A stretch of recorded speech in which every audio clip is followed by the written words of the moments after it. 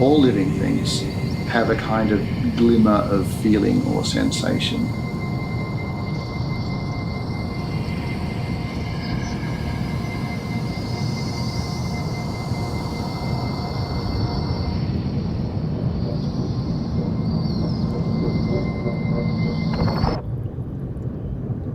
Life itself may well have begun in the sea. Most interesting inventions in the history of animals. Eyes, nervous systems, brains. The ability to do things with your limbs and body are products of evolution in the sea. Evolution has tuned or shaped the behavioural repertoire that the animal has. All animals are, in a very broad sense of the term, trying to get things done.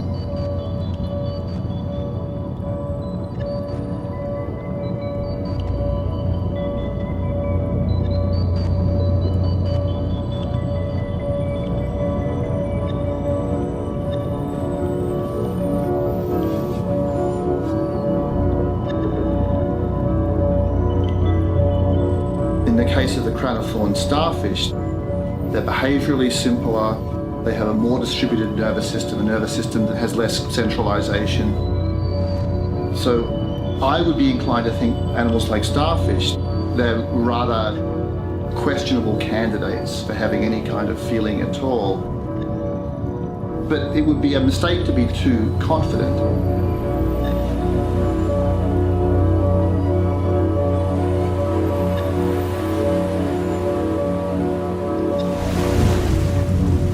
Which animals are such that it feels like something to be that animal? Which animals experience their lives rather than just have things happen to them and have processes go on inside them? Does it feel like anything?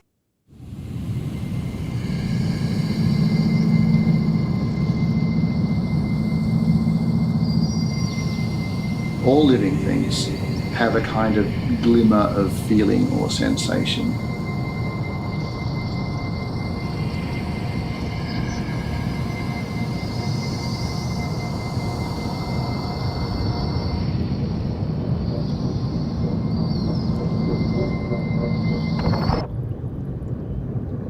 Life itself may well have begun in the sea.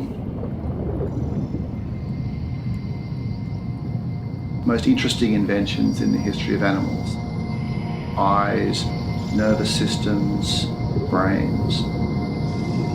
The ability to do things with your limbs and body are products of evolution in the sea. Evolution has tuned or shaped the behavioural repertoire that the animal has. All animals are, in a very broad sense of the term, trying to get things done.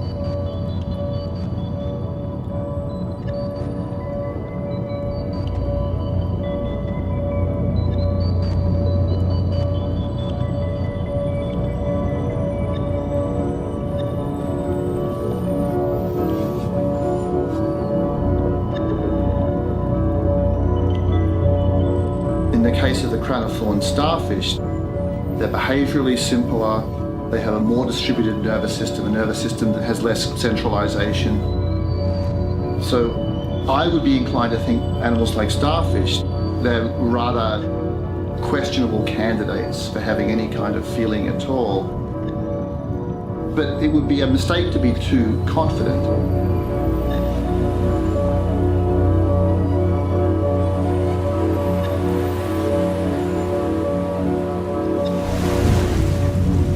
Which animals are such that it feels like something to be that animal? Which animals experience their lives rather than just have things happen to them and have processes go on inside them? Does it feel like anything at all to be a starfish?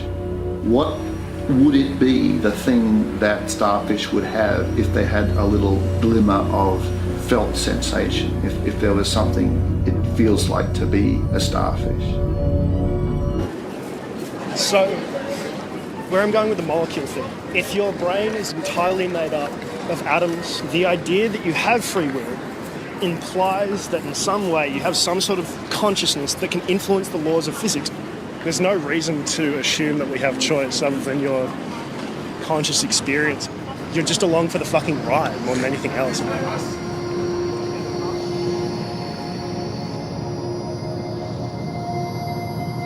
Sisters do not have a brain. They have a very simple nervous system that can detect changes in their environment, but they have no brain, no conscious.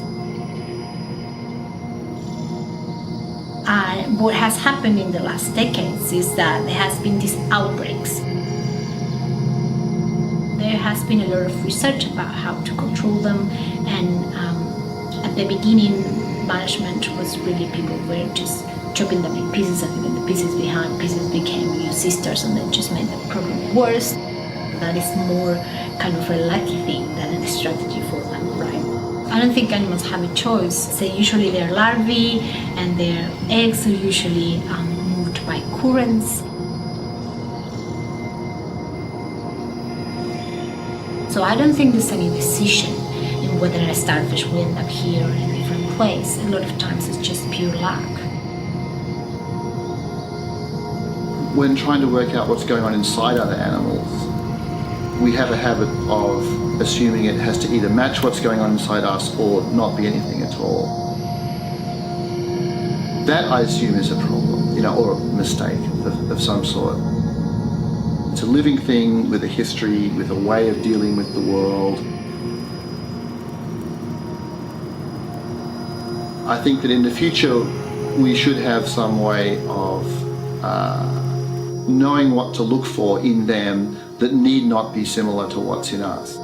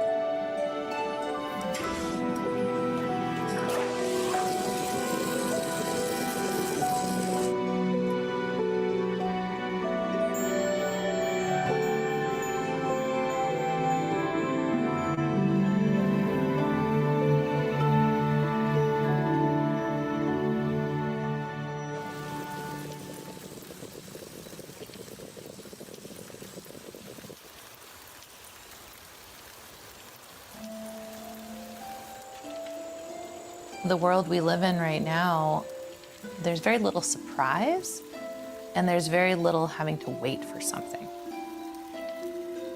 If we want to know the answer to something, we pick up our phone and look for it. And if we want to buy something, we can just go and buy it. So there's very little unknown. There's only a handful of months throughout the year that I'm not thinking about Glass Quest in some form or fashion. It is a beast of an event to organize and plan. I don't know, the draw for treasure hunting. I think it's the element of surprise. You never know what you're gonna find.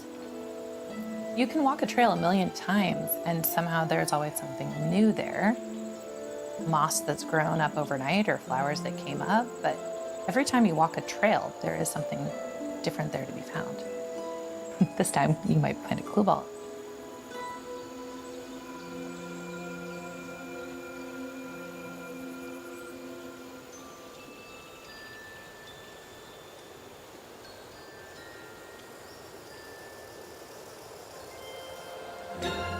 Rally your spirits and conserve your strength.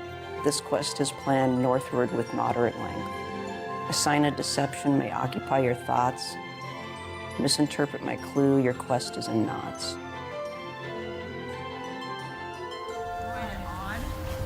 Anything else have odd in it? Are there numbers on the trail? No, there's no numbers on the trail here. Not here, but there might be some. We've been out here, this is our 4th day out. 5th day technically. Yeah. I love going out and following clues and finding stuff. Tell myself I need to get out more, so this is a good excuse, and they drag me out. It's a fun bonding activity. Because then when we don't find it, we're all mad together, or when we find it, we're all happy together. I took off 6 days of work for this. I told them, I was like, you don't understand. I have to do this. I have to find a clue ball. The glass balls are they're so pretty.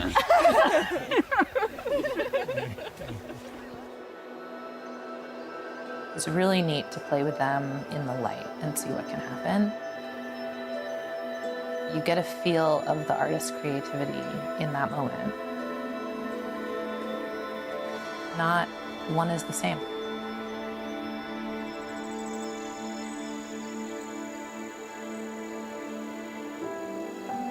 The clues, they're kind of out there. It's just how you decipher what we're trying to say.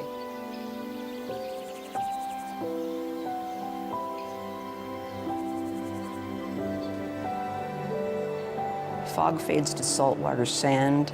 Epic views are triumphantly grand. Squirrels and critters tangle around. Pause a moment, take in the sound. Find a spur that goes nowhere. 10 steps beyond, look hard, it's there.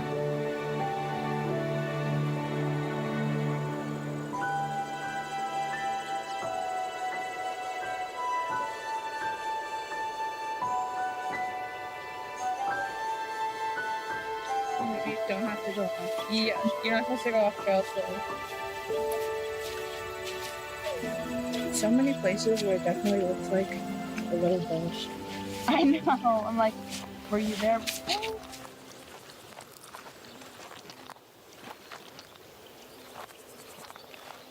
We have been doing the quest for 14 years now. My youngest daughter was 6 years old when we started doing it. I'm a big believer in that clue balls, if they're meant to be found by you, they'll be found.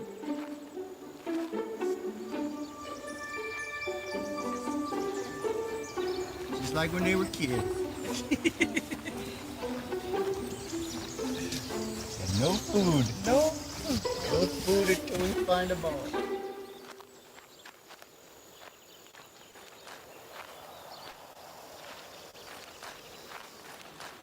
When we hide the balls, generally we'll try to pick a place that's not too much of a landmark because that's what people are just drawn to. Sometimes it's a place that is just of great interest to us and we want people to stop and actually look at what's there. A lot of the questers, they spend the whole day, you know, with their head just looking down at the ground. They're going through these magical forests, seeing things they haven't seen before. The clues are trying to get them to see diversity in nature. I mean, if you really just open up your mind and take in the whole environment, The process of questing has magic to it.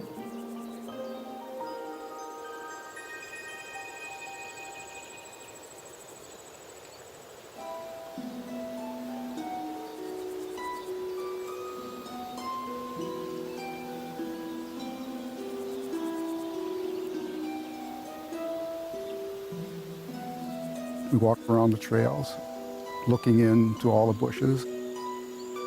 Lots of times they're camouflaged, and so we look for little odd things. Everyone's got their own reason why they come out and quest. Some of us are just a challenge of trying to find something. A lot of it's just for the pretty ball.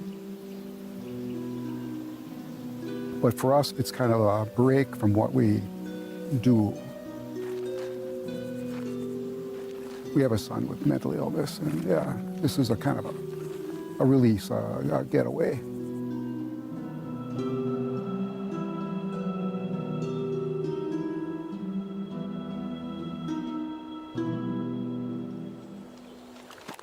Well, let's rethink it. Probably more to it than just the odd. Right. I mean, they can be pretty hidden.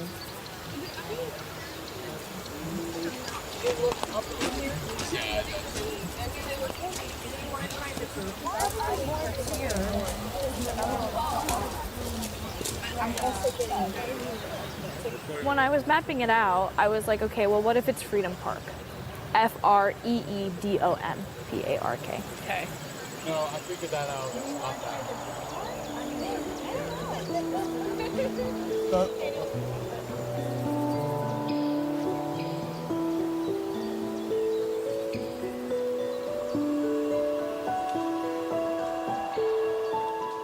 Something that I've appreciated about the quest as a parent is that watching my daughters grow up doing it, they've learned patience.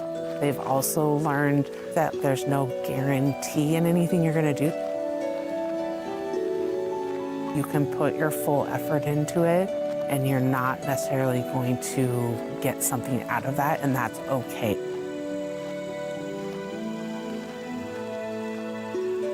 There are a certain number of times all the trees and lines play together.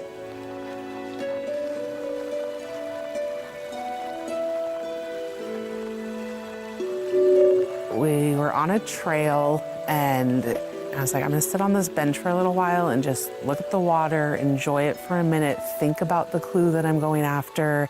I decided to take that moment and slow down, and I think that's why we were able to find the ball.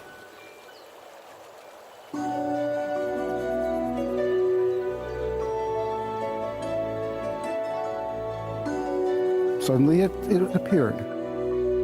It was kind of tucked into some mossy logs, and our hut was over.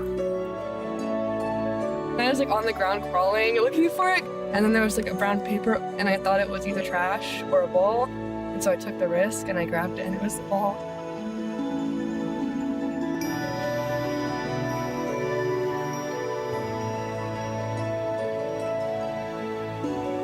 I think, and this may sound really silly, but I think what we're looking for in the end is really just joy. And I think that's what people are searching for.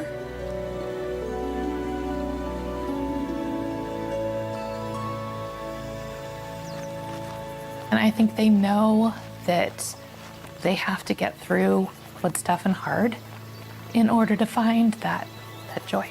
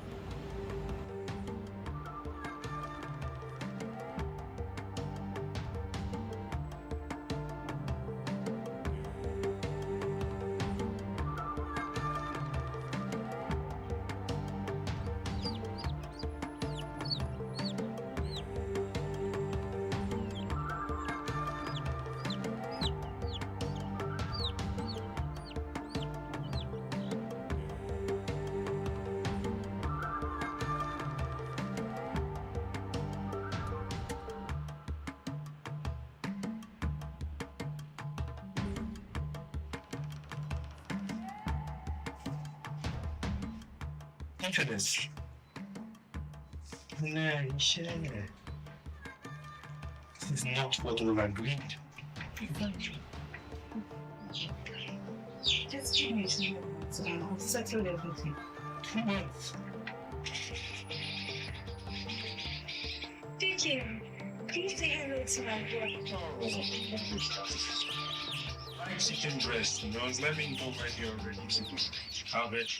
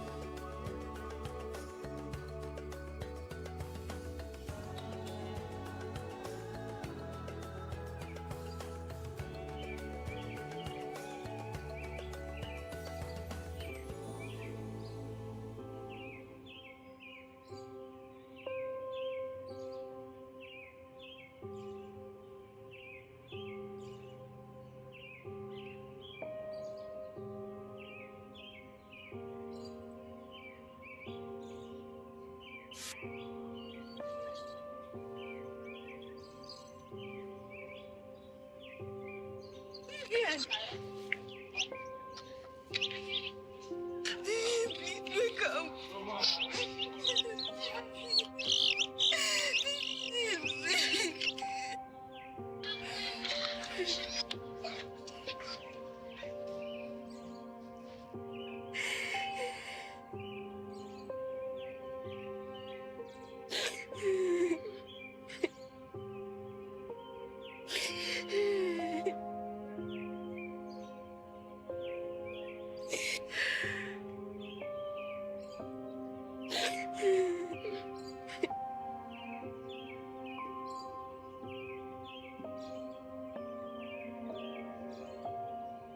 Save me. Save me. Save me. Save me. Save me. Save me. Save me. Save me. Save me. Save me. Save me. Oh God! No! The plastics were real. They were in the sky. The farm. The rivers. The earth goddess. Earth goddess? Look in the sky. Everything is normal. Savannah, she needs our help.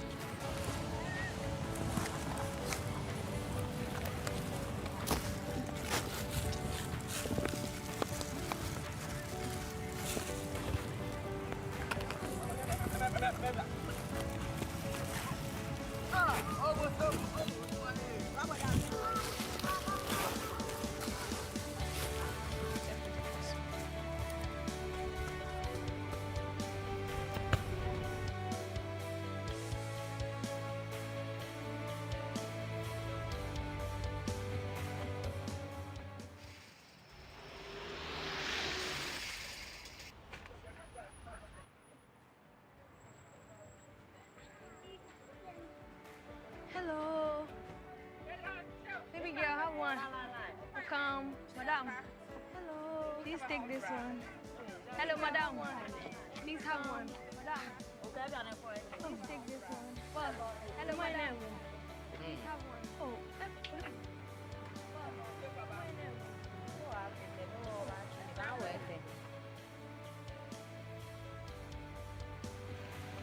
Good morning. Good morning. I wanted to ask you, have you heard about the plastic-free Accra movement? They are becoming very popular. What do you mean? I'm very sure very soon they'll be coming for us. Really? I am so proud of our fearless sister for leading the Plastic-Free Accra campaign. We truly need to rid our city of this plastic filth. They see her as their hero. Hero? Job creators are heroes. And I create jobs, not her. Wait a minute. I know this girl. Charlie, I'll be back.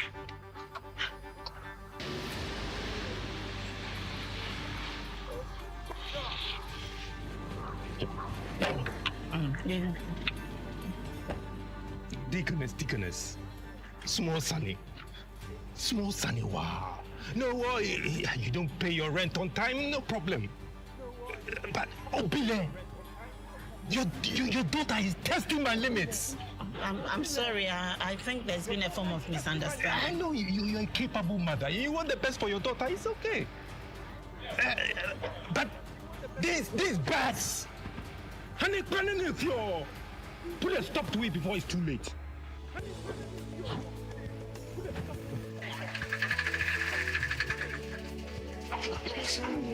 Mom!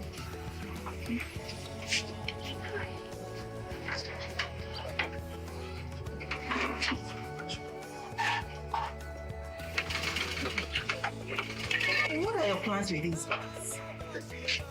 I don't want to be here. Vivian is more. That is why I must make sure that neither Melody nor any other pet gets caught in politic bagging here.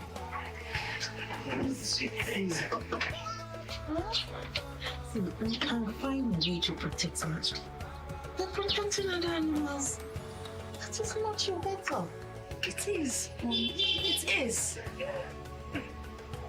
For years, plastics are being dished out as if they were candies. Anything one buys comes in plastics. The convincer thinks you are destroying his business.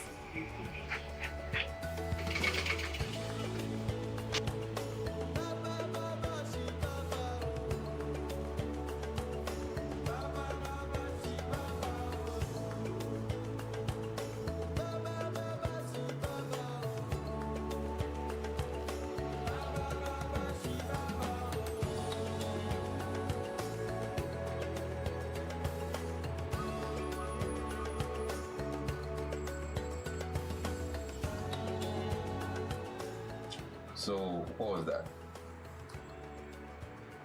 Nothing. Are plastics a danger to humans? That's what that was about. Are they? The government hasn't said anything like that. So, don't be bothered.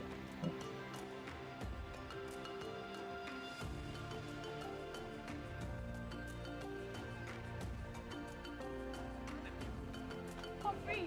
Yes. Hello. It's for free. Take.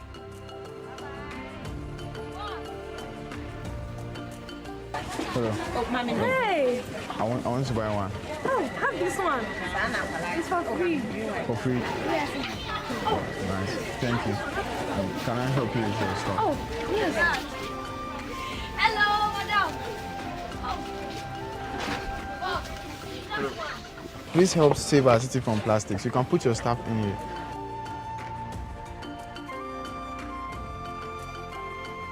What's this, sir?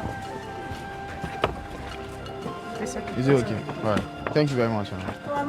Oh, it's for free. It's for free. Don't worry.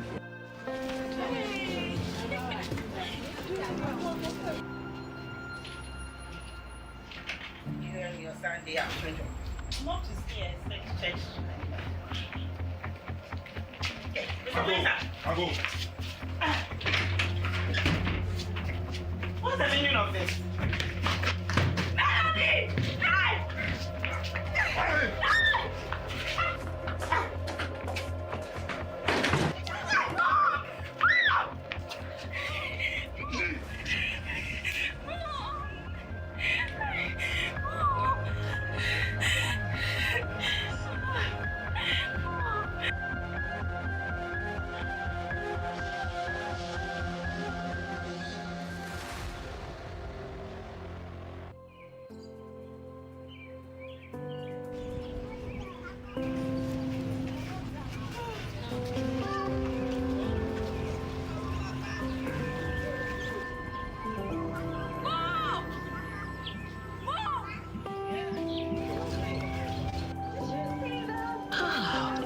She's got the most beautiful back.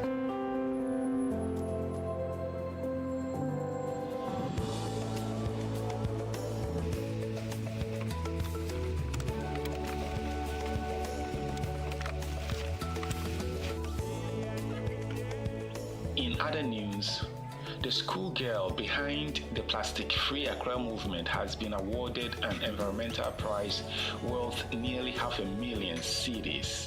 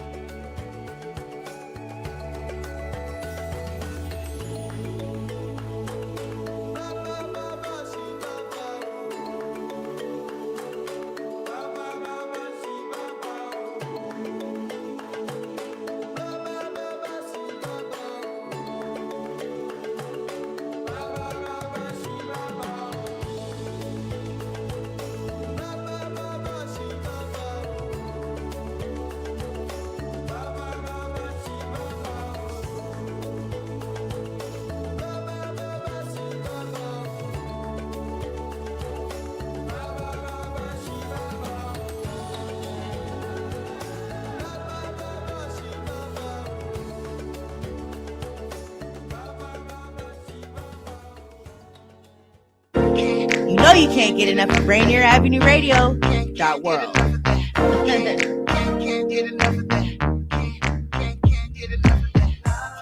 A teacher who hurt their back and got prescribed opioids. A daughter trying to cope with a loss in the family. A friend silently struggling, thinking they'll be a burden if they ask for help. People with addiction come from all walks of life, and the truth is they stand a better chance at recovery with our support. Reaching out and sharing local resources can make all the difference. Don't count them out. More people recover with support. Find more ways to help at supportaddictionrecovery.com. That's supportaddictionrecovery.com.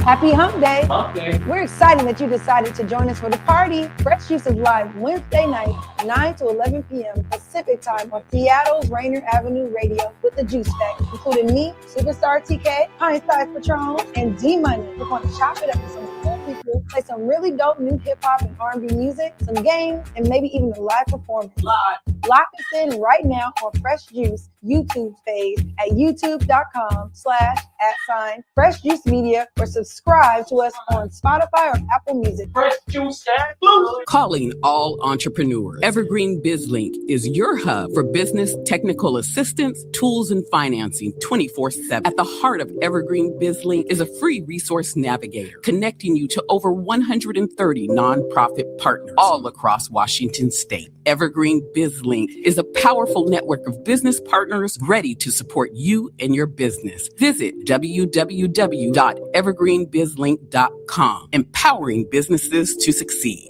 Women are not an homogenous group. We face discrimination differently depending on factors such as ethnicity, age, socioeconomic status, and more. Rainier Avenue Radio is proud to amplify women's voices. They are the experts of their own lives, initiating conversations within their community about challenges they face, the solutions they're working on, and the opportunities they see. Please join us this Sunday from 2 to 5 for Women's Voices on Air. We know our challenges. We are the experts of our lives. We are master multitaskers, prioritizing our family, friends, and our faith above our own needs. Our needs and voices are too often overlooked. Please join us this Sunday from 2 to 5 p.m. for Women's Voices on Air. We tell our stories in our own way. Calling all entrepreneurs. Evergreen BizLink is your hub for business technical assistance, tools, and financing 24/7. At the heart of Evergreen BizLink is a free resource navigator connecting you to over 130 nonprofit partners all across Washington state. Evergreen BizLink is a powerful network of business partners ready to support you and your business. Visit www.evergreenbizlink.com, empowering businesses to succeed. Here with the Rainier Avenue Radio traffic update. You can listen to us in your car 24/7 anytime by downloading the free TuneIn app. Once you do, search Rainier Avenue Radio. And remember, do not curse out your fellow drivers. This has been your Rainier Avenue Radio traffic update.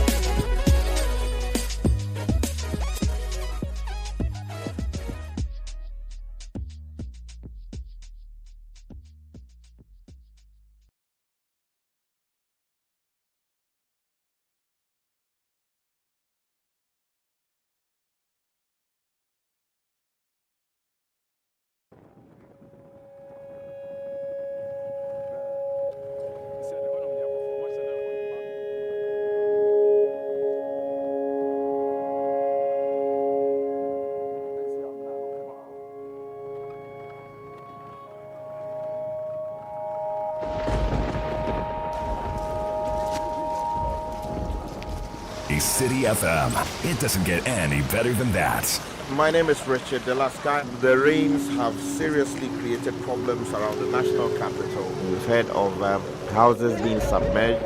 We've heard of walls giving way. We've heard of cars being taken away by floodwaters. We've heard of people's possessions being carried away by the floodwaters. We've heard of petrol station explosion at the Kwame Nkrumah Circle area, not far away from the GCB tower or towers, and it appears that we have a serious situation on our hands, and we are keeping our eyes and ears close to the situation, and we are updating you as we go along.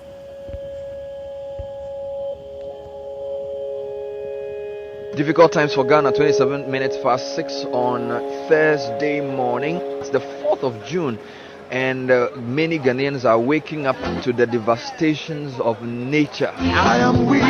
There's no trifling with nature. It's always true, grave, and severe. It's always in the light, and the faults and errors fall to our share. Nature defies incompetency but reveals its secrets to the competent, the truthful, and the pure. Don't mess with nature. You will come out at the wrong side. It's a morning of devastation. It's a morning of counting the cost as people get back on the road to see where the cars they left last night are.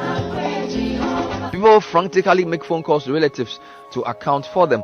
As we came to work this morning, lots of people, pockets gathered at Odona and at the Dabraka official town, counting the cost of 2 days of almost non-stop rain. Everybody is on test here. How to report is on test. How to receive victims of fire and flood is on test. The strength of your infrastructure is on test. The quality of your leadership as a nation is on test. Everybody is on trial this morning.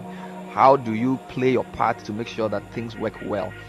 Our readiness has been put to the test, and we failed miserably. The loss that our nation has suffered is incomprehensible.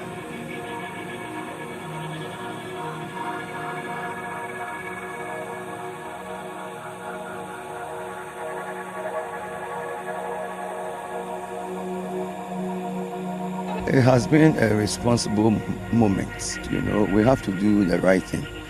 On the 3rd, Accra had one of the highest level of rains, from which we lost, with the fire explosion, we lost 159 souls. Still counting. People building in waterways, littering the drains, make it difficult for the flood water that comes from the mountains to reach the sea. And so we've created a human intervention between the source of the rivers and the sea where they are headed. We'll have to take some measures to be able to avoid this happening in the future. Residents of Sodom and Gomorrah have built on the Kole. They have every day come in, fill it with sawdust, covered it with sand, and then built upon it.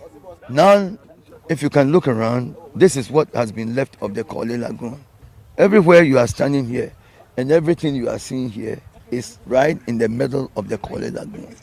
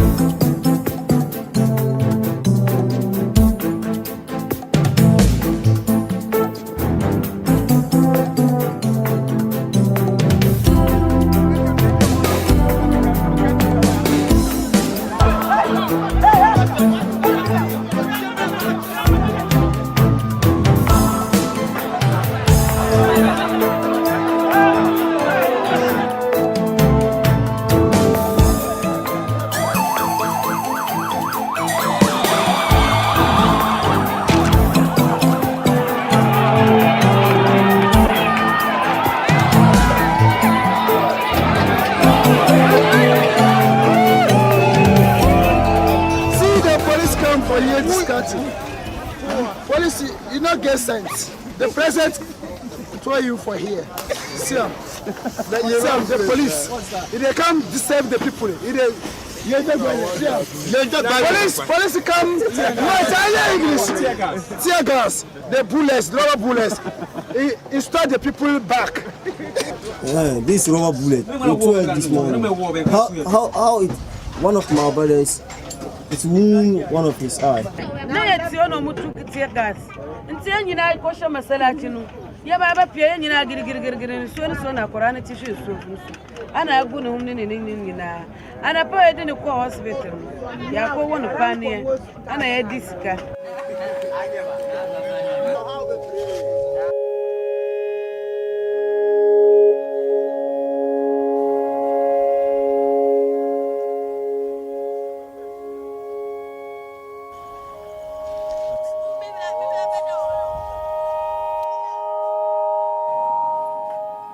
Me off no mo sha say sade no start down na me free off e ba ya de chi na omo start here nti na e demonstration call parliament ho no ya chi say arenti na mo abubu ye dan mo amma information bia na ma abu nti na e demonstration call no ya chi de akọ court na me adum ya yiye nti omo se omba buaye up to now nyama e japade e dia ese anyina mo asade nyina ne fere tamale kumbungu ohonumo ejuma na ye de mai ya ko school kakra tuma nya ejuma bia ye nti na ye ba ha ba ye ejuma no aha mo de tumi su se ye ma hihime se ye tena ohono ye kakra de abu aje fie na afe umu ba ye sano na ya bre wo ha ye ejuma unno edua no kra ento ade ma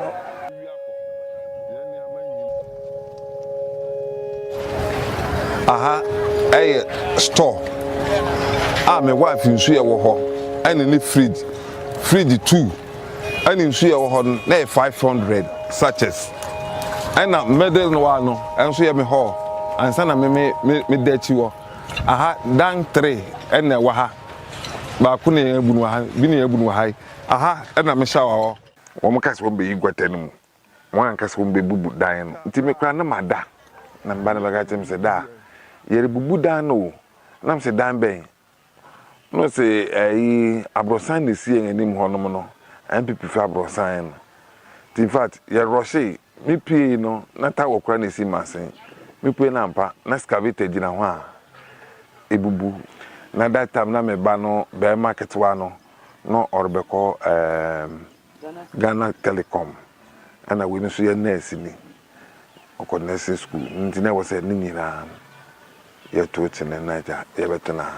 Me ba haya na stroke so abaye me sika kura e de to aduru kura menya bi ana de amede beto aduane adimpo mini bi ana de amede beto aduru enti anu na dede me saa me free ha ba bia me konsuo na mu wa if you na 30 rooms na wo fi ho na me ne family ne fa omo 4 until 9 na kain near the higher bosun bia no obi atua 5 and 50 Ghana cedis at the mommy. Saturday, and one will be ye got and will be teen got and munina. And to consider na home nachi by 4 to 5. Yes, sorry, ya. Praise to 4 soldier 4. And I am catchwa. Baby. One be say Ubiana, Ubian folk, she were them more. One would be good, damn so. Brana, a woman shall send them for Miss Soldier near back, pose on your machine. Na me nkoyi ma ya me bag back mpo so je ne ka kire me se me wura ho a me nsam pie biom na mo han te announcement so bebu ha na hom ka so bebu o ye ngo mo e bore kole na no so na me ho nti anyama dwe se me be kan o gugu ye so na ja ye so ye konkon ha ye ni ba bi akunti ti e kwata se keseni ho ani aba kwata se je se ya dan ye yi ene na am sa de ne kakran because mini baby abakon mini baby ansam de ko hwedwa mi na mu kakran sa ko si se me das me wa yi e se eja pade kwa omo so amfa bi ha so anye bibia. Without the participation of the residents of Old Madam, commerce in Accra would grind to a halt. So it's not like they are parasites. They are people who are doing a very needed but dirty work.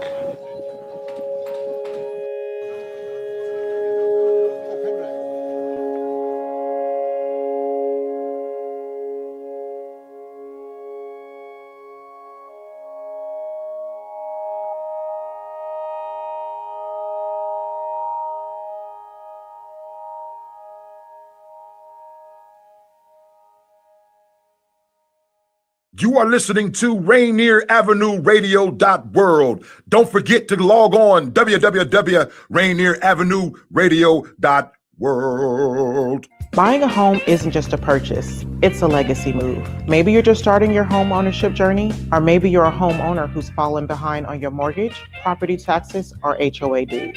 Wherever you are on your path, Washington Home Ownership Resource Center connects you to trusted guidance every step of the way. Vetted resources, trusted referrals, real support. If homeownership is your goal or you're trying to protect the home you already have, don't face it alone. Visit homeownership-wa.org or call the Homeownership Hotline at 877-894-4663 today. The Washington Home Ownership Resource Center, educating and empowering future and current homeowners in Washington State. This is a Rainier Avenue radio message on fentanyl awareness in our communities. And we're going to have open, honest, frank conversation today about fentanyl. But I think it's just going to take everybody. It's going to take communities, it's going to take cities, it's going to take counties, state and federal partners to all come together to really tackle this. But I think first and foremost, it starts with us and making sure we have the education and we have the wherewithal to help out on the streets, because this is where we are, and it affects all of us. How easy is it to find information about what's going on in your community, in your public schools? And I'll just tell you, it's not very easy. And a lot of information is sort of outsourced to other areas. This has been a Rainier Avenue radio message on fentanyl in our communities. Fellas, your mental health matters, and it's time we talked about it. Join us every Monday at 5:30 Pacific Standard Time on Rainier Avenue Radio for the Men's Mental Health Show.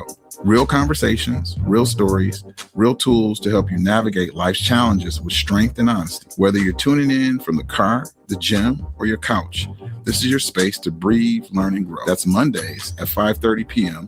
on Rainier Avenue Radio, where men's voices and men's wellness take center stage. My name is BK, International Talent Scout. I'm bringing a brand new show to you called BK Presents. 30 minutes, non-stop, your favorite in gospel music. The studio session, going deep into interviews with your favorite artists, producers, and their engineers. You and your music. Concert previews and concert reviews. Get it all on BKPresents.com. Here we go.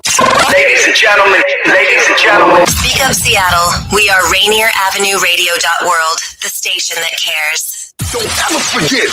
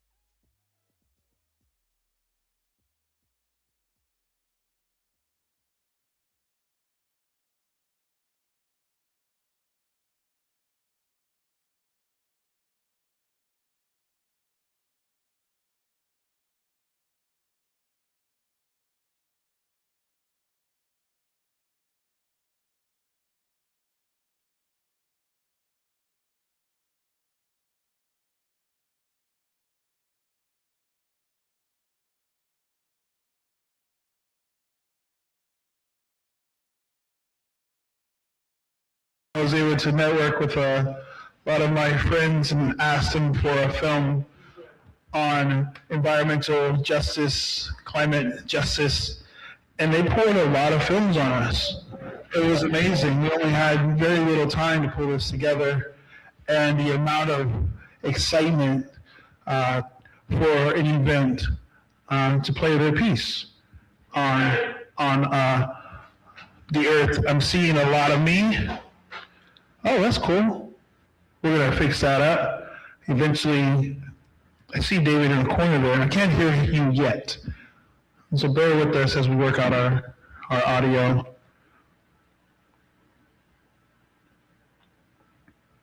Two screens. I see you. Can you see me? Can you nod if you can hear me? I'm going to stand over here. Yeah, you can hear me? David, can you hear my voice? Cool. Can you give me a mic check? Yes, I hear you. Ah, there you are. What's up? How are you? Cool, man. So we watched a few. Great. Yeah, I saw the last bit of Scapegoat. So tell us about your pieces. What motivated you and inspired you? Well, for Scapegoat, the inspiration came from a very difficult event that happened in Accra, Ghana. Yeah. Can you hear me? Yeah, I can hear you. Yeah, so the inspiration came from a very difficult event that happened in Accra, Ghana, about 11 years ago, June 2015, where we had a major downpour that led to some catastrophic event, fire and flood disaster that claimed about more than 100 lives. And at that time, I had been very active documenting events around me and in my society. So I felt like this was, a very wealthy event that needed to be recorded, that needed to be documented. Okay, so I decided to just go and, well, initially I did not go to the center of the disaster. So I waited a couple of days, and when the city authorities decided to take action against the slum dwellers that lived downstream, they blamed them for causing the floods. So there was a demolition that was taking place in Accra's biggest slum, Sodom and Gomorrah. And I decided to follow the demolition with my camera. So it was that's how it started. So for about 2 weeks or more, I documented most of the demolition by the police and the metropolitan authorities. And the goal was to do a major, long documentary. But due to resource constraint, then I ended up with a 11-minute documentary. Very nice, very nice. How many other places has this played? Have you been in festivals that you want to speak about? Well, in Ghana, it has played in several festivals in Ghana, and also it hasn't been successful. Well, I haven't sent it to many festivals because, like I said, this was a pilot. I have the materials that I wanted to do the major film, so I haven't done that. But a few festivals, local festivals, I submitted it to. And also I made it available to, there were some events that were organized around to commemorate the disaster.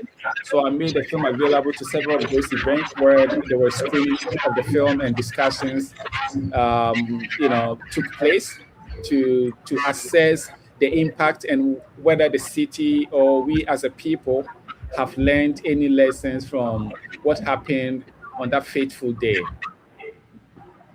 Nice, nice. We never spoke about you. We haven't done that yet. Can I have a full introduction of you, first and last name, and what do you do? Well, my name is David Asare Masterwell with an E. I'm a filmmaker. I'm a filmmaker in Ghana. I'm also pursuing my MFA degree in Tel Aviv University in Israel. At the same time, I am nearing the completion of a feature-length musical film that I did. You're going to see the documentary version, the documentary of that research. So in 2013, I embarked on a research on mining accidents in Ghana. And during the research, I developed 2 treatments, one for documentary and one for narrative, a fiction film. And because it is easier to mobilize funds for documentary projects, please, sorry, my dogs are, hey. We're gonna try this out. Because so I was able to produce the documentary First Goal this year that you see shortly. But then I've always had at the back of my mind that the materials, my research, had legs for narrative film. So since 2013, I've been working on a script. And then in 2014, I received a major grant to do the narrative film. It's a musical, 2-hour musical film. We have about 9 original music track in it, Afro pops and traditional African music in it.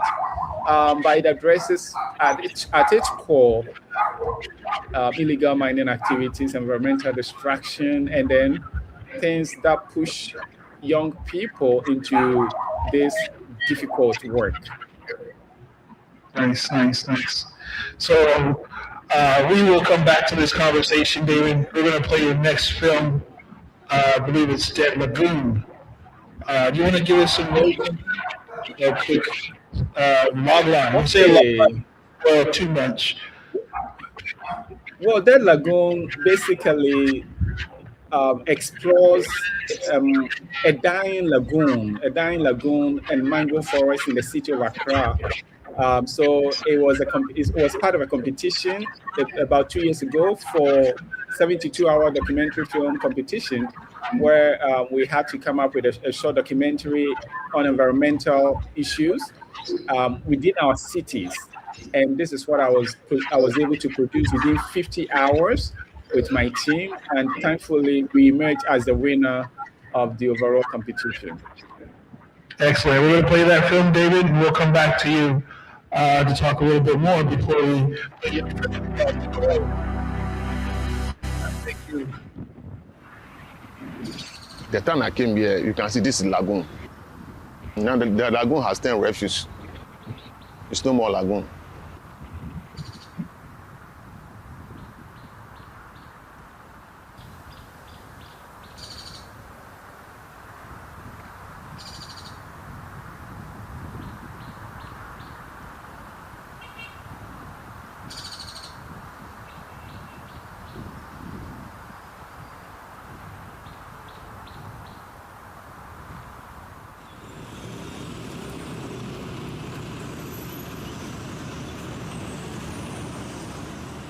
Nicolas Badukwe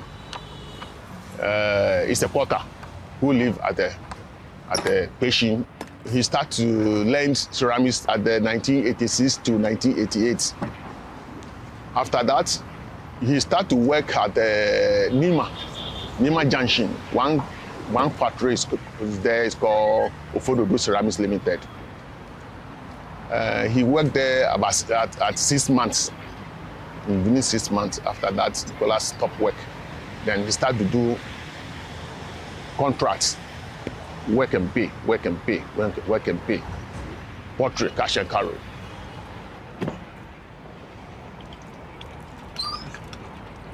The time I came here, this place bush. Special, this roadside always bush. Nobody come here. So I was the one who came here, come and clear all the bush. Before I came here, I started with cement pot. Since I went to the business, I love their clay product. And also, people like it. I have some customers, which they bought from me. You see, they can feel my pot, and they love the pot. A lot of the pot, it gives life to people. But not all the people love pot because maybe they have single room, they can't buy a pot to go and decorate there. But those people who build big houses, they bought pot. I have opened this shop about 4 times at Teshin. But you know, we are an African. When you start, It's going up small. Then I see people are coming on. Then I want my land for 4 times. Then I have to forget it.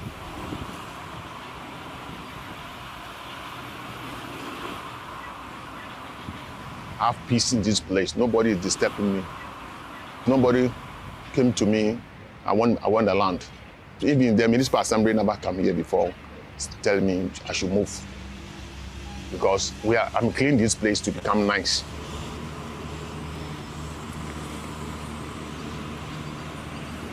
The Asian Lagoon has changed totally. Before I came here, this place is full of water, clean water. But as times go on, they put boiler and refuse inside and it's empty. Now all the patient has turned refuse. Or if you go inside the bush under the trees, you can see patient has turned boiler refuse. I'm not lying to you. So the water wash all the surface of the land. When you cross to this side, they are filled it and build houses on it. So before the patient, when it's full up, you have some the lock up. Then the water go and store itself. Then later you go into the sea. But now it's not go to any place. So you just wash straight to the sea.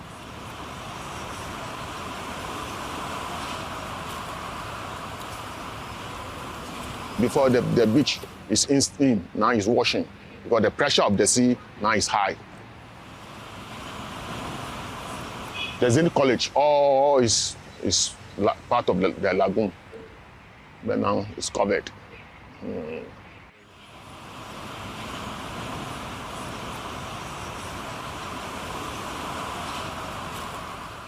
This refuse you see, it's come from the town. When I drink my pure water, I keep it there. When somebody's passed, I just come and take the pure water, rubbers and go. Before I came here, this Vortex rubber, Ghana, that time we don't use Vortex rubber. If we use it is not so much as today. Pure water is not so much today. So all the rubber and this thing you see is come from the Labade town and the Teshi town.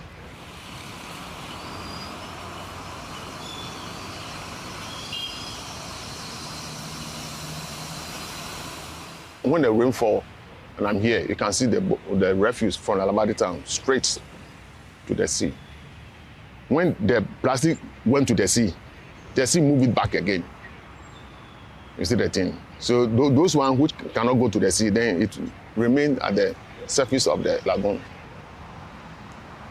So unless the government is able to stop and to control the waste from the city, then it will stop coming here.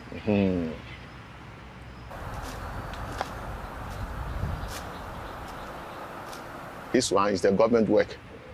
Come to drain inside. When it drain inside and protect the city to not dump the refuse inside, fish will come back again. You understand? Because I cannot do this. But it's the government who have money.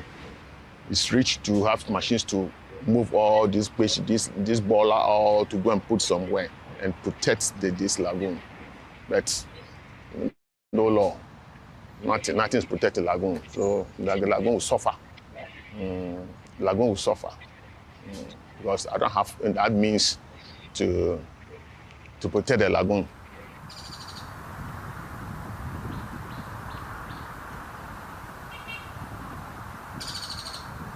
If this place destroy or it is not moved as I want, it will pay me because in Labadi we don't have any forest. This is the only forest we have. We don't have any forest again. If this environment is clean, it can create employment. Also, tourist business, people will come, as you come here, when this place is clean, you can sit down and chat. Maybe when they surrounded with some security, you can pay small or something, then it will bring business to the community and the government.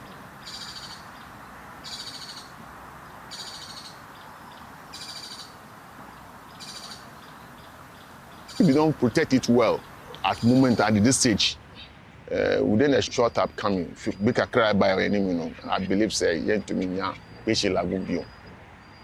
Because you see, I'm training woman who be able, woman who say be able, who say only be a court now, because the encroachment in the doors to do. But the time me meaning be a patient I could do no to see and I keep to way, Mr. Hacky to way no.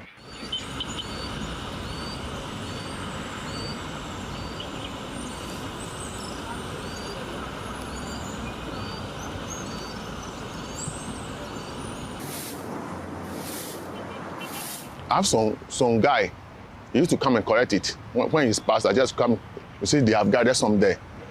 Come and collect all the voltaic rubber and these drinks, the salsa assortment, then go and pick the protected so that when somebody comes to buy, then you sell for the one.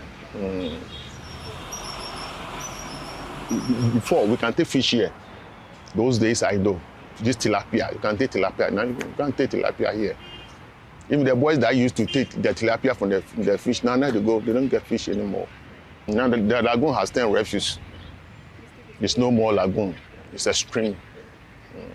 It's dead.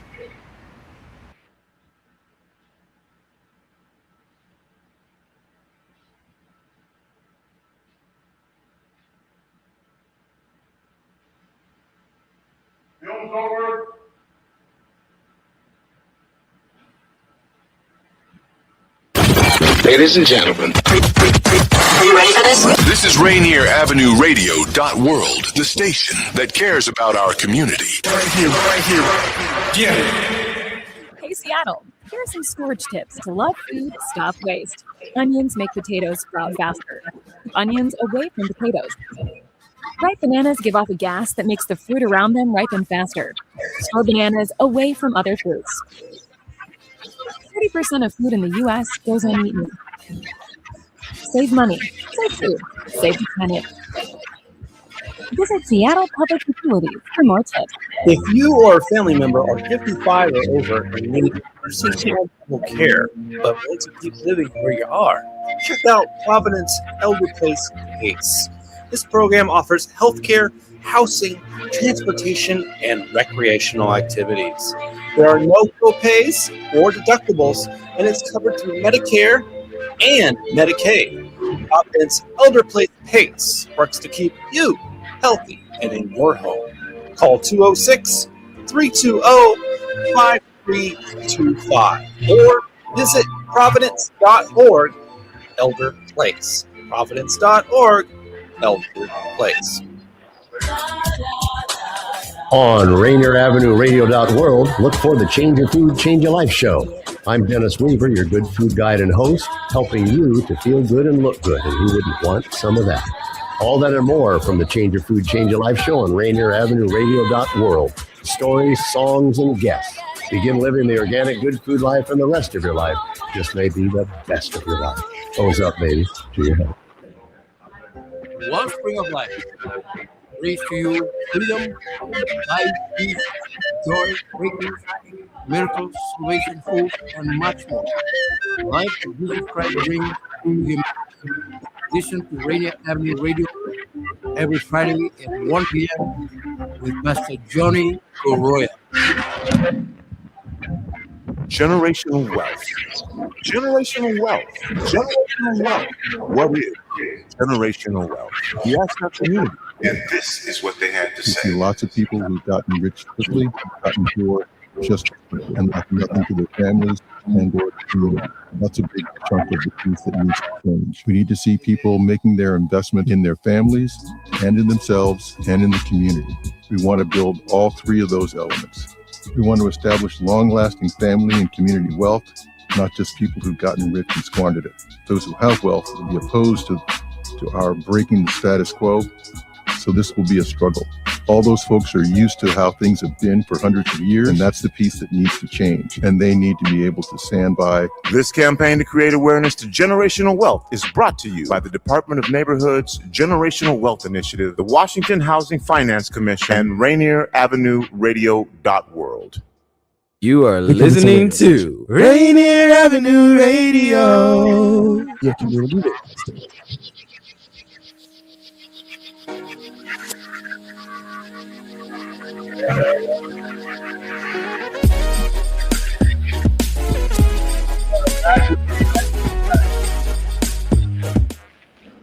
glad you're still tuned in.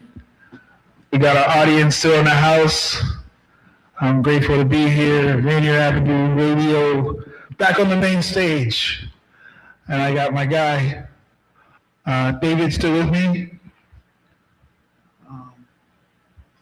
Yes, I'm here. Luciano?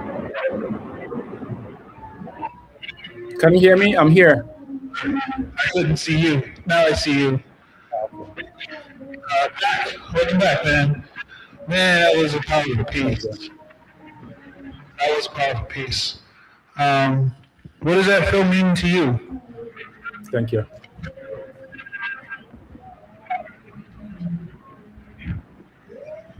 Pardon?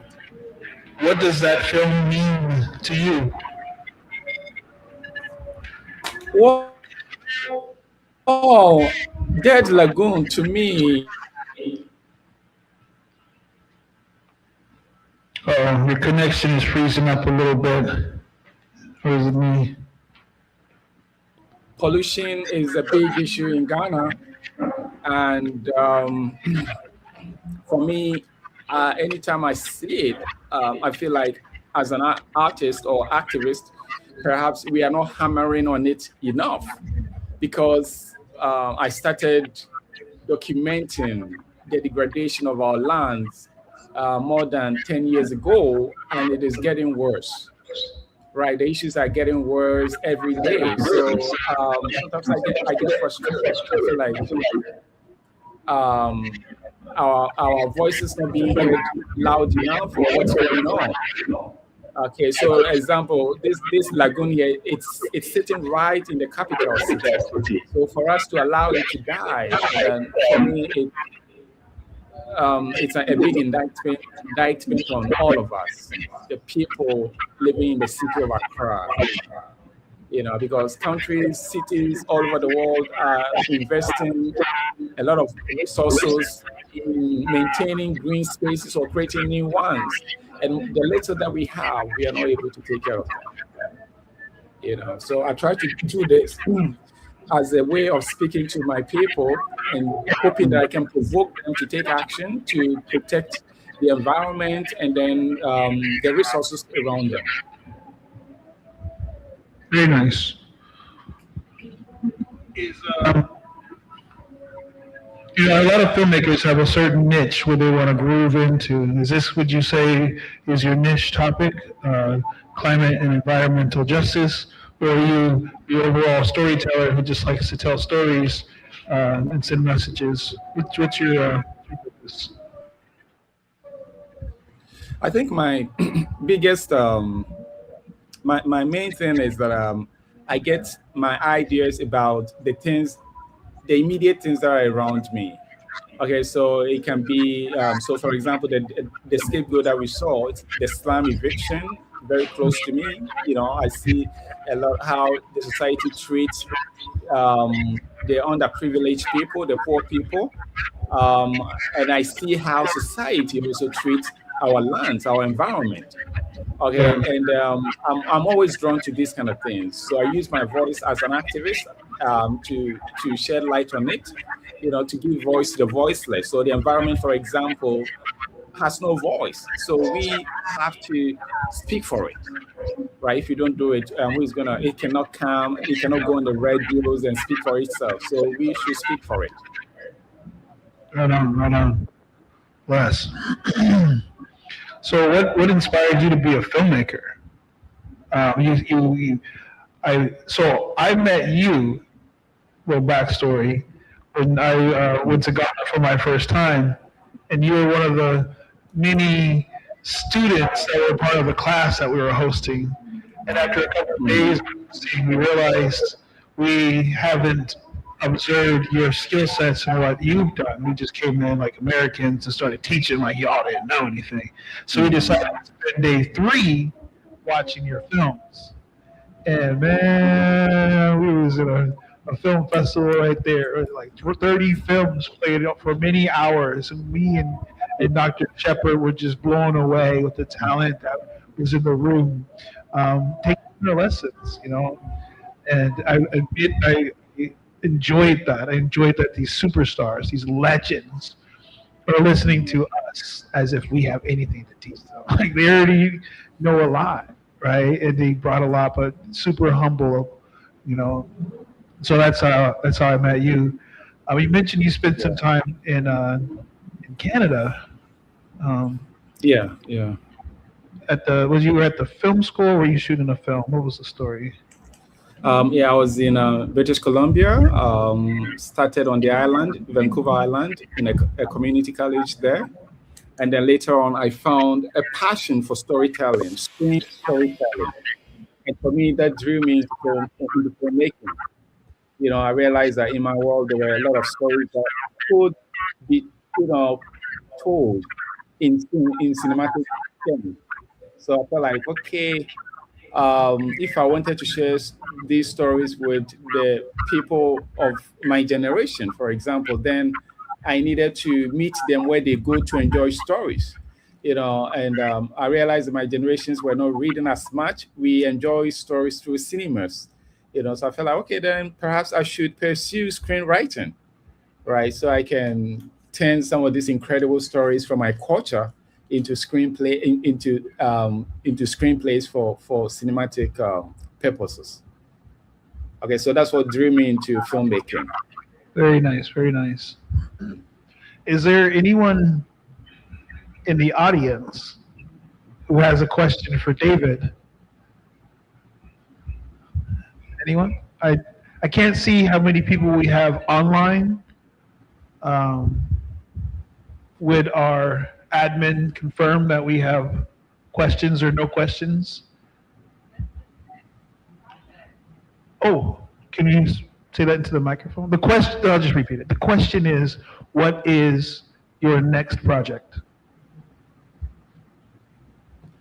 I am currently in the final, I'm in post-production for a musical film called A Dream to Die For. It's a 2-hour feature film, and it features about 9 original Afrobeat songs written purposefully for the film.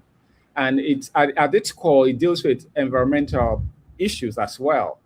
But then it is centered around the group of people who, who through whose eyes we see this environmental crisis come to bear, and also the dramatic solutions that they have to offer for these problems.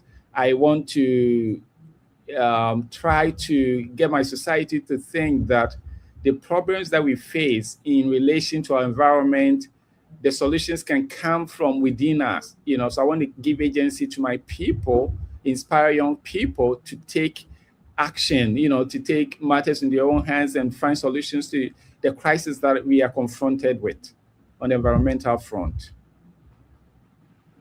Very nice. Wow. I look forward. I do recall seeing some of your props when I went to meet with you. And we were into your office. You had props up for when you were doing your production. I look forward to seeing that. I'm happy to hear that you're pushing forward to that. I do want to check in with our guy Daniel on the other end. Did Nana appear? Has Nana popped in our chat? If Nana has not, I think we should continue and play your next piece. I'll give a second for a response from the studio. Daniel, you copy that? Daniel, we're going to switch the films. We're going to play Gold is Here. We're going to play that one next. And we'll save the next one for when Nana pops in. You want to give an introduction into... Oh, we got a slide. Because we're going into the film, I think. However, while we're doing that, let's talk about Gold is Here. Can you give us a quick rundown of what the film is about? Well, Gold is Here is my first foray into documentary filmmaking. Produced in 2014, I tried to explore the factors that were driving young people into illegal mining.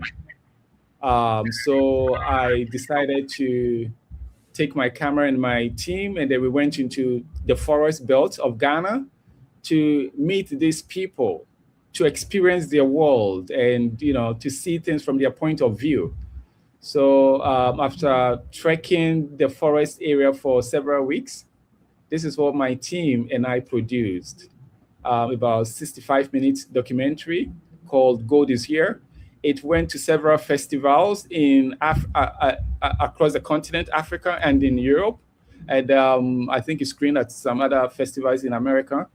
And it won Best Documentary Feature Award in 2016 at the Golden Movies Africa Awards in Ghana.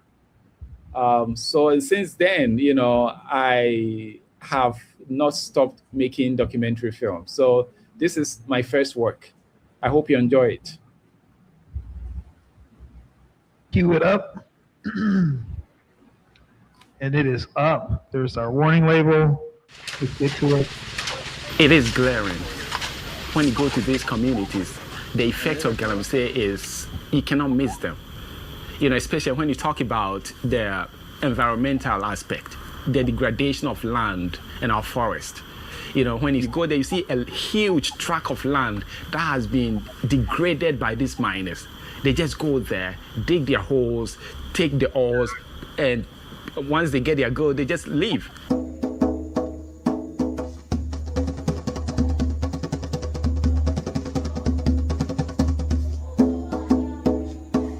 You go to some old kingdoms, you see that their palaces, the domes are built with gold. But here in Africa, in Ghana, there is no city, there's no palace, there's no building of substance that you can point that, oh, this is what was built by our forefathers during the gold boom or whatever.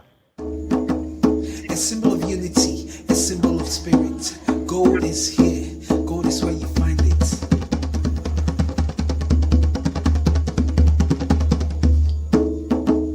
The only one with the decency to bear the weight, the decency to bear the weight.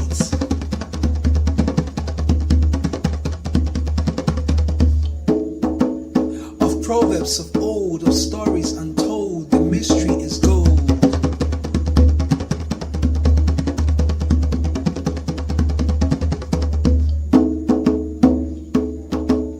A symbol of unity, a symbol of spirit. Gold is here, gold is where you find it.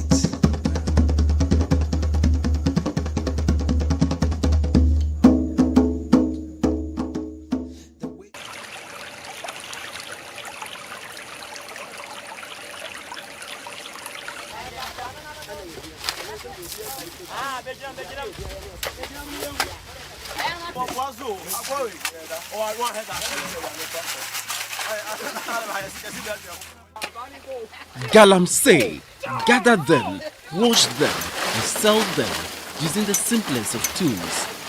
Artisanal gold mining, or galamsey as it is known in Ghana, has always been our ancestral way of mining.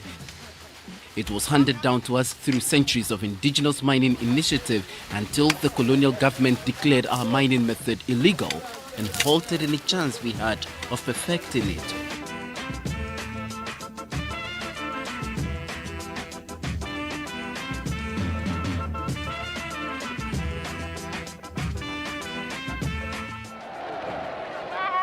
There is a new African in the world. Even though Ghana has long since been freed, that declaration still remains in our statute books and in our collective conscience.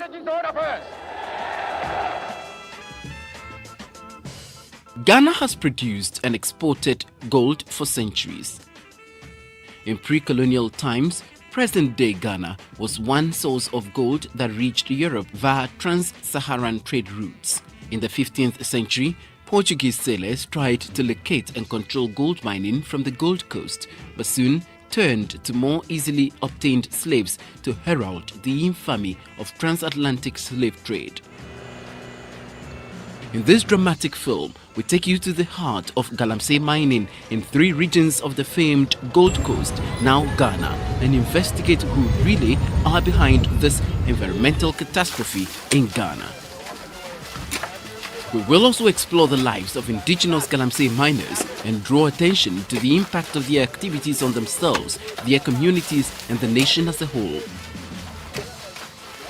Today, Galamsey miners face huge pressure from the government to bring an end to their activities, whose detrimental effects many believe far outweigh any possible justification.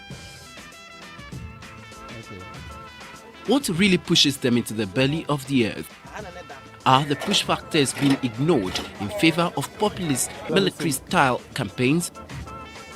If gold is here, and gold is really here.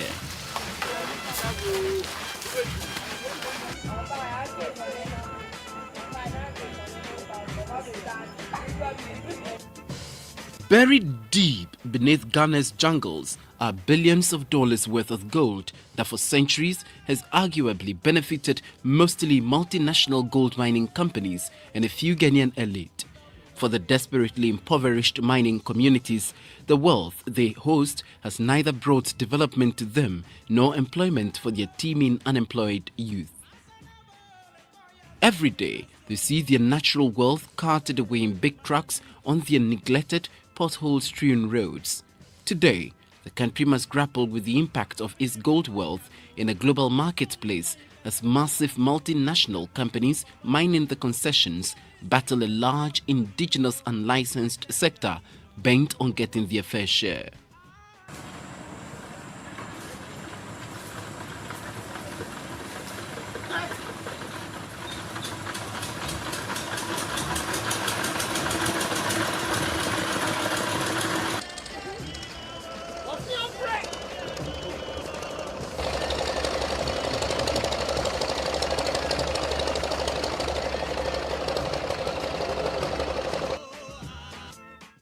Galamsey, which is derived from the phrase gather and sell, used to be done in a very simple way. Men, women and children gathered dirt or mud by either using their bare hands, pickaxes or shovels. After that, they would wash the dirt off in streams and collect the tiny gold dust.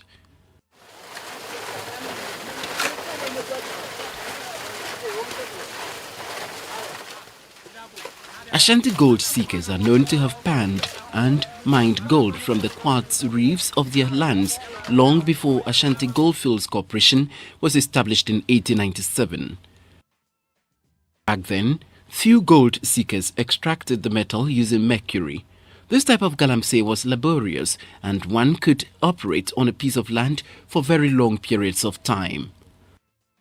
Mining activities could coexist with normal farming activities on the same piece of land, or the land could easily be reclaimed for farming shortly after the mining intervention. Galamsey, ina me sha se no mutu gold ansa na mrofi eba.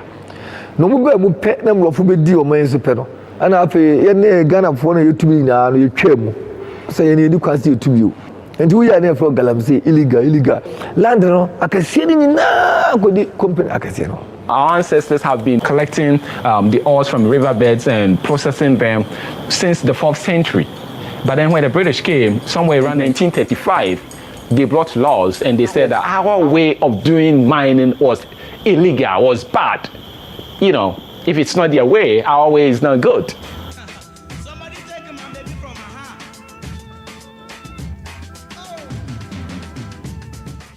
Ghanaian farmers have mined gold during slow agricultural seasons for centuries. But nowadays, artisanal mining has become a thriving industry. You go to certain areas where previously, before the onset of mining, people were going gainfully into agriculture. People were planting seeds and some people were rearing sheep and all that. Now the mining came and they found it more lucrative and then they've abandoned that kind of job.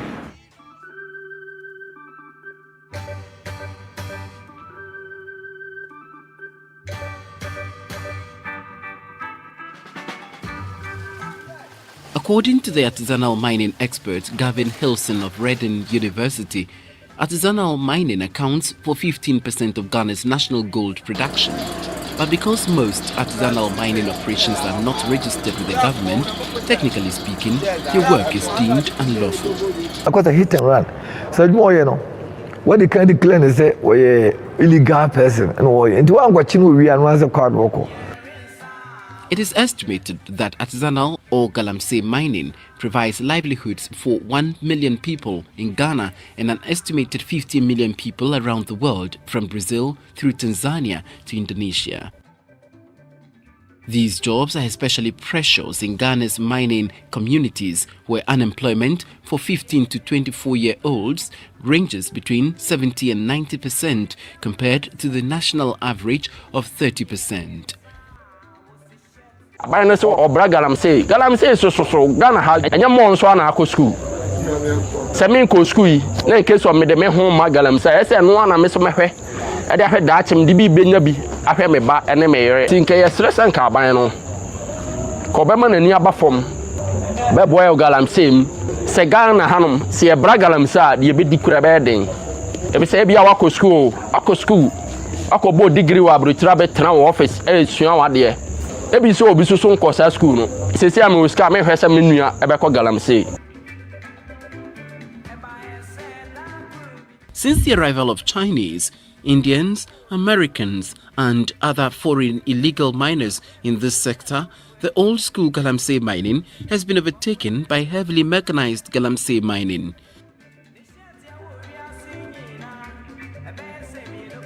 Mechanized galamsey mining involves the use of heavy equipment like bulldozers to clear a large tract of land, followed by excavators to dig up mountains of ore. Although some have set up small mills to process their ore, most of them use the China-made ore grinder, Shangfang.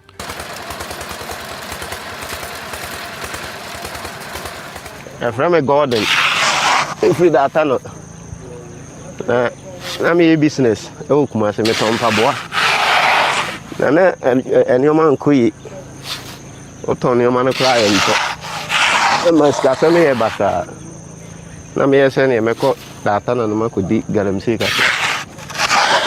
E ko enso adwuma o mo ye chamfa adwuma. E ka wo mu di enso ne fo so ya peace ka ko to ma se ni. This is na ma ya ja de bom branca cracker. Chamfa na de etumi kro na tie no do check and ten inti. Siska o hon ko de abenya scratch hours. There are 3 types of galamsey mining. There are those who scrape gold ore from the surface of the land using simple tools like pickaxes and shovels. There are also those who dig deep into the belly of the earth to chisel gold ore from gold-bearing rocks. Ndu hwese ya blockage na sa na ebo de kodam and I had go have 10 years ni yense nsuo yense ya sase so me hwe abanchifo na wa ha bro de na de nyina wa ha aye be 10 years yense hwe wa ha ndi say omo de report ba say galamsey for say nsuo na de na aye aban nso on hwe na on bisa no hu difference ewum. The third group of galamsey miners are the alluvial miners. The alluvial mining mostly occurs in the Ankobra, Ofin, Pra and Tano basins. The firm Abrenti Amwa, Mifri Buabenso. First, I shall send you often a kama near Kumpa it minumbi. A corny and fence one quite missabino. No, Finidan na say, Oma galamsey for a penny na Navetana, Kakitu.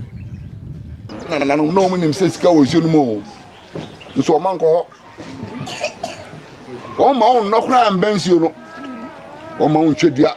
Almost I was in an animal poem to so the uncle. Says I just say, yes, say, insuling in a mumpany for no, and as a matumo.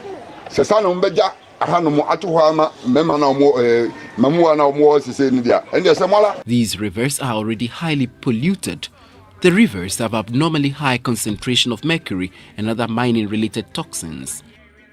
Enso ya mo hono efli odumase na odumase fo no mine fo no BGL fo no ma mo ti asese chemical wo nso no mu enti o mato polytank ase kro no mu a ye mo nso direct enti we no connect aba mine no mu fiti ade ko ankroba mo is about 8 miles or 10 miles away enti fiti ha mo nya de ko sa chemical nso ebomu dada pe nso we wa ha na ntimi nya hu hwe na mu nam ga ye ntimi wi a yete betimi aye small scale mining no wo ho a yeso betimi anya bibi kakra de ahwe ye yire mu na ye mamo from Robert na manzi for ne bae no omze chemicals so nsu tene we na anum ndi nya anum ba grab for ye nsanso we no omo bo nkurase no omo na sase nsu we no omze sisiare chemicals gumtimi anu number 2 bura mai ne bura so number 2 enzo ne enwa en make us bura nawe kra ndi ne sia light tintin pa no masa omdisa poison about when mama said BGF good star. The activities of these alluvial miners only worsen the already poisonous condition of these once revered Ghanaian rivers. Even if all forms of mining along these river basins were to stop today, they might have changed beyond any possibility of recovery. As it stands now, not even one permit has been given to anybody to mine in our river bodies. Not even one. So on what basis are they doing the mining? So far, the Galamsey task force is believed to have deported around 5,000 foreign illegal miners, mainly Chinese, since May 2013. Over 1,000 excavators and 200 heavy-duty pickup trucks have also been seized. Because we have provided a framework for Ghanaians to be engaged in small-scale mining, we will definitely meet anybody who is engaged in illegal small-scale mining boots for boots, because it is totally unacceptable.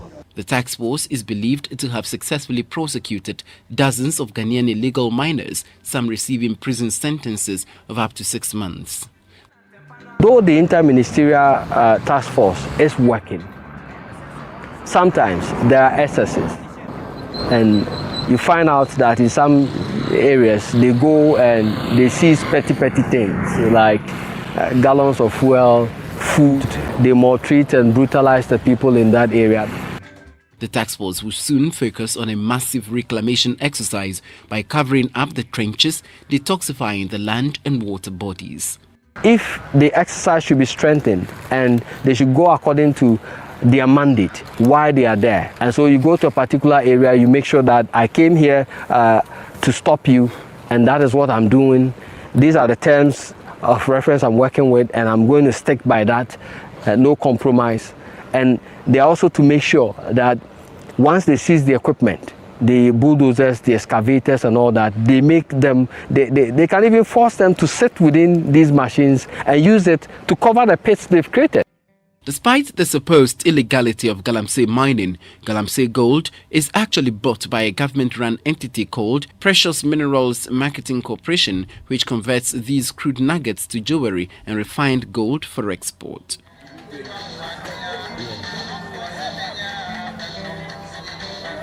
Generally, the indigenous-style Galamsey operators can dig only to a limited depth, far shallower and smaller than excavator-style illegal mining.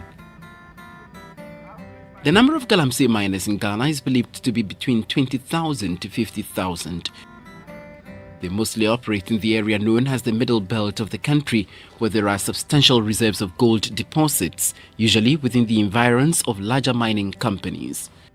Galamsey miners have high rates of accidents and are exposed to mercury poisoning from their crude processing methods. Many women are also among the workers, acting mostly as porters and washers for the miners.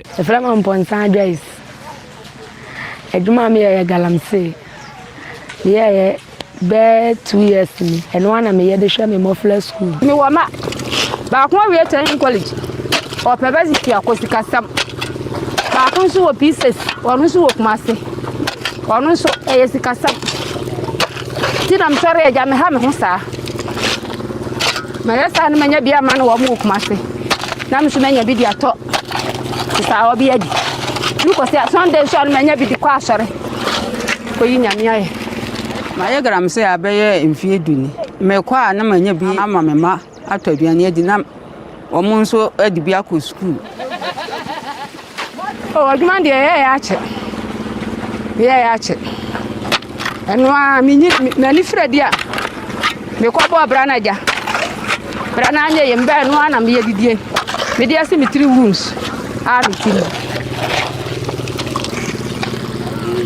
Mede Anastasia ko si obranya.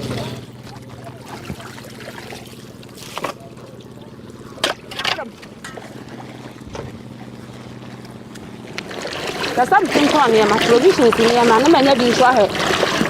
Me ba no school no bese wo krom. Say na bibia is kasam. Moy na na ti ana ngatesia. Ena dia modi ejame. Akatwa modi ejame.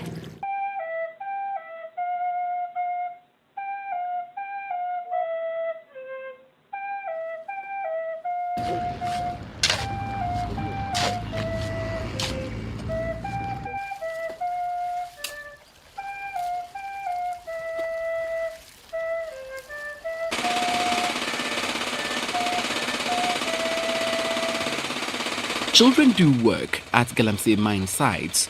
Depending on the child's physical strength, he or she can be engaged in almost every task performed at a mine site. However, the majority of them work as porters or washers. Children lifting and carrying heavy ore can suffer serious skeletal deformation. You find children as young as 10, some even 8-year-olds doing Galamsey, and they will tell you their story. And usually it got to do with financial. There are no financial support for them. And you know, Ghana here, we don't have social support system. So if your family cannot provide for you, it means you, the child, has to find a way of supporting yourself. And it happens that in their communities, the only way they can do this is by going to mine site to work in the pit. The child miners give varying reasons for skipping school for the mines. Pacho, within the man of Richard, because school Masuda Atano DAJHS, Pacho Medina Form 1. I'm starting to go to Hodgman's number 10 years. Say, I'm 14 years. Eflem Jones. Medina class 5. Me Galamsey. Me papa Obian over Mamma Junior say. Go Gala Echo Holokodua. Nam Dibia to Toba again. No no menina. Nam dia best school. Pacho me did the boy my man. Because school I'll see primary school. Me didn't feel 13 years. Because Galamsey, ebi a me koba. Minya point 1 70. Me did to Intapia Kodo. Me didn't feel Dunsia. Medina class 6. Me Pacho. The entire mamma in come school and say, me mamma and me papa or Munya, a beam for me. In Puma and papa or my bomb, and go crow my emily. The Siano, Miana Michemo, Point Square, me family codo, and I'm the Galamsey Bua Minya point 70. When I can see 100, me Pamocho, and no ma, me here, many become school, and Sabia, boost, bag, in Pabua.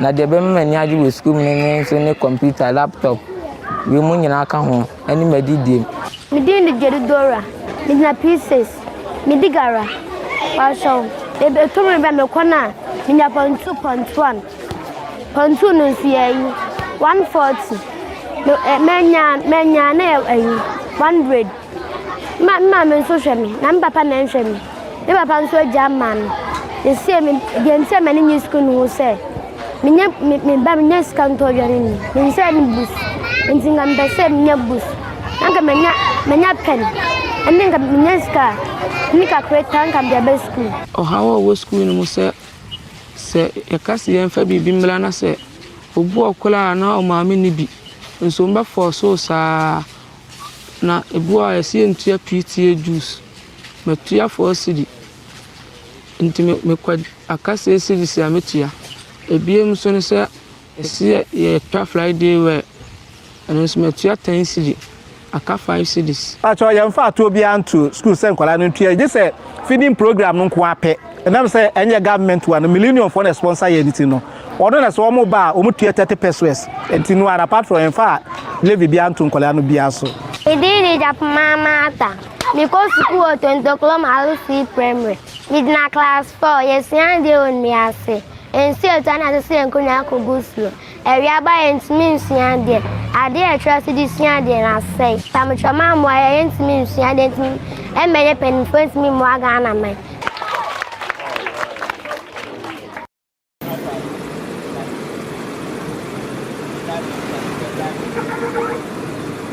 The mining industry in Ghana accounts for 5% of the country's GDP, and minerals make up 37% of total exports, of which gold contributes over 90% of the total mineral exports. Thus, the main focus of Ghana's mining and minerals development industry is gold. Ghana is Africa's second largest gold producer, producing 80.5 tons in 2008. The country has 23 large-scale mining companies producing gold, diamonds, bauxite and manganese, and there are also over 300 registered small-scale mining groups and 90 mine support service companies. The mining industry of Ghana is expected to generate revenue of $35 billion in 2014.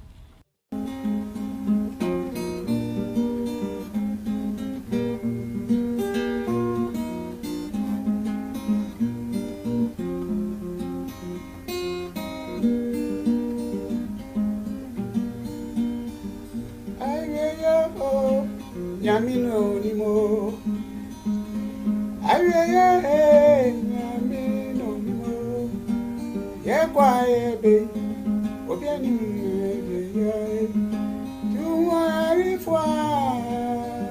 The Environmental Protection Agency EPA is the Ghana government's entity responsible for the formulation of policies on all aspects of the environment, including the prescription of standards and guidelines related to the pollution of air, water and land. They are mandated to control the use of mercury in Ghana, especially in the mining sector. In order to separate the gold from the remaining dirt and other minerals, the miners use mercury to retrieve the gold. They use about half a teaspoon of mercury for a pan of water and ore. Mix the solution with your bare hands until the mercury has attracted the gold particles, creating a gold-mercury amalgam. They then burn the amalgam at a very high temperature to evaporate the mercury and recover the gold. During this process, the miners are directly exposed to mercury by touching it with their bare hands and by inhaling the fumes as the mercury is burned away, both of which place them at very high risk of mercury poisoning.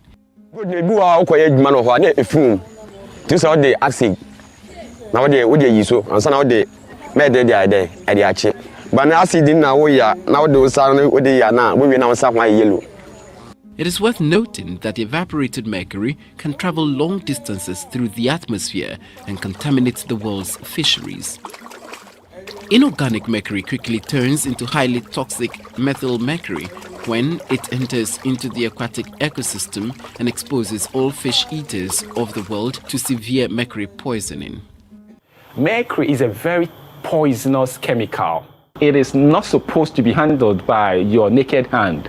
Like these people use it to extract the gold from the ore. They use no protective gears. They inhale the mercury vapor, which can destroy your central nervous system. And children handle them. When you go to the milling areas, there are children within the mills who have their nose uncovered. And only God knows how many of them have died as a result of this. There is no clear data on these deaths.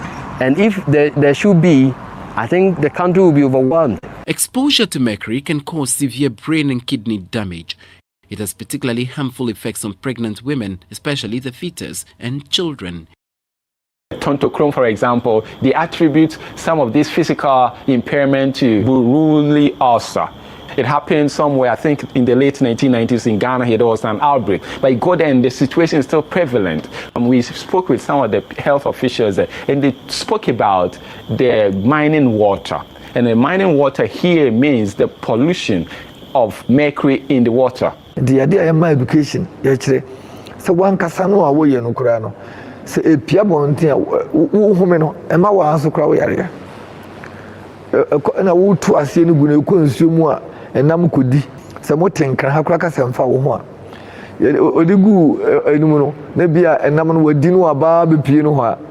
And I say, you know, mercury woman, and I say, Kakra, net, no, ɛnam wadi wodi yi nam kora na yɛatɔne de abrɛ wɔn akra no wadi wodi ɛna so di mercury wosena akɔyɛ. According to the Global Mercury Project, an organization devoted to preventing mercury pollution resulting from artisanal mining, 30 to 40% of man-made mercury pollution in the world is a result of small-scale galamsey-type mining operations. Though it is not advisable to burn mercury in residential areas without using appropriate safety devices like retorts, galamsey miners burn their amalgam in highly populated areas and even in their homes, exposing their entire families to a most harmful chemical ingestion.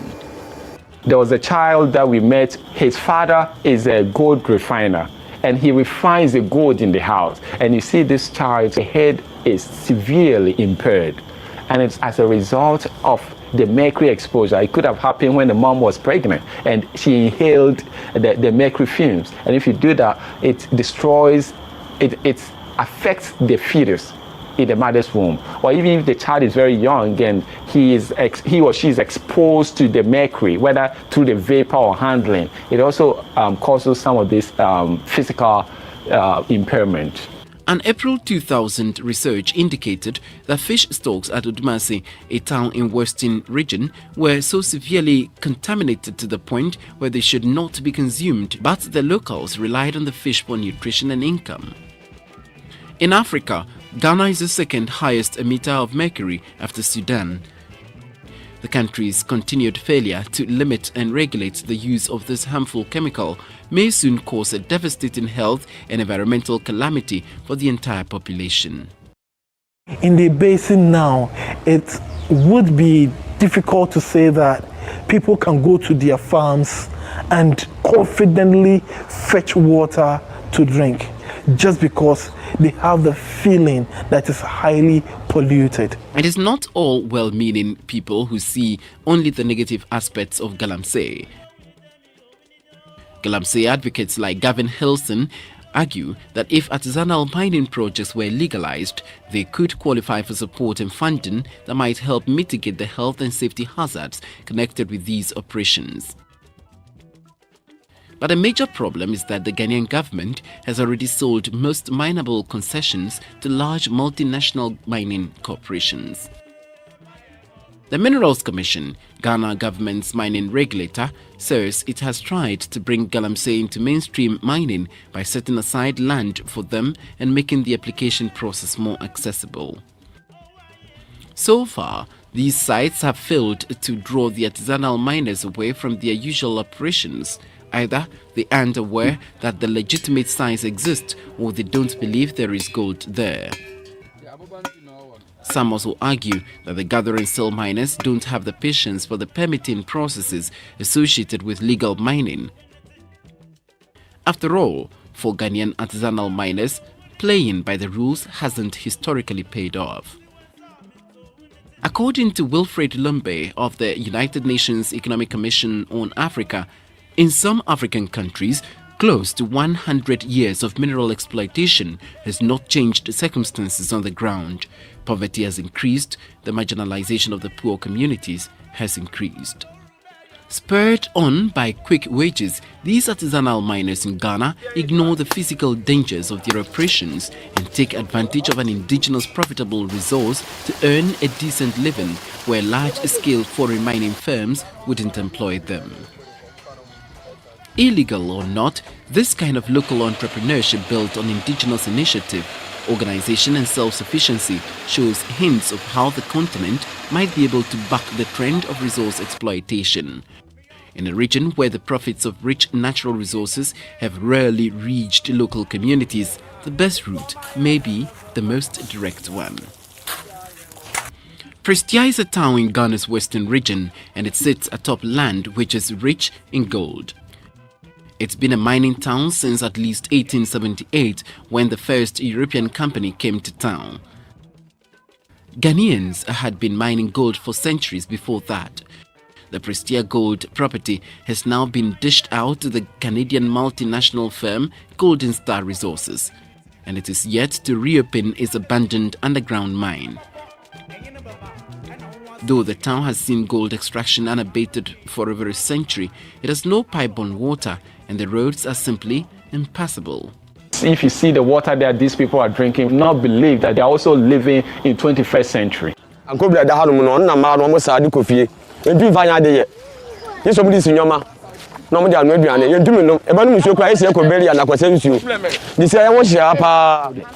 Star, adwuma bi wɔ ha. Nti nsuo na ankobrafoɔ ɛsa nom no. Ɔmo betwa kwan wɔ so. Ama nsuo ne sɛɛ. Nsuo ne sɛɛ ɔmo yɛ sɛ ɔmo bɛyɛ pipe. Replace amom. Na ɔmo yɛ pipe mom. Nti pipe na asan asɛe. Bɛɛ 4 years ni. Because ɔmo bɛyɛ assembly ma kwan nsuo na asɛe. Metu ho ana mo wa ba bi eduna asɛ company no. Ɛnya ade nsuo no mbɛyɛ. Golden Star. Aya na nka mpemfo no so akasa akyerɛ mo. Na bi ɔmo de waste ni gu no. Ebi sɛ me wɔ area bi wɔ afa mamu ama no bisikim. Baby ɔmo waste ni gu no. Ɔmo apare waste na ama na ayɛ mo nti sɛ nsu tɔpɛ. Ɛno so wɔ hyekɔ river ni. Obuasi, a town that has hosted a formal gold mining corporation for over 100 years with nearly 30 million ounces of gold exported, has not seen much development either. You go to Obuasi and they tell you that they are angry. You see people with skin rashes and they tell you that we had it from the use of chemicals. The daily blasting, they will show you their buildings, cracks on the buildings and all that. They will show you their farms, that we were working on these farms, they are no more.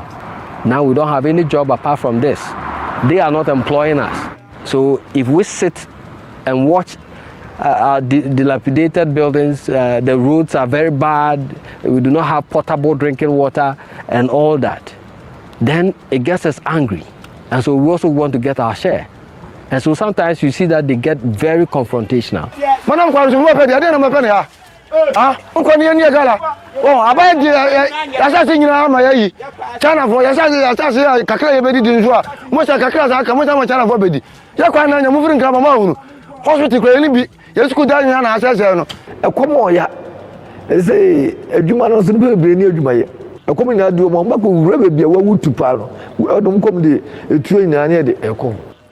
The Galamsey business comes at a cost as some operators have to pay the ultimate price for their struggle to earn a living.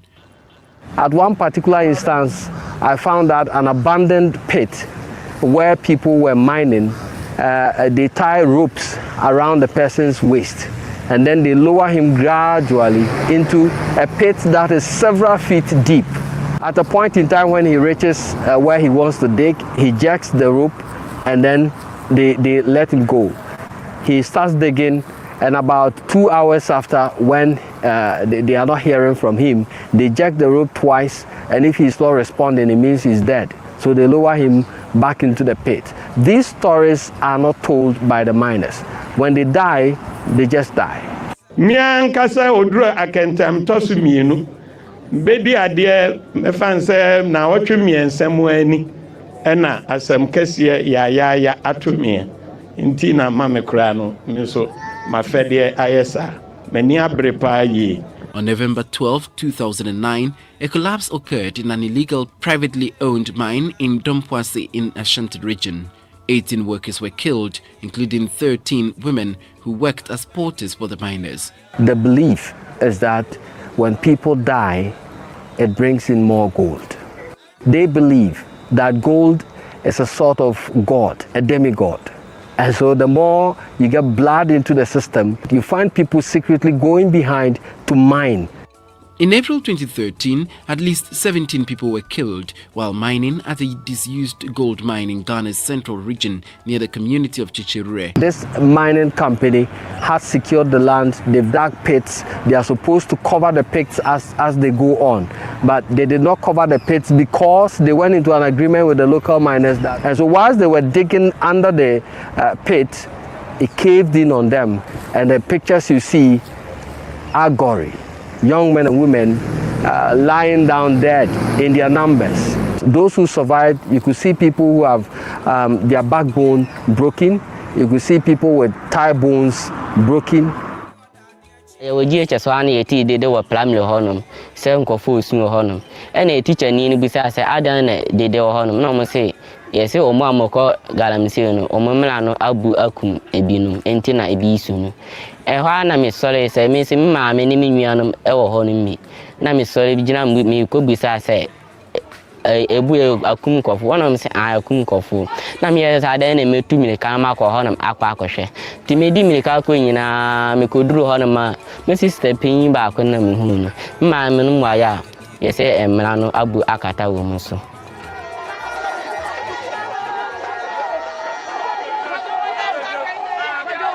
17 young men of full capacity. Strength. Maya, Amuwa Hodin, Omuwa, Akukudro, Ombetumia Yabibi, Yatumia Shriwam, Adintra. They've lost their lives and left families behind. Mechanized small-scale mining, legal or not, continues to have a huge adverse effect on Ghana's cocoa production. In the gold mining areas, which are incidentally the bedrock of Ghana's cocoa industry, some cocoa farmers have now begun selling their cocoa plantations to, especially, foreign illegal miners who are willing to dole out huge lump sums for their gold-bearing lands. Within days of signing this agreement, the vibrant cocoa trees are cleared off for the excavating works to commence. You look at cocoa farms that have been destroyed. You speak with the farmers and they tell you that growing cocoa is no longer lucrative. They think it's better selling the cocoa farms off to the illegal miners or these Chinese miners, and they pay huge sums of money. They cut the cocoa down, they dig trenches, they dig pits within the cocoa farms. When you go on the ground, you see the extent of the devastation. Entire communities are also at risk considering how close some mine sites are located to their settlements. With the excavated holes becoming breeding grounds of mosquitoes, there is no wonder that there are high incidents of malaria outbreaks in these communities. A friend Sado, the midwife in charge of Tuntukurum Health Center. A science, Galamsey, Amrana on Latitude. Soon into the mountain, Tontono, Tugum baby, intima, malaria happen. With some of the mine pits closely sited along road networks, there is a huge danger to motorists.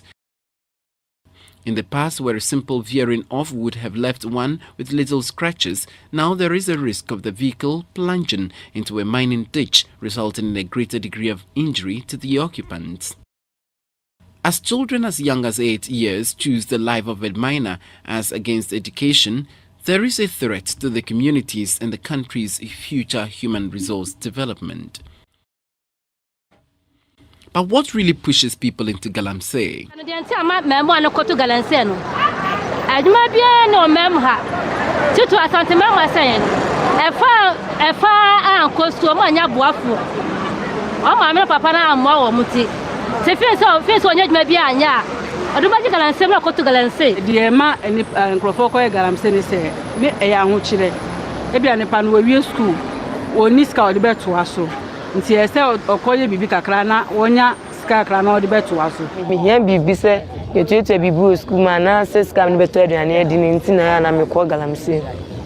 You go to this mine site, their schools are so bad that most of the population don't pass their basic education certificate.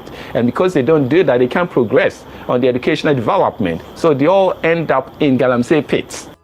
Galamsey is attractive to both the young and old because of the endemic poverty in the areas it is prevalent. You find that there are no jobs within the mining areas, and that this is the motivating factor that is pushing the youth into the mining, because there are no jobs. If I cannot get a job and I can go into mining and get some few cedis into my pocket within a short time, why not?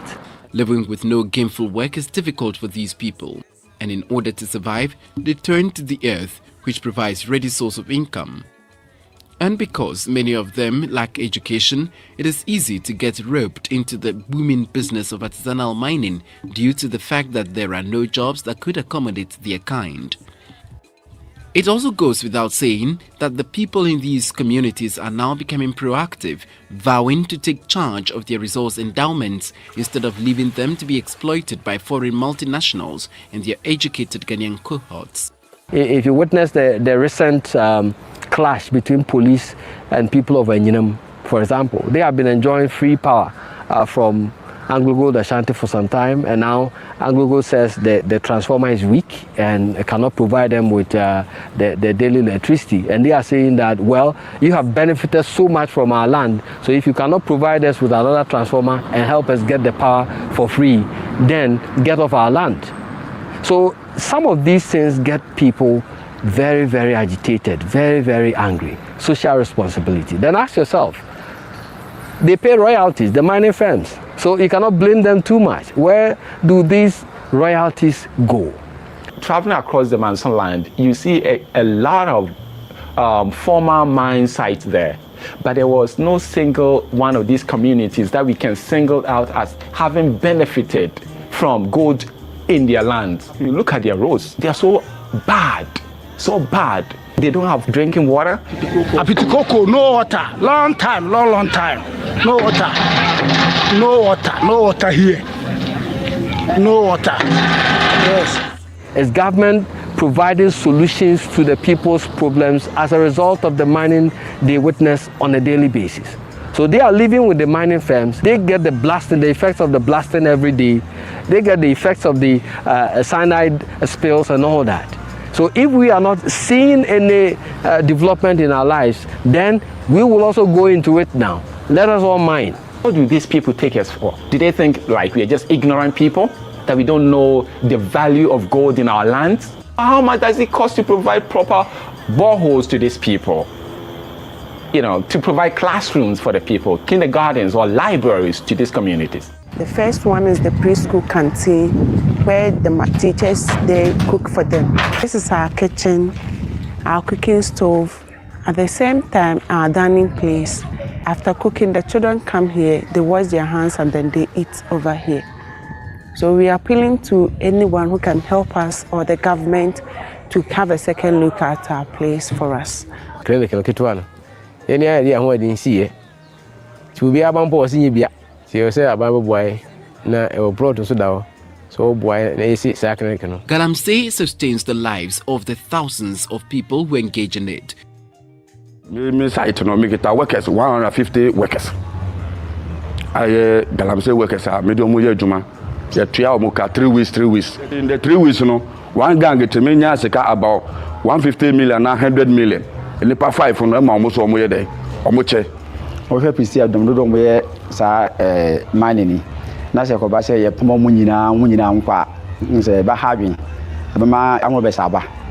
Na no ko be te se ha mo no mo kumobi wo kwa so mo jini taxi. E ko hwe mo boy no ye Galamsey ni. Na ma o ko jail wo sa ade no. In most of these rural mining communities, artisanal mining has become their mainstay. Farming, either cash or food crops, no longer attracts the youth. Instead of them trooping to Accra and Kumasi to sell fake phones and other cheap Chinese imports or engage in other illicit activities in the cities, they choose to stay and work in the artisanal mines to build decent livelihoods for themselves and their dependents. Unlike other rural communities that are dying due to the unprecedented drift of the energetic rural youth to urban slums, these neglected rural mining communities are being kept alive by the often demonized Galamsey miners. According to Tony Edu, a Ghanaian policy analyst, artisanal and small-scale gold mining benefits the people, the host communities, and the country far better than the large-scale foreign-controlled mines do. Large scale for you to scanning now call abrachiri. Now small scale for you to scanaka or my do one car. The large scale for the do one call abrachiri. Go to a common book and Kenya go to cry kawa. Perhaps it's about time Ghana recognized that artisanal and small-scale gold mining has become a legitimate part of our teetering economy. Like most things in life, traditional Galamsey mining also has its negatives.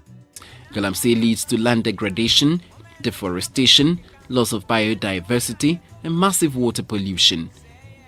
We can also educate the people, the miners. We make them understand that these are your communities. The environment, the rivers in your communities, they are yours. So if you destroy them, then you are the one who is going to suffer. Now, most of you already don't have proper water. In times past, you have been drinking from these rivers. But now, because you have polluted them so much, you can't even touch them. You can't use them for anything other than to wash your gold ore. So let the people own up, let them feel that these resources are theirs. The gold is theirs, the environment is theirs, the rivers in their territories are theirs. And if they understand that, then they will be able to guard them. But it must be emphasized that indigenous-style galamsey mining has less telling effects on the environment due to the simplicity of their operations. It is the unlicensed mechanized mining, where foreign nationals mostly partner with Ghanaians, or where wealthy Ghanaians from all fabrics of our society are involved, that inflict the most destructive damage to the environment. Unfortunately, this heavily mechanized illegal mining operation has now been put in the same bracket with the simple indigenous-style galamsey mining. And in our hurried quest to purge the illegality of unlicensed mechanized mining, we have inadvertently declared war on a mining method that has been part of our shared heritage. Once powerful rivers like Ofin, Pra and Ankobra have now been reduced into mud-ferrying streams or strangled to become gutters. So the river bodies, the water bodies in these areas have suffered greatly. When I was a young person growing up, I had this huge reverence for River Ofin. But recently, when I went to this place, Tontokrom, for example, you go there and you see how the miners have pushed River Ofin to the extent that now it has become just a gutter. You can just jump across River Ofin. They have defeated that once powerful river. Forests are being destroyed at a rate never experienced in our country's history. Farmlands are tipped over.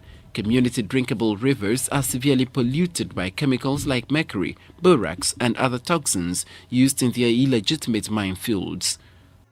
As we were flying into Dunkwa, you could see the river body totally polluted.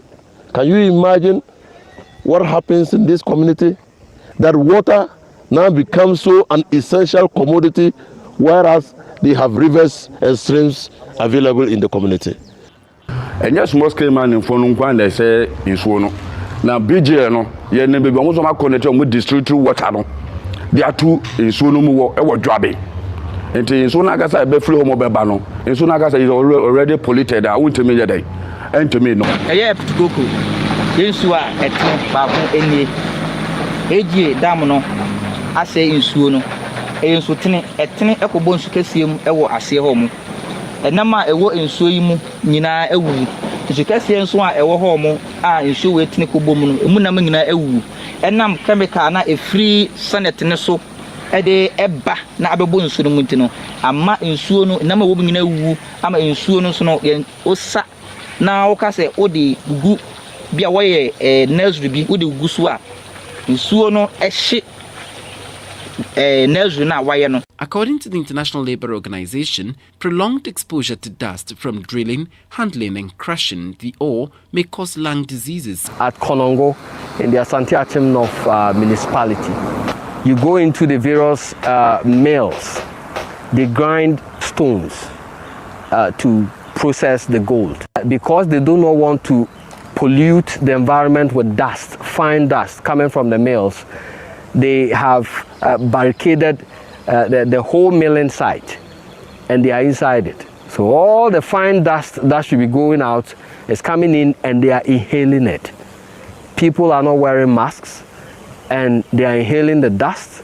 And very soon we had a disease coming out of the inhalation of dust over a period.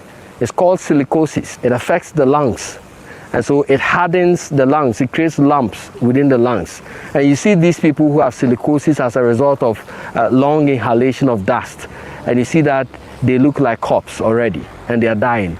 The last count I did, 40 people had died. But yet still, people sit behind the grinding mills, and they still grind the stones as a form of livelihood. Frequent galamsey pit collapses have also created a near-orphan epidemic in some of these mining villages. Sometimes the two parents working in the mine die when the pit caves in on them, leaving their children orphaned.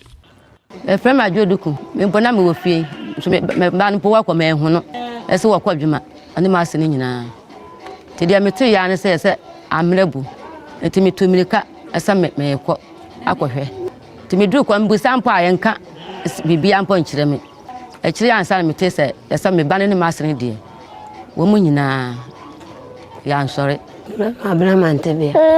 Nso de kwa me apia. Na ye pia adwuma.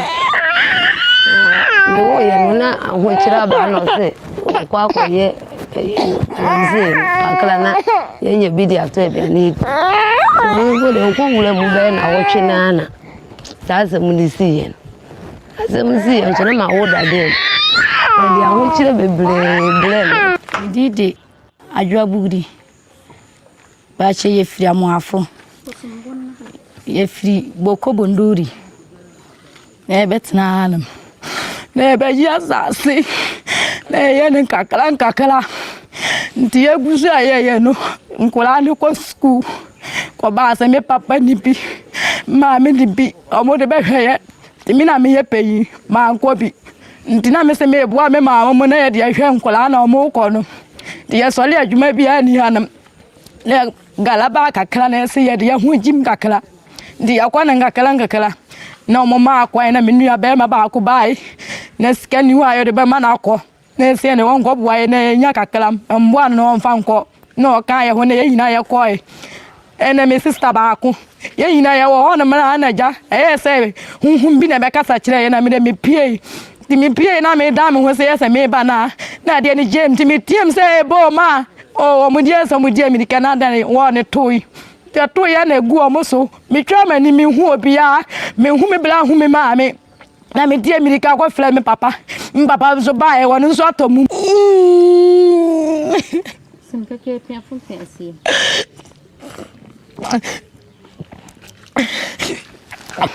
Enam say ye ni binti no ye ko skuma e beti mama black nyanko fo be kwa akoto edwan di enam say mi ni binti na meti odin metimi asore anopa me ko school me free school aba e be no miensa na menye ni di be nyumbre no enam say odunfo ebi humoblo ni bi no hu ye mobo no amomla mo meje mo kakala nko nwiendi meti akura me sora no pa menye ni di enam say mi ni binti tizesi ameti mini maame mini papa mini bla pin bi ameka say me kono hono ma akwa ko hia mo afiri hono.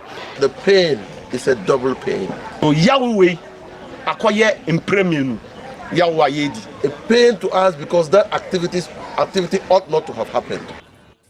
Those people ought not to have lost their lives. Bibia obia no obetinka. Your loss is our loss. Your pain is our pain. Child orphans in these areas are most likely to get involved in mining.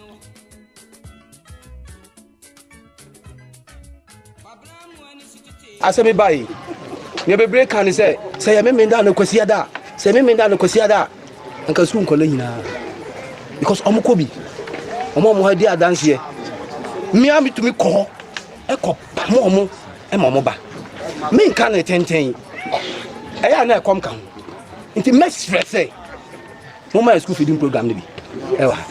The invasion of foreign miners to rape the resources of these mining communities poses a severe security challenge and threatens the continued existence of these rural communities. Akwani hose mumma Chinese for ambra mbekaya hu me small scale man no akwani ho. And as a country, it presents a diplomatic nightmare for our government. Achira say omu yesa adwuma no a omu say yensuo omu say yan asase say omu say nsuo no wie a ena asase no wie a omu de omu kente akọ China eja asase no ene nsuo no emaye. It is quite ironic that Chinese miners come here to engage in activities that would normally attract severe prison terms in their home country.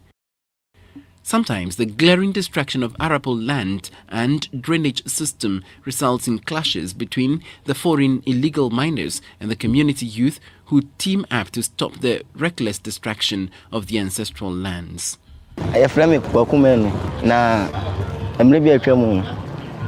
China for be back Rumianum. Rumian Penifona, more coin, and more bar. Now, baby, we have bibli no more yeduma. To 2 amana. Near so I hang now, almost say, Nina. I believe you're coming now, Henna, awo kurom ya ene ne panimfo etwahia se kurom ya panimfo kurom ya mnante enko China fo no na omo from omo mlafie yeduru ho no mo no China fo no ewuro dem ana omo twitwi tu ana omo start ye atutututu atu no etu ni bi kan nsa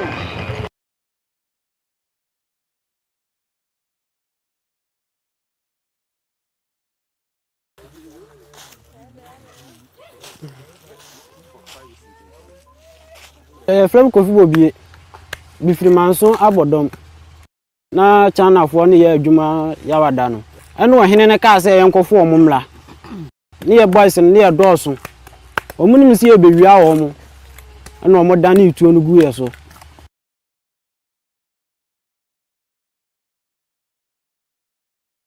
Operation Calm Life was supposed to purge the foreign illegal miners.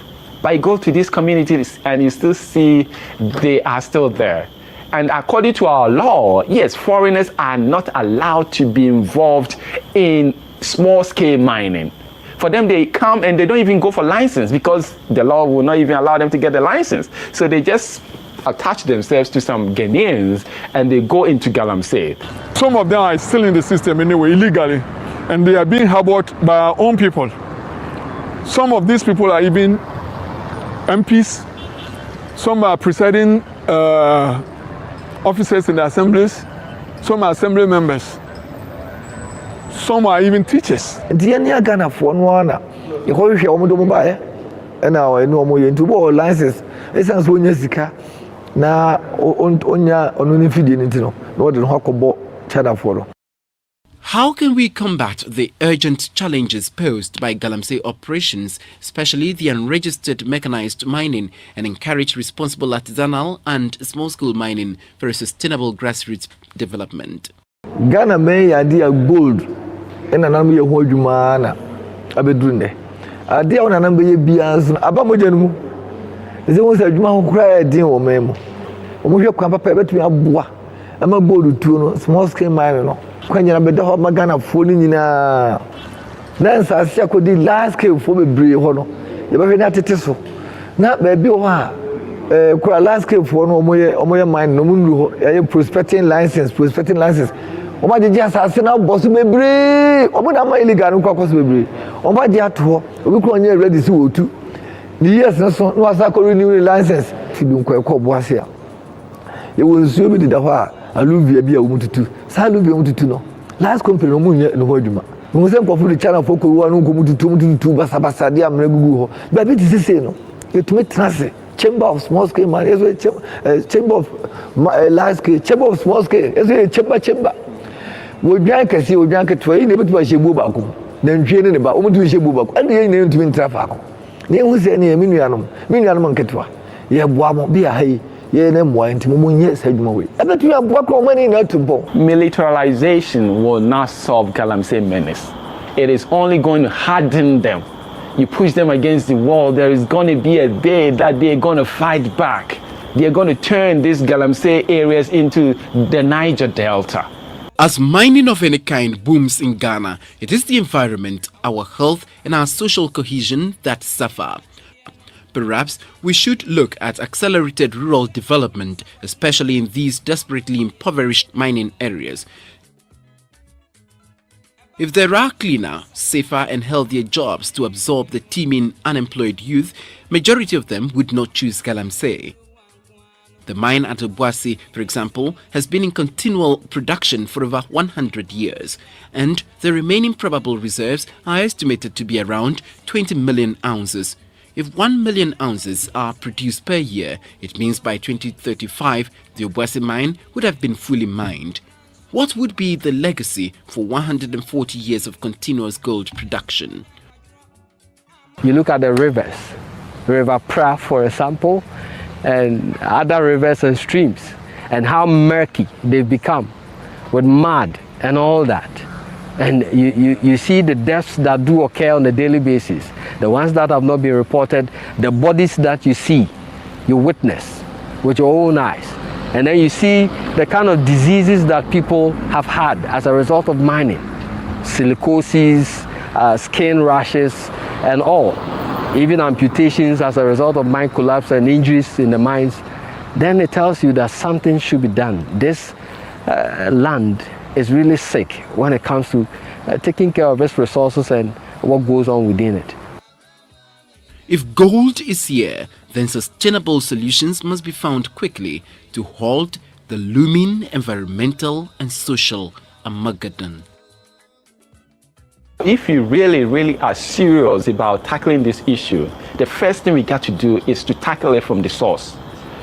And that is ending poverty in the rural communities, especially in the mining communities. Look at the deprivation there. There are no social development there. There are no jobs there. So if you really want to solve that problem, we get to solve poverty, arrest poverty, and we might be able to arrest Galamsey.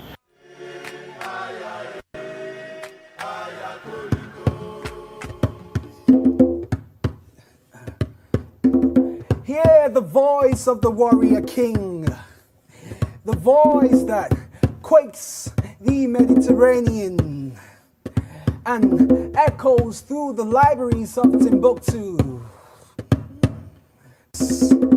And the dusty caravan arrives, the pinnacle of Mansa Musa's empire, the constructive movement behind the Sikadra of Osei. Gold is here, gold is right.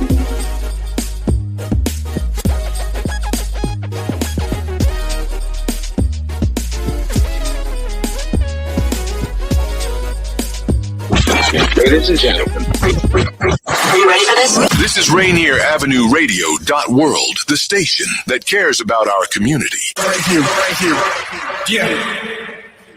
Sediment cleanup of the lower Duwamish River has begun. The U.S. Environmental Protection Agency and the members of the lower Duwamish Waterway Group, which includes King County, the City of Seattle, and Boeing, have begun sediment cleanup of the lower Duwamish Waterfall Superfund site. This important environmental project will address sediment pollution and help restore the health of the Duwamish River. Starting on the waterway's upper reach, construction activities extend from the South 102nd Street Bridge down straight to the Duwamish Waterway Park. Over the next 3 years, in-water activities will occur from October to February, ending in February 2027. Visit ldwg.org to learn about the upper reach cleanup and sign up for email updates. Hey community, listen to New Hope Missionary Baptist Church every Sunday at 10:45 a.m. We invite you to get up and call a friend and tell them that New Hope is on live. This is the day that the Lord has made. Let us rejoice and be glad in it. And now, our pastor, the Reverend Dr. Robert L. Jeffrey Sr. Everybody clap your hand, come on. Listen to New Hope Missionary Baptist Church every Sunday at 10:45 a.m. Atlantic Street Center has been serving the children, youth, and families of the Seattle-King County area since 1910. We partner with families and communities to raise healthy, successful children and youth through services including counseling, early learning, youth development, domestic violence, and education support for school-aged children. Committed to serving the African American community, Atlantic Street Center provides services and support for all marginalized people. Learn more at AtlanticStreetCenter.org. Join us this Tuesday on Real Estate and Money, brought to you by Rainier Avenue World. Tuesday at 2:30 in Seattle or in Denver at 3:30. Join our hosts, Violetta Strash and Tina Lombard, as we bring to you all things current real estate and money. A new law is helping people save more money on prescription drug costs. You may also be able to save with Medicare's Extra Help program. Your premium costs can be zero and your out-of-pocket expenses are low. Who should apply? Single individuals earning less than $23,000 a year or married couples earning less than $31,000 a year. Even if you don't think you qualify, you should still check out this program. Visit ssa.gov/extrahelp. Medicare costs are covered by the U.S. Department of Health and Human Services. This is Paul Pearson, host of Star Time. And when I'm not meeting Mrs. Jones in that cafe for a chat and nothing else, I'm listening to Rainier Avenue Radio.world.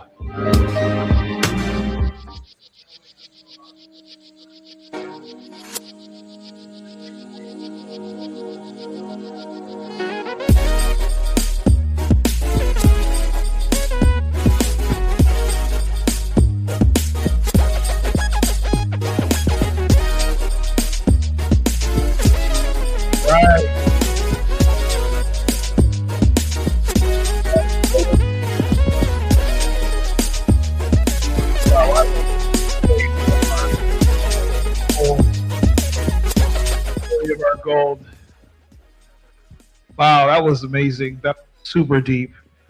We don't even think about that. We don't think about that over here. We just think they have an overabundance, and we don't understand the politics behind it, the effort it takes, and the repercussions of the earth, what it suffers for our gold. David, you still with me? Yeah, I'm here. Yeah. You can go ahead and push that button. All right. We are back. Wow, that was powerful. Very, very powerful. Yeah. Wow.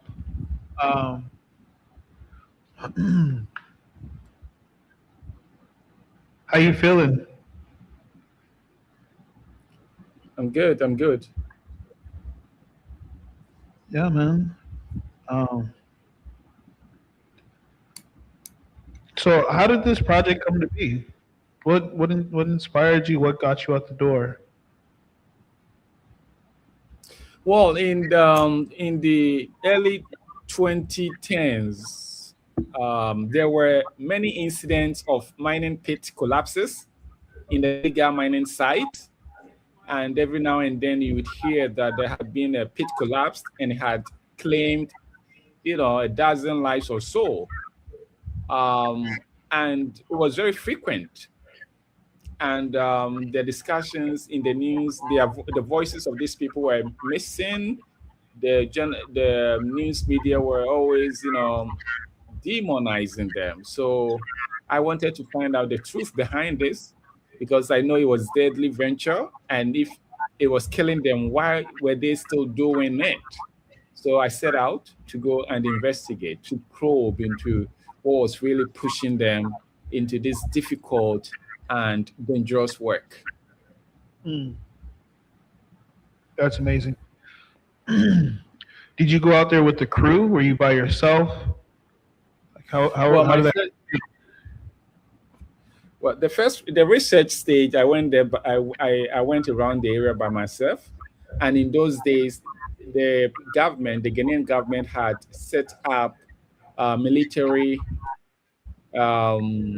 committees to sort of flash out the illegal mining. So they were very wary of people with cameras and things like that. So my research allowed me to assure the people that I was not there to get them into trouble, but to hear their side of the story. And those days, social media was very at the nascent stage, so there were not many content creators. So you go there with cameras, and once they have confidence in you that you're not there to get them into trouble, then they will open up, and then they will share their stories with me. Right. So once I gained their trust, then I came back to the city and gathered my crew, and we went and then engaged them. Amazing. That is wild.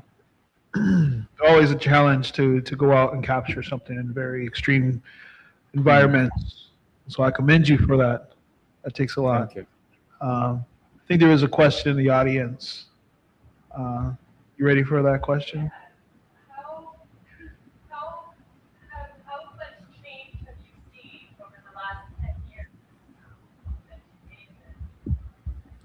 Can you amplify it for me? Yeah.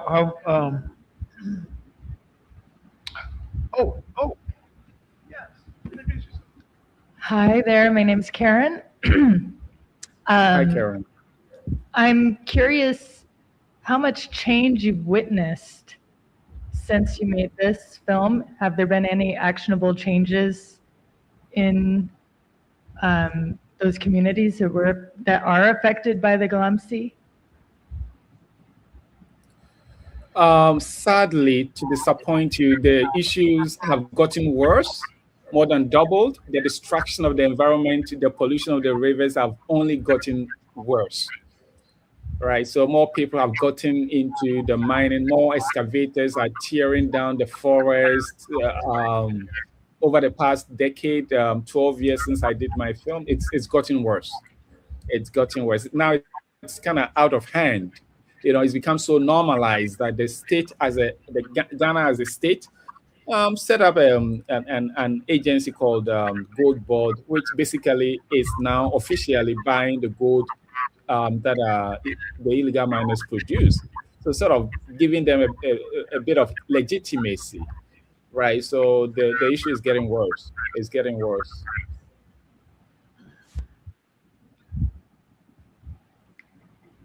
My question is, yeah, that's terrible. Like, it's something that's not spoke about much here in America.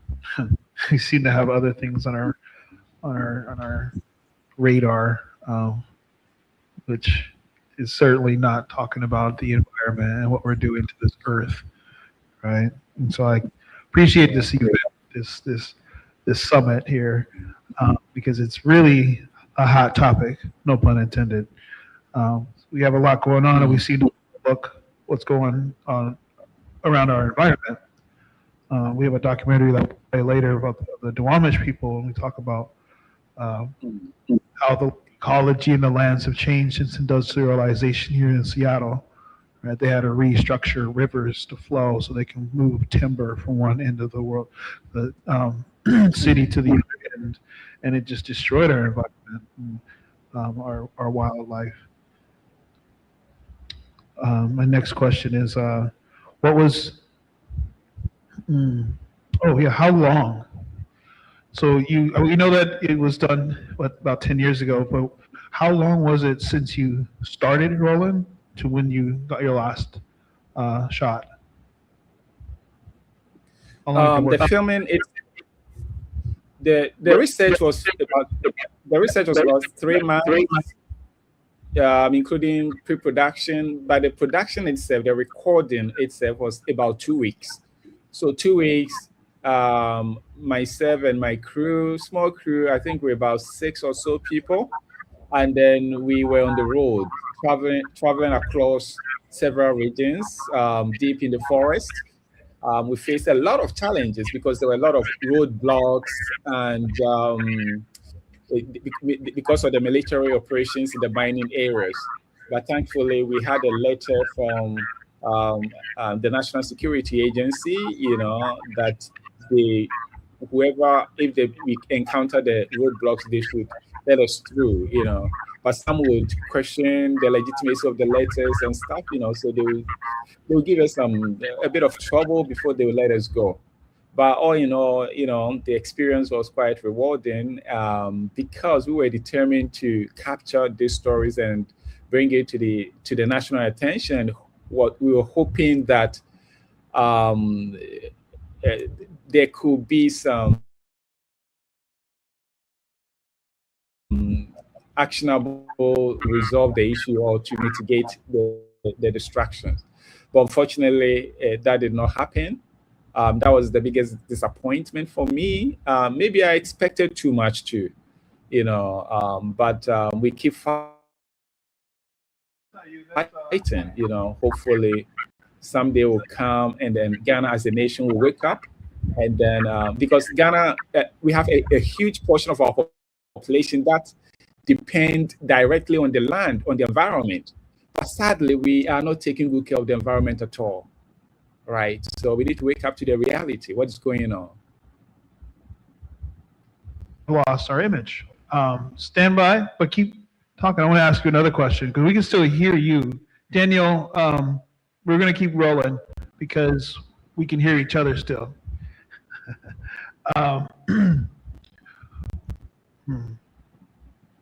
My question was, how was this done? What kind of support did you have?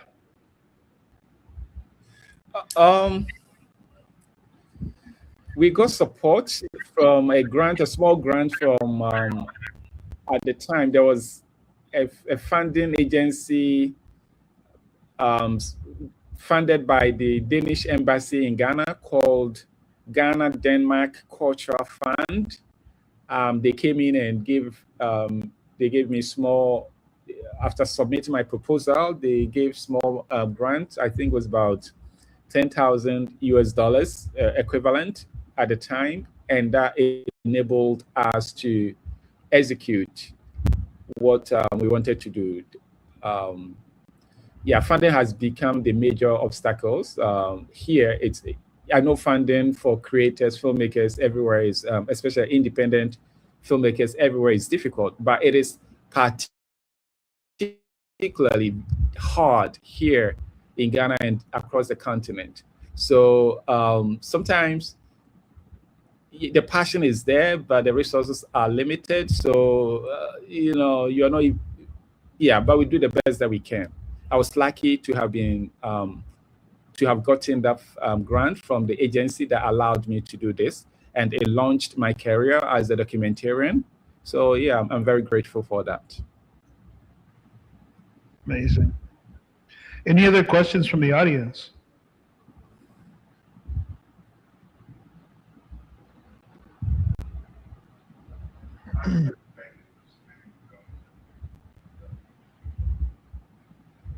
Tony B, the host of the program, says, thank you for submitting your film.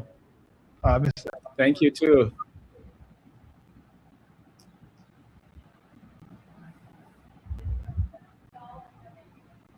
That's a good question. Yeah, that. Okay, I didn't hear. Did you hear that? No. Oh, have you ever felt threat while you were out there, right? But by representatives of the Gold Corporation. Yes, I've been threatened. One time I was doing a research with a German producer on child labor in illegal mining, and I went to a place that I got ambushed. I was arrested by the illegal miners, and they accused me of being an armed robber who has come there to rob them of their gold and stuff. So they took me in their vehicle and drove me on some forested road with people, two guys sitting between two guys, and each of them had, rifles. And it was very scary because I didn't know where they were driving me to. I thought maybe they were gonna, do away with me in the forest somewhere. And they drove me to a command post of the police. And that was shocking because what these people are doing is illegal. So for them to be able to go to the police freely and report me to them, was a bit shocking, right? And then we got there, and then the police brought their case that yes, I have come there to rob them. But fortunately, there was a last-minute intervention. Somebody intervened. When they took me, I immediately sent out SOS on Facebook to several friends that I knew. So one of them was an indigent of that area who was running for position of parliamentarian. So he intervened and then got me released before they would lock me up.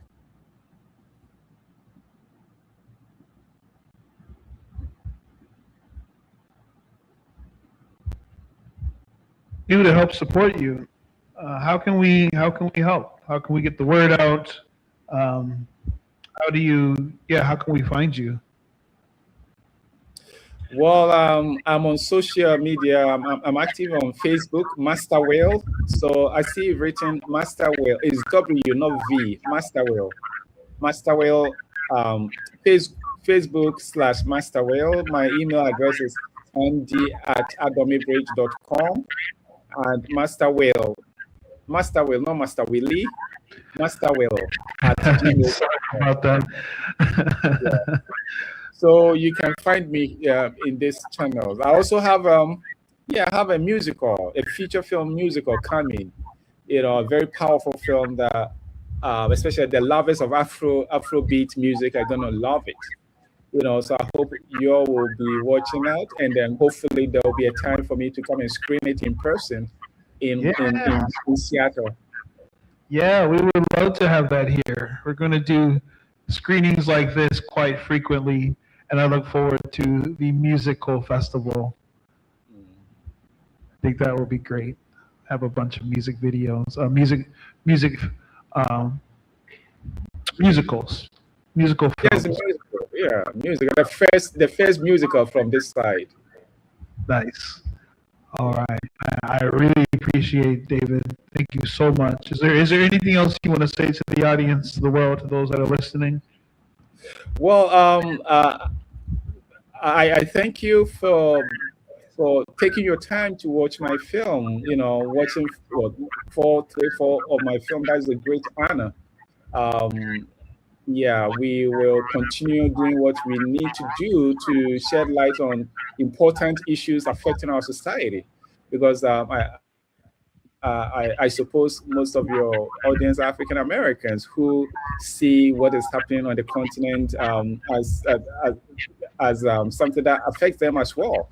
So we're gonna keep shedding light on the issues here, and hopefully we can help create a better country and a better continent for all of us, for us here and also the diasporans, so that one day if you visit here in Ghana or in Africa, you will not find yourself in a very polluted environment. You find yourself in a dignified country where and society where you'll be proud of. So thank you for this audience.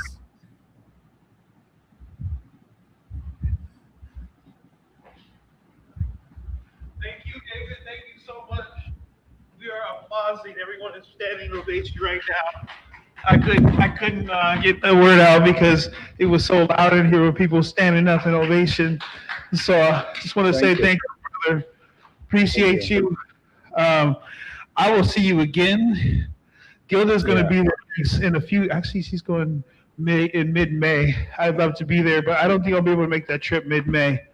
I'm going to save my adventure for when it's summertime over there and have another good time.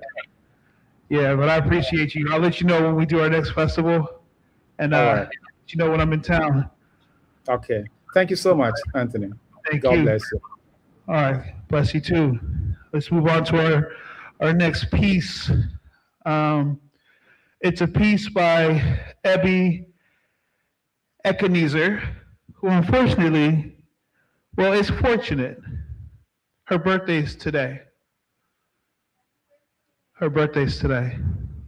But she wasn't able to make it, unfortunately. Oh, but we have Nana on standby. Standby on this. Let's go to our commercial break. So let's go ahead and roll that commercial, and we're going to get Nana on the line for her art piece, I See the Sea. We're going to take a moment of poetry from an artist, also from Ghana. And so once we get into our commercial, we'll get right to that after a word from us. All right. Good.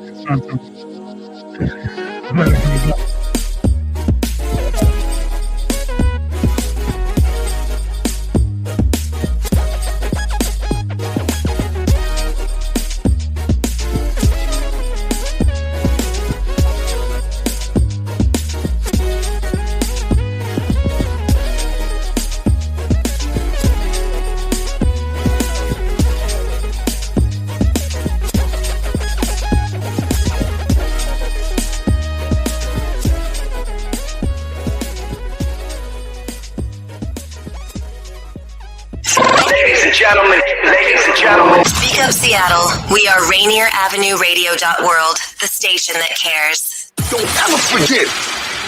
Applications are now open for the home repair program, offering up to $10,000 in free home repairs for income-eligible households. Priority is given to neighborhoods at risk of displacement. This program is made possible through a partnership between Rebuilding Together Seattle and the Central Area Collaborative, helping expand eligibility and reach more families. Don't wait. Take the first step today. To learn more, email outreach at nhconsultants.com or call 206-373-1022. That's outreach at nhconsultants.com or 206-373-1022.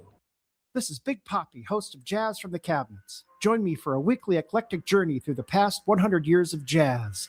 Dixieland, big band, bebop, West Coast cool, hard bop, avant-garde, fusion, world jazz, and contemporary. Jazz from the Cabinets with Big Poppy on RainierAvenueRadio.world premieres every Tuesday at 6 p.m. and is rebroadcast Thursdays at 3 p.m., overnight from Friday to Saturday at 2 a.m., Saturday mornings at 10 a.m., and Sunday evenings at 5 p.m. What's up, everyone? It's your girl, Queen Bree, inviting you to come join me on Clean Greens Living. Broadcasted Tuesdays, 12:30 p.m. Pacific Standard Time, live right here on Rainier Avenue Radio. On Clean Greens Living, we talk farming, community, and ways to being healthy. So come join me and let's discuss ways to create a healthier you and a healthier community. Are you in need of new or gently used clothing? Hope's Community Closet is here to help. We offer a wide range of clothing for men, women, youth, children, and infants. Join us on the fourth Saturday of each month from 12:30 to 4 at the Silent Task Force. We're giving clothing with care, community with heart. Lovely Ladies Lemonade for sale, and shop to the sound of old school soul. Any questions? Contact Alicia Kennedy, Executive Director of Women United at 206-316-7601. 206-316-7601. Come and find the perfect outfit for you and your family. We look forward to seeing you there. Ladies and gentlemen, Are you ready for this? this is Rainier Avenue Radio.world, the station that cares about our community. Right here. Get it.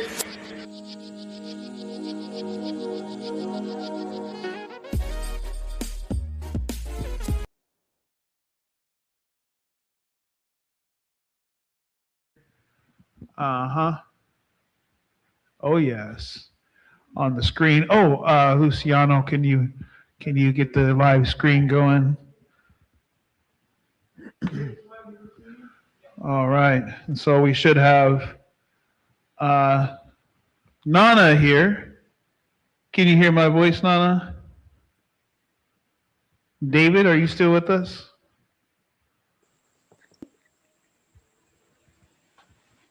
Can't hear them yet, so I'll just keep on going on. Yeah, I am here. Hello here. Yeah. Nana, are you there as well? Rita. Hello, Anthony. I'm here. Hey, I what's can up? hear you. I can't see any of the photos of you or David. It's just me, and so I'll just stand here and smile, and we're like, I'm here, man. "Hey, thanks for sticking with us, David." And we have Nana there as well. Okay. We're gonna make this a transitional period because you're both in Ghana, and I'm so happy that you're both here with me in Seattle. I knew I was gonna get you here somehow,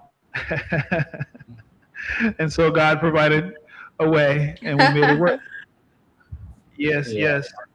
I believe this is the first of many of our endeavors because we have a film festival, and we're going to do many more of these pretty frequently. So I hope you all keep creating, so we have more things to screen. Hope you all get your sponsorships and your likes and your clicks on your YouTubes. So how are you today, Nana? Introduce yourself actually first. Okay, well, thank you for having me. It is really, really a pleasure. Good to see you again, David. Hello, everyone. So I'm Rita Nanajwa Atha, but I go by the creator name of Nana Ajwa Aduma, which is what is being displayed now.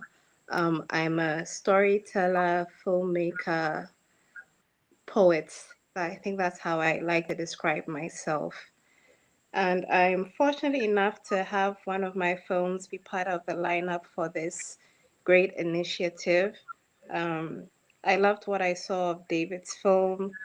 I love the heart and intent behind this gathering and community.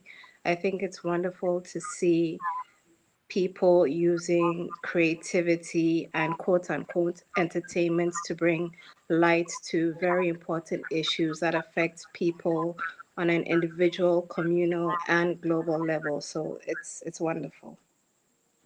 Very nice, very nice. Do you want to talk about your piece a little bit? We don't want to spoil it too much, but the audience is curious. How does this relate to environmental and or climate justice?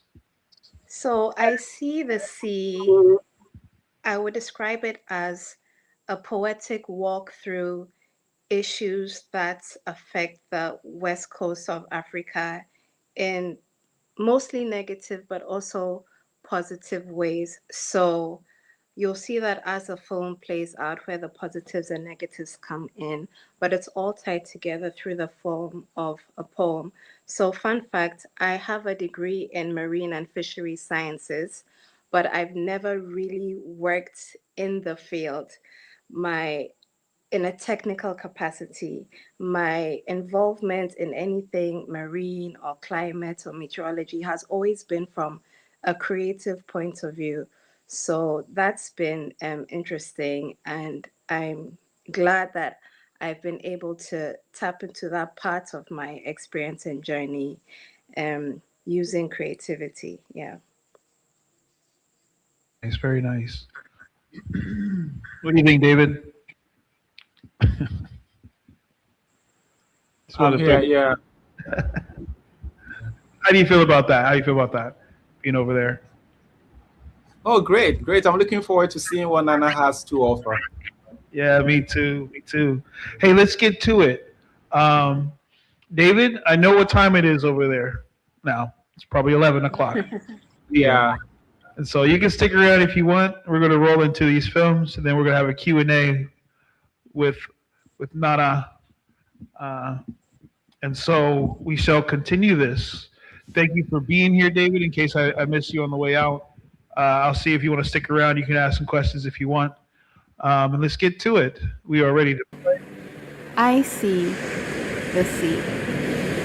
I heard about a group of scuba divers that make protective masks from plastics that you and I and they put into the oceans. And I couldn't help but think how Mother Nature is so forgiving, and that even when the people killing her are dying, she gives back to them what they put into her, poison, so that they can keep on living, breathing. Innovation. What a woman. Have you seen the sea? Have you seen the life the oceans bring? Have you seen the death that people bring? Have you seen the sea? We're winning sand only to end up losing, tearing down all in the name of building. How much sand do we have left? I guess to answer that, we need to know how much we started with. And although you and I know that we don't know the answer, we still dig deeper, we still reach further. I think that it is in fact the grains of our greed that are beyond counting. We're winning sand only to end up losing. Have you seen the sea? Have you seen the life the oceans bring? Have you seen the death that people bring? Have you seen the sea? Beach walks, fisher folk, seaside restaurants, and ocean floor resorts. Choked rivers, overfished waters, and dying mangroves. Tourism, religion, mining and drilling, medicine and manufacturing, endangered estuaries by the world's most invasive species. It's amazing that some people believe that we can continue to coexist like this. The balance has been disturbed. The scales have been tipped. The sand we took without a thought is running through the hourglass. Question is, can we keep up? Have you seen the sea? Have you seen the life the oceans bring? Have you seen the death that people bring? Have you seen the sea? Calm me, excite me, beautify me, transport me, enrich me, empower me, submit to me, exist for me, sustain me. Ha! The irony, when it comes to you, we're so me. Have you seen the sea? Has your soul ever beheld such beauty? Could all your innovation ever match up to such ingenuity? Could your resources provide fairly for everybody, or your wealth create such far-reaching possibility? Think wide and deep before you answer me. Life has put forth a call to arms that will not take in ways that will only destroy, arms that will not give what will shamelessly erode life, arms that will not cause suffering so that we can selfishly enjoy, arms that will not be the reason for so much environmental strife, arms that will only and always in all ways do what's right. Arms that will battle for every ocean and everything and everyone connected to them. Arms that will fight. Have you seen the sea? Have you seen the life the oceans bring? Have you seen the death that people bring? Have you thought about how together you and I could change absolutely everything? Have you seen the sea?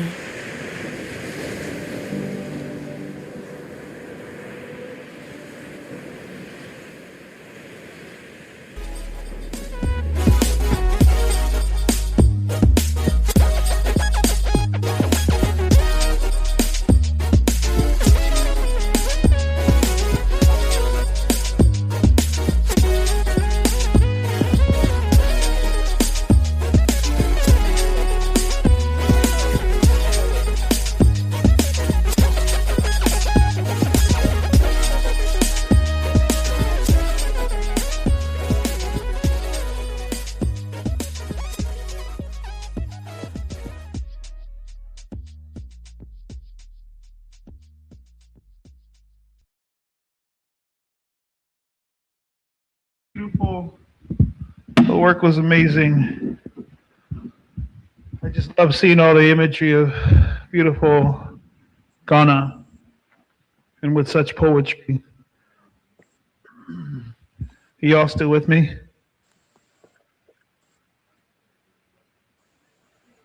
Yeah, hi, Anthony. Hello. Nana Hello, Adwa. Anthony. Can you hear me? Yeah, I can hear you. Can you hear me? Okay. Yes, I can hear you. All right. Wow, superpower. So Thank you. Thank you. few questions, if that's all right. How long ago did you do that, and how long did it take for you to create that? So this was in 2020, and between the shooting and travel time, editing, probably like four, 4 days. Yeah, to do everything from end to end. How long do you say for what? 4 days. 4 days. Oh, okay. The phone broke up a Yeah, little to bit. do I wasn't everything sure. from end to end. Nice. Wow. How did it come together? What was the plan? So the film was created in response to a competition that I saw online, organized by an initiative called Global Monitoring for Environment and Security in Africa. It's an initiative between African Union and the European Union. And then I saw that they were looking for creative ways to draw attention to World Oceans Day and World Environmental Day. So I thought, hey, I have a degree in marine and fishery sciences. I want to go into filmmaking. I like poetry. Let me see how I can get into this and build something out of this. So I got in touch with a friend of mine, Kirik Nate. He was a superstar. So it was me, him, one camera, one drone, walking across beaches, walking up to people. Some of the footage we had to hide. I don't know if you recall a scene where some turtles were being butchered, which is illegal. Yeah, so we actually had to hide to take that footage.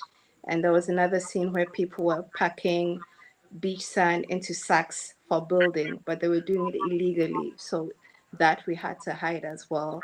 So it was quite an interesting adventure. And it was also during COVID Mhm. 2020. So if you see at the beginning of the film, there's some a collage of pictures that come together to say, "Here's your masks." So we actually collected masks and wrote out the words, "Here's your mask," just to show where they had ended up, because these were all masks that we found on beaches as part of the plastic and other pollution that was on several of the beaches that we went to. Wow, that's amazing. That's the thing about what we do. You call it a poetry piece, but you handled that like a documentary. You went out and sought truth, and when you do that, we put ourselves in danger to tell the story. So I commend you for your efforts and doing that for Thank you. for us, so we can hear the message from afar, right? Technology brings us together, right? And so we hear your song, and we would like to do our part to help. So how would you suggest that we could be helpful to the cause? Wow. Are you saying we as the diaspora community or we as a filmmaking community? Good comeback. Wow. We can take it deep and we can take it deeper. As a community as a whole, I admit that as us, America, over here, how can we help? But also for the diaspora, what can we do here to help the diaspora there? I think over the years, Dirty December has blown up massively. And in as much as it's been good for Ghana, there have been some negative aspects.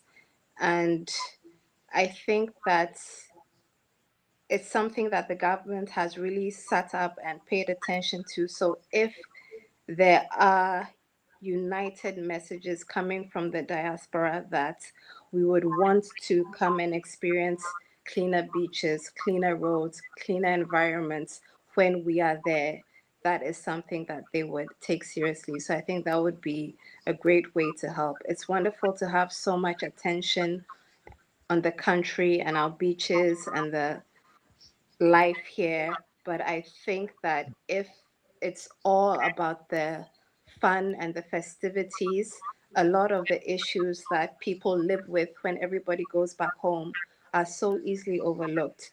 So if there's any way that any groups there or societies or associations can partner with groups and societies and associations here in Ghana in terms of environmental cleanliness, beach cleanliness, and all that. I think that would be super wonderful.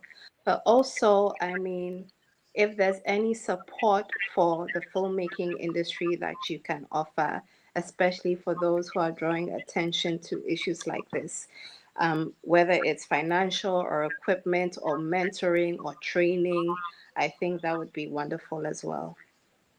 Mhm.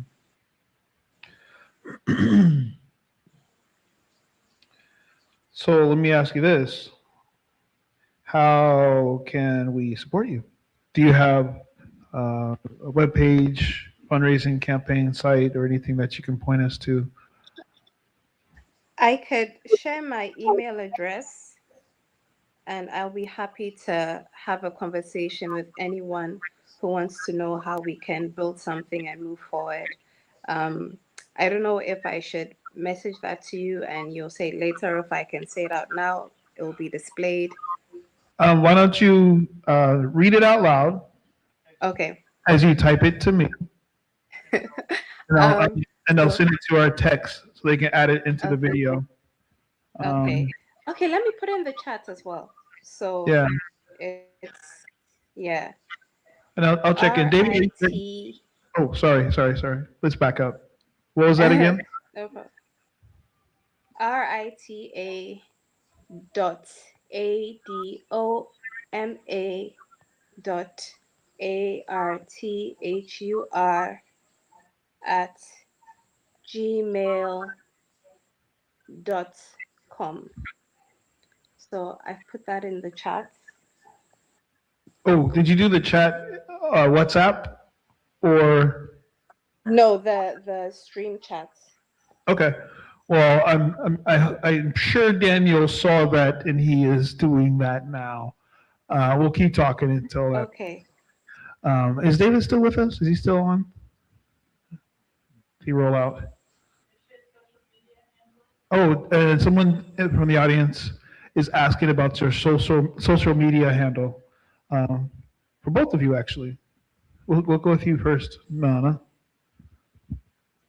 So I'm on Instagram. I have a YouTube channel, Nana Ajwa Aduma. I put that in the chat. So I put up most of my films over there. And I'm on Instagram as well, where I share a lot of my poetry as nana.ajwa.aduma. I've also just put that into the chat.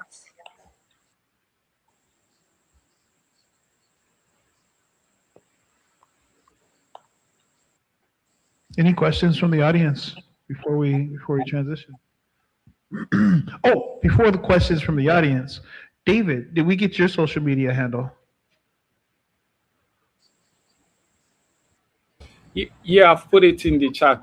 Okay. So Master Whale on Facebook, Master Whale on IG. Yeah. Excellent. So what are your thoughts of Nana's piece? Oh, I thought that was very wonderful. I mean, and her approach using poetry to get it across. Yeah, I love it. I love it. Yeah. I see as some sort of partnership. Maybe you can help her with her next Yeah, piece. no, yeah. Let's link up, and we have we need to link up and tackle what is ahead of us. The issue on the environment, it's very critical. Many countries are very aware of the emerging climate crisis, but here we are in Ghana, we don't talk about it that much in terms of a national policy. So I think we need to keep hammering on it, and hopefully we can get the right audience, the right attention to it, and then wake up to the crisis that is eating us, that is threatening our existence as a country. Be it mining or pollution, plastic pollution, or pollution in general. Let's see how we can work together and fight it together. Absolutely. I look forward to the outcome of all of that. Thank you both for being here. I really appreciate it. We are going to start sliding into our next piece. I just can't thank you enough for doing this. Forward to when we do this again. Thank you for having. Thank you for being here.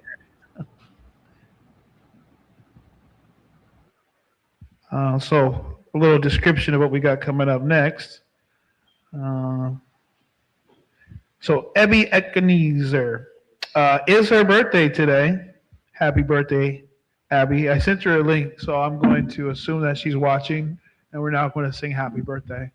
Happy birthday to you. Happy birthday to you. Happy birthday, dear Abby. Happy birthday to you. Oh, racial treatment is an interesting take. When I asked for films about when I asked for films about environmental and climate justice, she slid me this piece called Preferred Racial. Here it comes. Treatment. It is about the COVID moment in 2020. It's a piece they presented because they noticed that there was some discrimination going on during this time of environmental chaos. And so we're going to watch this film. It's slated as a documentary, but it's presented like a film. And so let's watch this and enjoy this. And so we spend time in Ghana. We traveled the world, and now we're coming back home to talk about what's going on here. And so let's segue into that. DJ, take it away.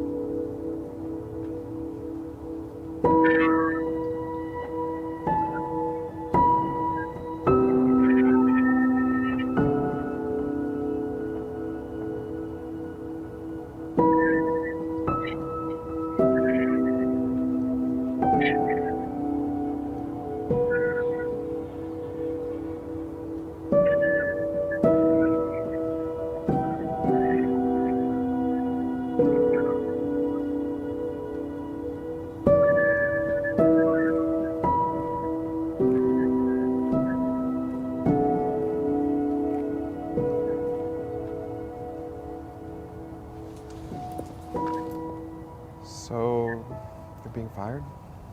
The lab is transferring me to another project. I thought you were still working on that treatment evaluation for COVID. Yes, but I found a suspicious recent increase in the number of hospitalizations in Mississippi. Are you sure they're all COVID? You know, Mississippi has other diseases, especially after hurricane seasons. Not everything is related to climate change, Aaron. Whatever. Sent a request to a Dr. Washington in New Orleans for the hospital admissions record. Does he know if the cases are all COVID? I need to get this. Wait, I thought we had a no calls during meals policy. Hello?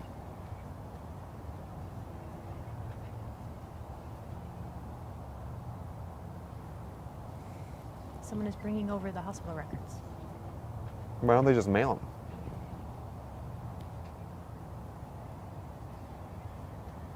I told you not to wear that shirt today. It's just right here. Just use your white voice.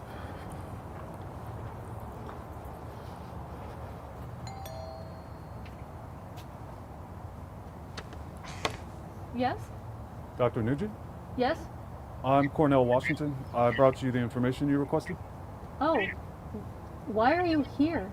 Excuse me? No, I mean, why don't you come around to the back? You want me to do what? Dr. Washington, it's actually safer if we talk outside on the back patio. Can you come around to the backyard? Got it. Dad, let's go to the backyard. We are black people in a white neighborhood. You understand? Now's not the time to be paranoid. Come on. You wait till we get home. You wait till we get home.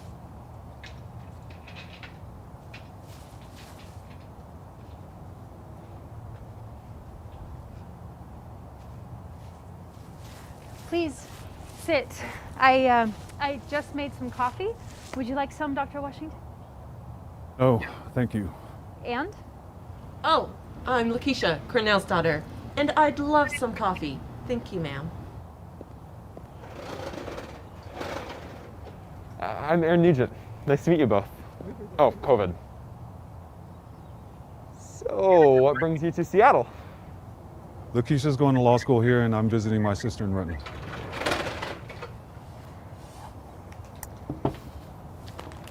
This might make conversation easier. I have my own. Thank you. I'm so sorry for being rude at the door. I wasn't expecting you to bring the records in person. We were in the area anyway, and I was interested in looking at what the outbreak was. Nice yard. Have you lived here long? Do you mind if I take a look around?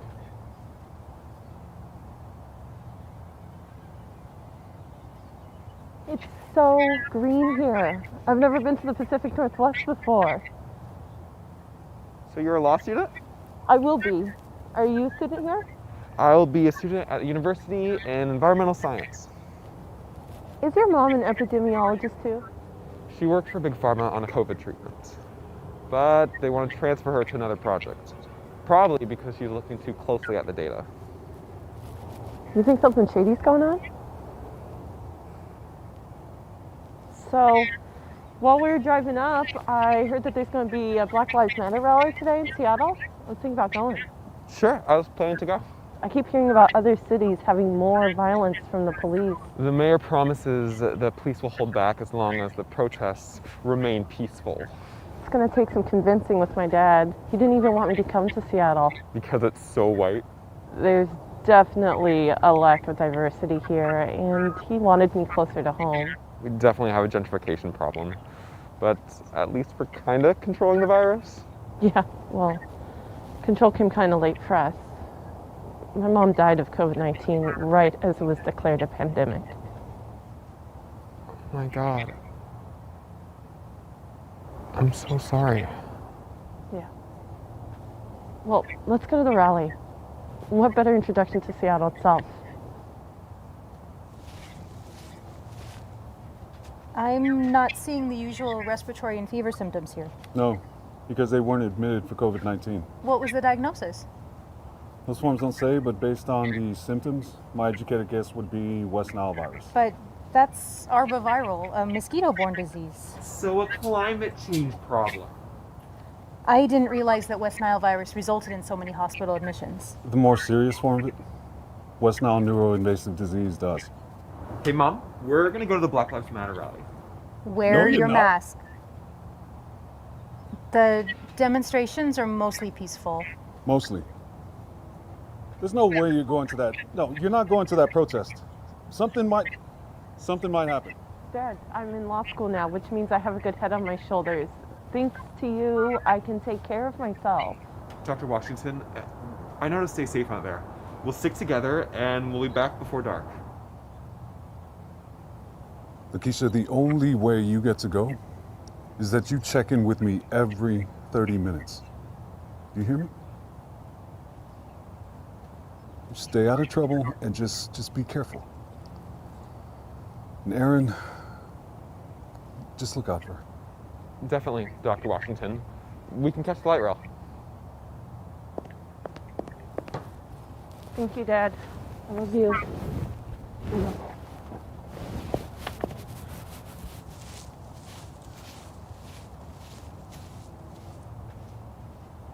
He just doesn't ask permission.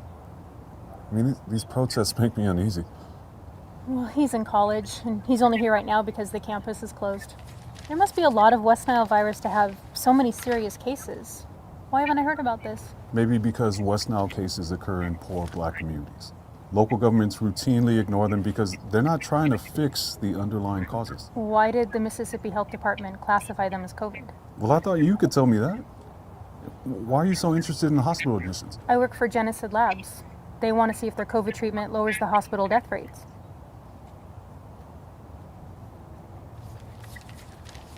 Do you have any more of that coffee left? I think I'm gonna need it. Of course, Dr. Washington. Cornell, please. Call me Michelle.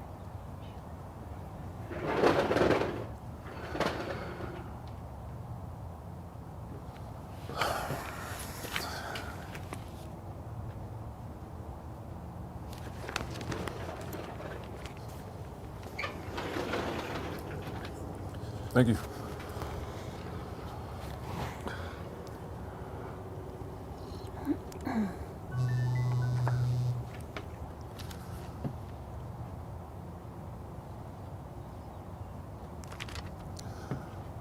Michelle, so if West Nile patients are counted as COVID and they don't die, that increases the treatment statistics, right?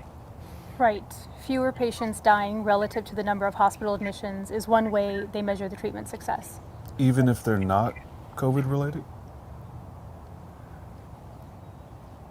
I'll exclude these patients now that I know they aren't COVID. Can I use these admission forms to explain why? Actually, no. Why not? Let's just say they aren't exactly authorized. So that was quite a favor you did me. Let's just say we have overlapping interests. Which are what? I want to know if the COVID treatment really is effective, and I'd like to see the West Nile outbreak investigated. Maybe I should see just how much this changes the statistics.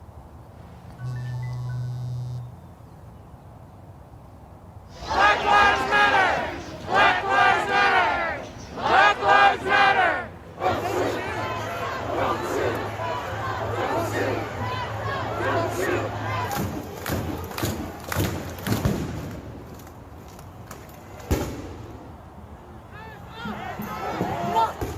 Well, removing these cases makes it unclear whether the treatment is working at all. Changing the statistics aren't going to win you any friends at Genesid. Not sure how many friends I have there now. What do you mean? They want to transfer me to another project. I have 2 weeks to tell them if I'll go. Does Genesid know that you're looking at these cases? I mentioned it to my supervisor. Then you're being warned. Did it occur to you that classifying these cases as COVID is not a mistake?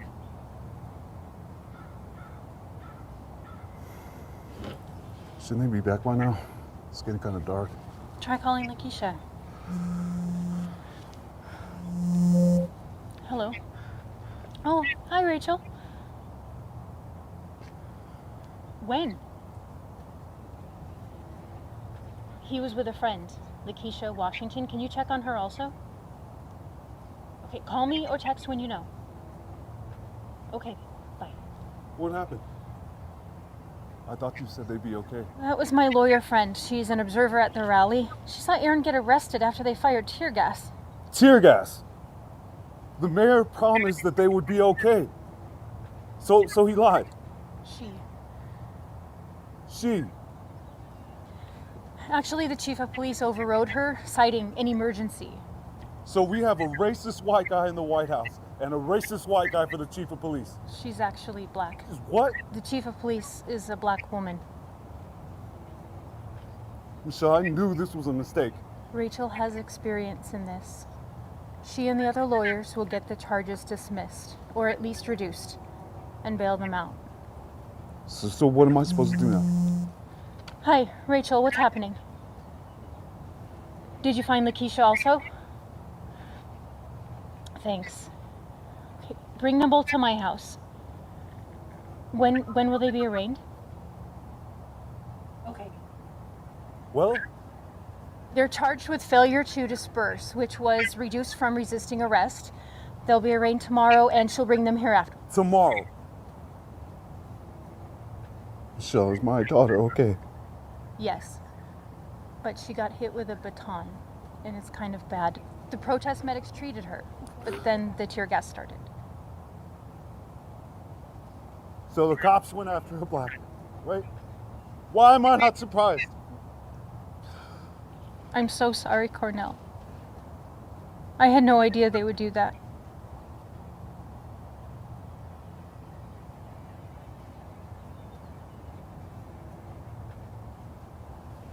It's not your fault.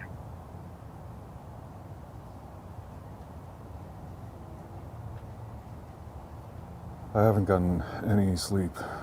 Are you sure your friend can handle the arraignment? This is what she does, and she'll take care of them. An angry parent does not help in court. Were you hurt? What happened?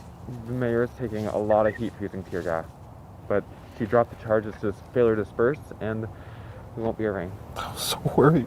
No arraignment. I can't lose it.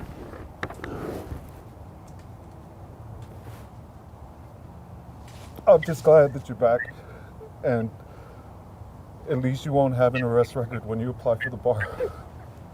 And I got an introduction to the legal system. Rachel told me to keep in touch with her for an internship.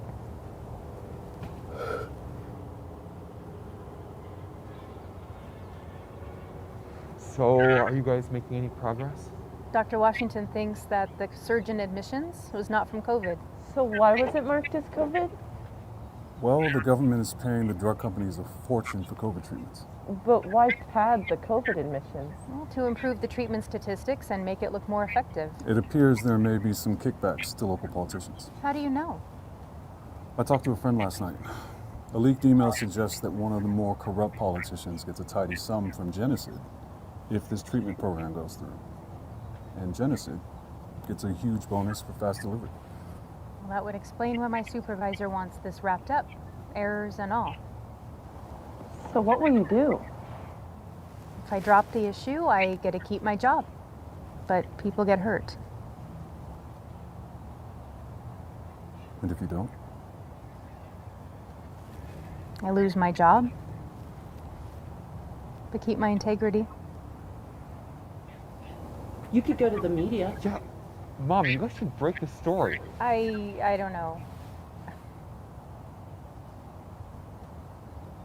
Are you up for this?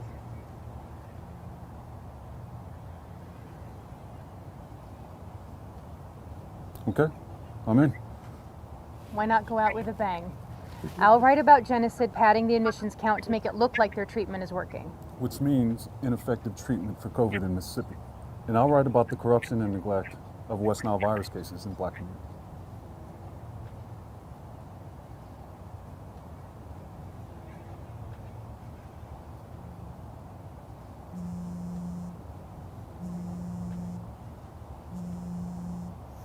Michelle Nugent. Okay. I'll do that. Okay, thanks. What was that about? That was the university group at the Seattle Health Alliance. They were impressed with our investigation report. They want to hire me to evaluate their treatment. Way to go, Mom! I've got to go. I'm going to go see Lakeisha on Cap Hill. I will see you later.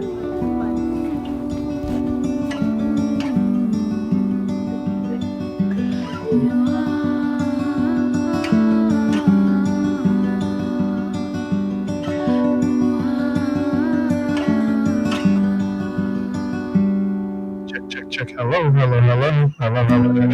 Yeah, test 1, 2. 1, 2.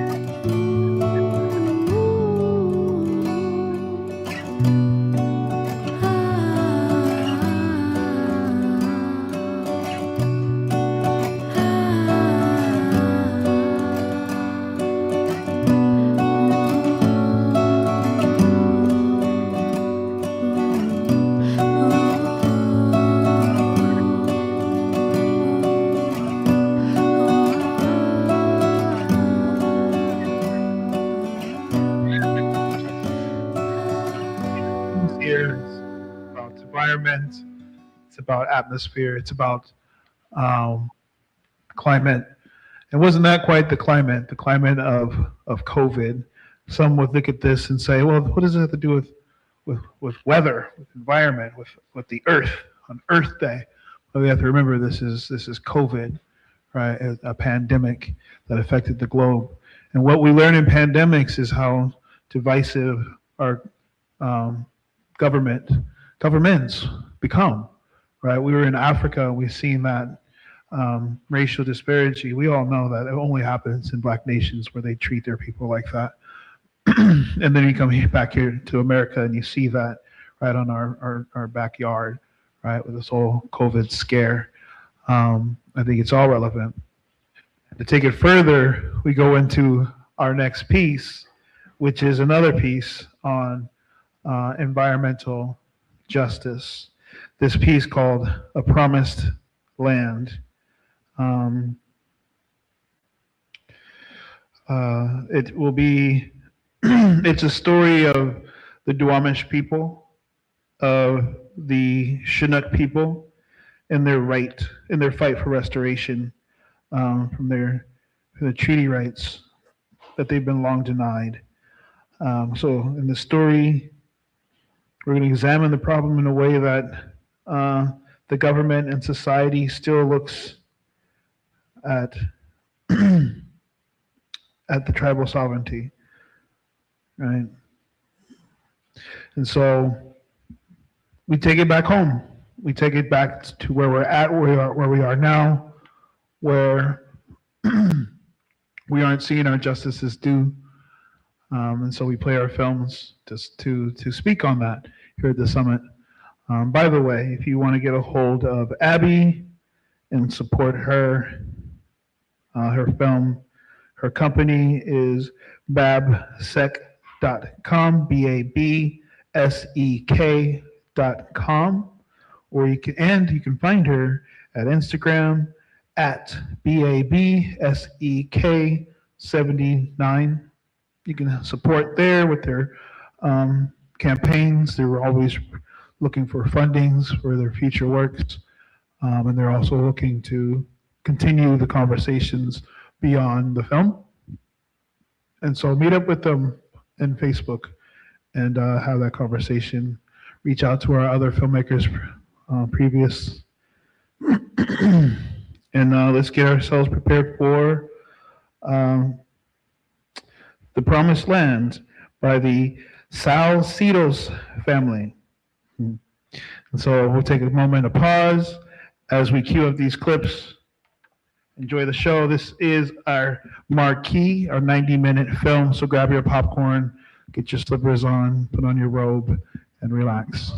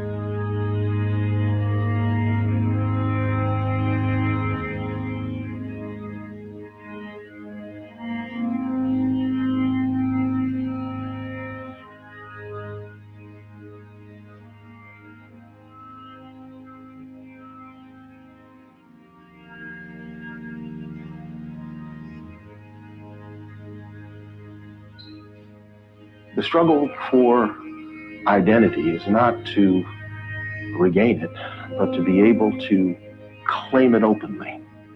I know of no other racial group in the United States that has to prove who they are. Whatever a person claims to be, most folks just simply take them at their word. And yet, if you say you're American Indian, you've got to prove it. Whether the treaty was in 1855, or the war was in 1876, or whatever, why can't people just get over it? We live in the now, right? We don't live in the past. And I always want to ask people, what exactly is the it that you're wanting people to get over? Tribes that are less powerful because they don't have the acknowledgement, because they don't have the government-to-government relationship, are the front line of a battle that is continuing for the very hearts and souls of American Indians who believe in tribal sovereignty. This affects all of us, and those that think it does not affect them will be affected by it eventually. There will be some regulation, there will be some action that will diminish them also if given enough time. And the only thing that I need to show to prove it is to look at the history of the United States in dealing with American Indian people. It is consistent, and it is not good. The government has made it awfully hard on the Chinook people. Our families have continued to suffer. You have a very great story to tell. And I think that we need to have people come forward and do things in the public eye that would uphold the Duwamish. I mean, after all, that our city is named after our chief. And that to me is really important. And that's really special because there's no other town named after an Indian. I mean, isn't that something special? Recognition is the acknowledgement of the sovereignty of your tribal government. And that enables that government then to stand against the forces that are in its immediate surroundings that have been declaring that you don't exist. And these are the people that fight, men and women. They fight for this recognition because we are not gone. We are still here. It's important for people to not just focus on one story, but to know that there's many different stories. Now, we're definitely not the same at all, but we're all still in the same fight. We're all still fighting the same battles. And it's important for us to band together, stand side by side and overcome together.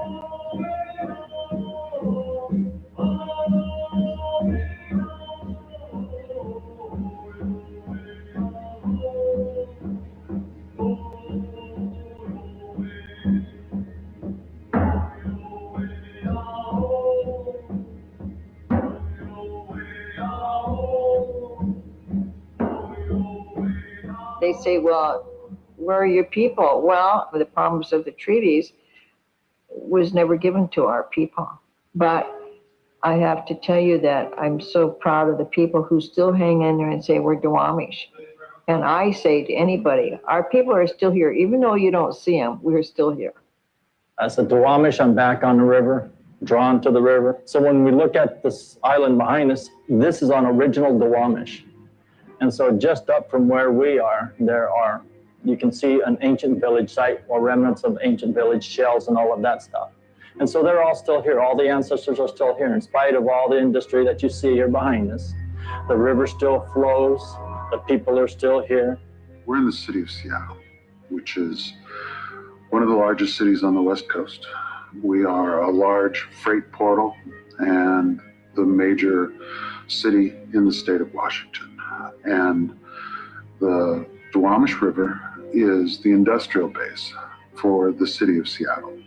That's kind of the way the city looks at it. The Duwamish River is one of the main arteries in this area that the Duwamish tribe used. There was village sites on the Duwamish River, as well as in Elliott Bay, in Renton, and Lake Washington, all the way over to Lake Sammamish. And so when I talk about Western King County, that's where the Duwamish tribe was. So home is different. It's not just a place where you've lived for the last 10 years. It's a place where my people have been for almost 10,000 years. This is the place the Creator gave us. This is home. That's what home means to me. The myths that are up and down this river that talk about when the ice receded. North wind, south wind myth here is a very important thing. And it talks about when the ice receded here. Jajush is work, Stobs is man. So Jajush Stobs tids da. My name is Workman. Atta Duftuabs de Ishachad. I am of the Duwamish tribe. Ufako Yeko Ako Yeko. Siabsi Afchat. And great grandson of Chief Seattle. Chief Seattle was both Duwamish and Suquamish. His mother, Shirlitza, was a highborn Duwamish from the little town of Stook, which is Renton today. And then his dad was full-blooded Suquamish. Our area here, we had everything we needed to survive on. We used the cedar because it was had a buoyancy to it. And then you could split it and build the longhouses with it and make it where it's, which is good for everything. I mean, we used the tree limbs for the baskets, and we used it for, making all kinds of things. I feel that I must have a special, something special to share with those people, and I enjoy that, and I just keep weaving because I love to do it. We are Indian. We have always known we were Indian. I've grown up being proud of my Indian heritage, and I'm told over and over, well, you're not a recognized tribe. Upsets me. As far as I'm concerned and the tribe is concerned, we don't change who we are. We can't change who we are. So we just keep moving forward in how we can.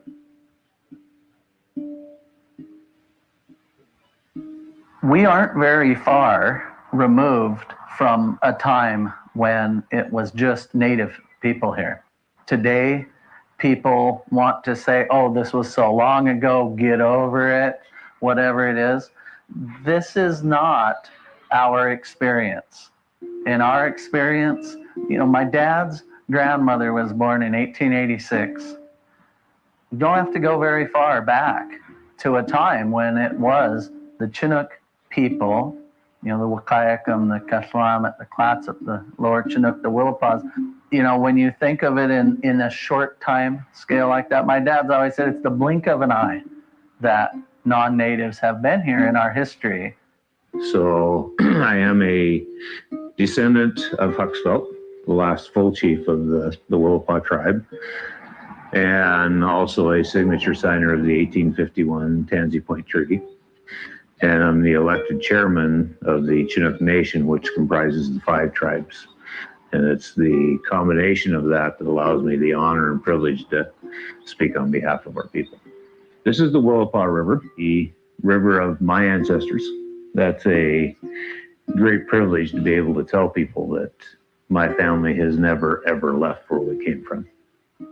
I'm a student of our elders.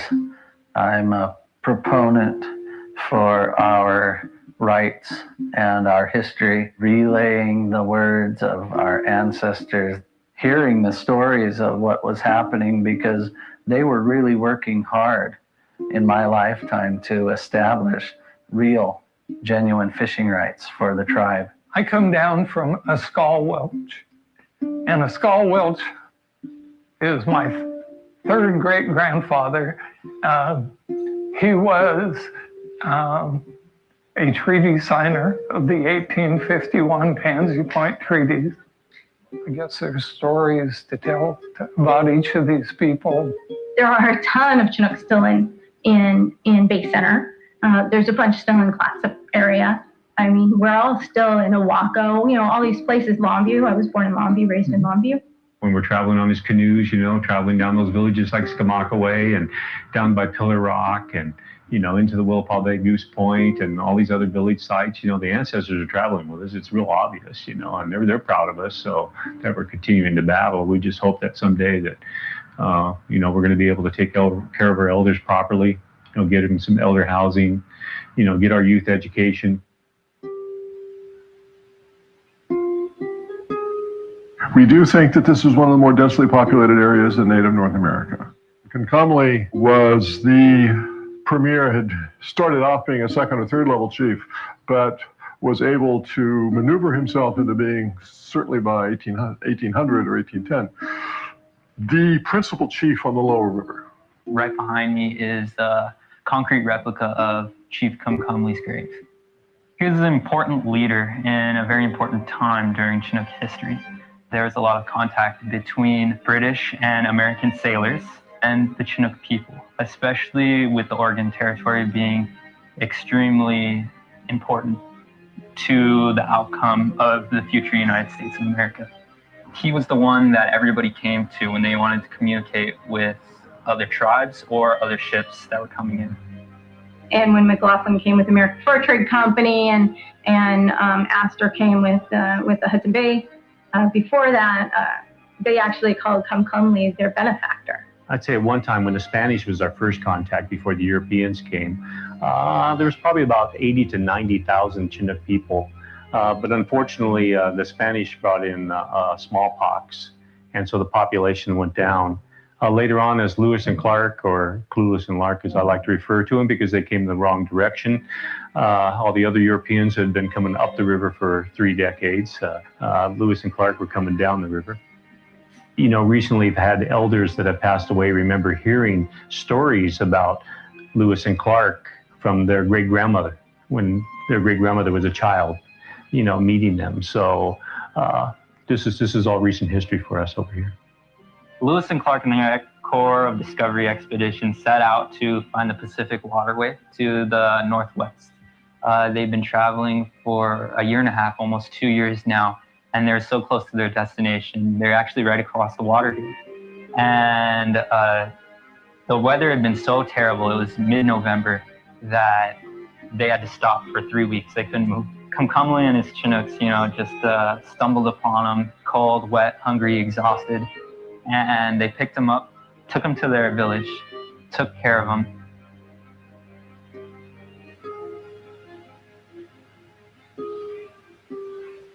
It's really impossible to talk about the creation of Seattle, the founding of Seattle, without talking about Indigenous people, without talking about Indigenous labor, Indigenous knowledge, and by and large, that's from the Duwamish people. So from the beginning, it's they're completely inextricably linked. Siap, honorable person, upper class person, descended from important towns on both sides of the Sound, and would have had extensive oratory powers, skills of public speaking, which is understood as spiritual power. He had political acumen that allowed him to maintain connections between families, between communities, across a big chunk of central Puget Sound. So he was quite a powerful figure by all accounts, including by settler accounts. Virtually everything that happened in the founding of Seattle was made possible by Indigenous people, including Siak. So that first winter that the Denny Party spent at Alki Point, which is really a terrible place to spend the winter. It's very exposed. They brought other kinds of food and so on to that place to help the people survive the winter. Settlers came in 1851. We met them at Alki. We're very peaceful people. We understand the story, said we tried to help them and continue to help them. That Siak also played a role, not just as a leader in his own community, but as something of a labor contractor to organize Native men as laborers in the sawmill. And if we look a couple years ahead into the founding of the town, of what became the city of Seattle, Native people played huge roles in that founding as laborers, you know, clearing the land, cutting down trees and shipping that lumber to San Francisco, women working in people's homes. Even as the Duwamish were pushed off their land, denied the access to the hazelnut groves and the various beaches and rivers and places where they got food, they're starving. Some of them go off and work in sawmills, some of them intermarry, and so on. They try to survive. There's a real range of perspectives that you see in the documents from early settlers in terms of their attitudes toward Native people. You have everything from outright murderous violence, and there are cases of that, you know, Native people being hanged on the front street of Seattle in the very first years, all the way to mixed race families. And in fact, in the 1860s and 70s, mixed race families were so common in the city that some of the more elite leaders in town saw this as a real problem. This was a bit of a PR issue for them because the idea was, we're going to come out here and build a white community. And then visitors would come and they would see all these mixed race children, people speaking Lushootseed as well as Chinook jargon. And this was not the plan, right? So there becomes a real anxiety among city leaders to whiten the place up. And so you see this real range from kind of paternalism, oh, we'll take care of our Indians, to outright hatred, to love. It's a real mix of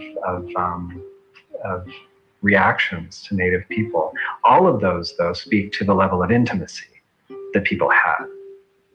Important thing to remember about treaties is that treaties don't give rights to Native people. Treaties reserve rights on the part of Native people. That's a very important distinction, and a lot of people don't really understand that. I think a lot of people sense that the government was somehow giving Native people something by going through these treaties.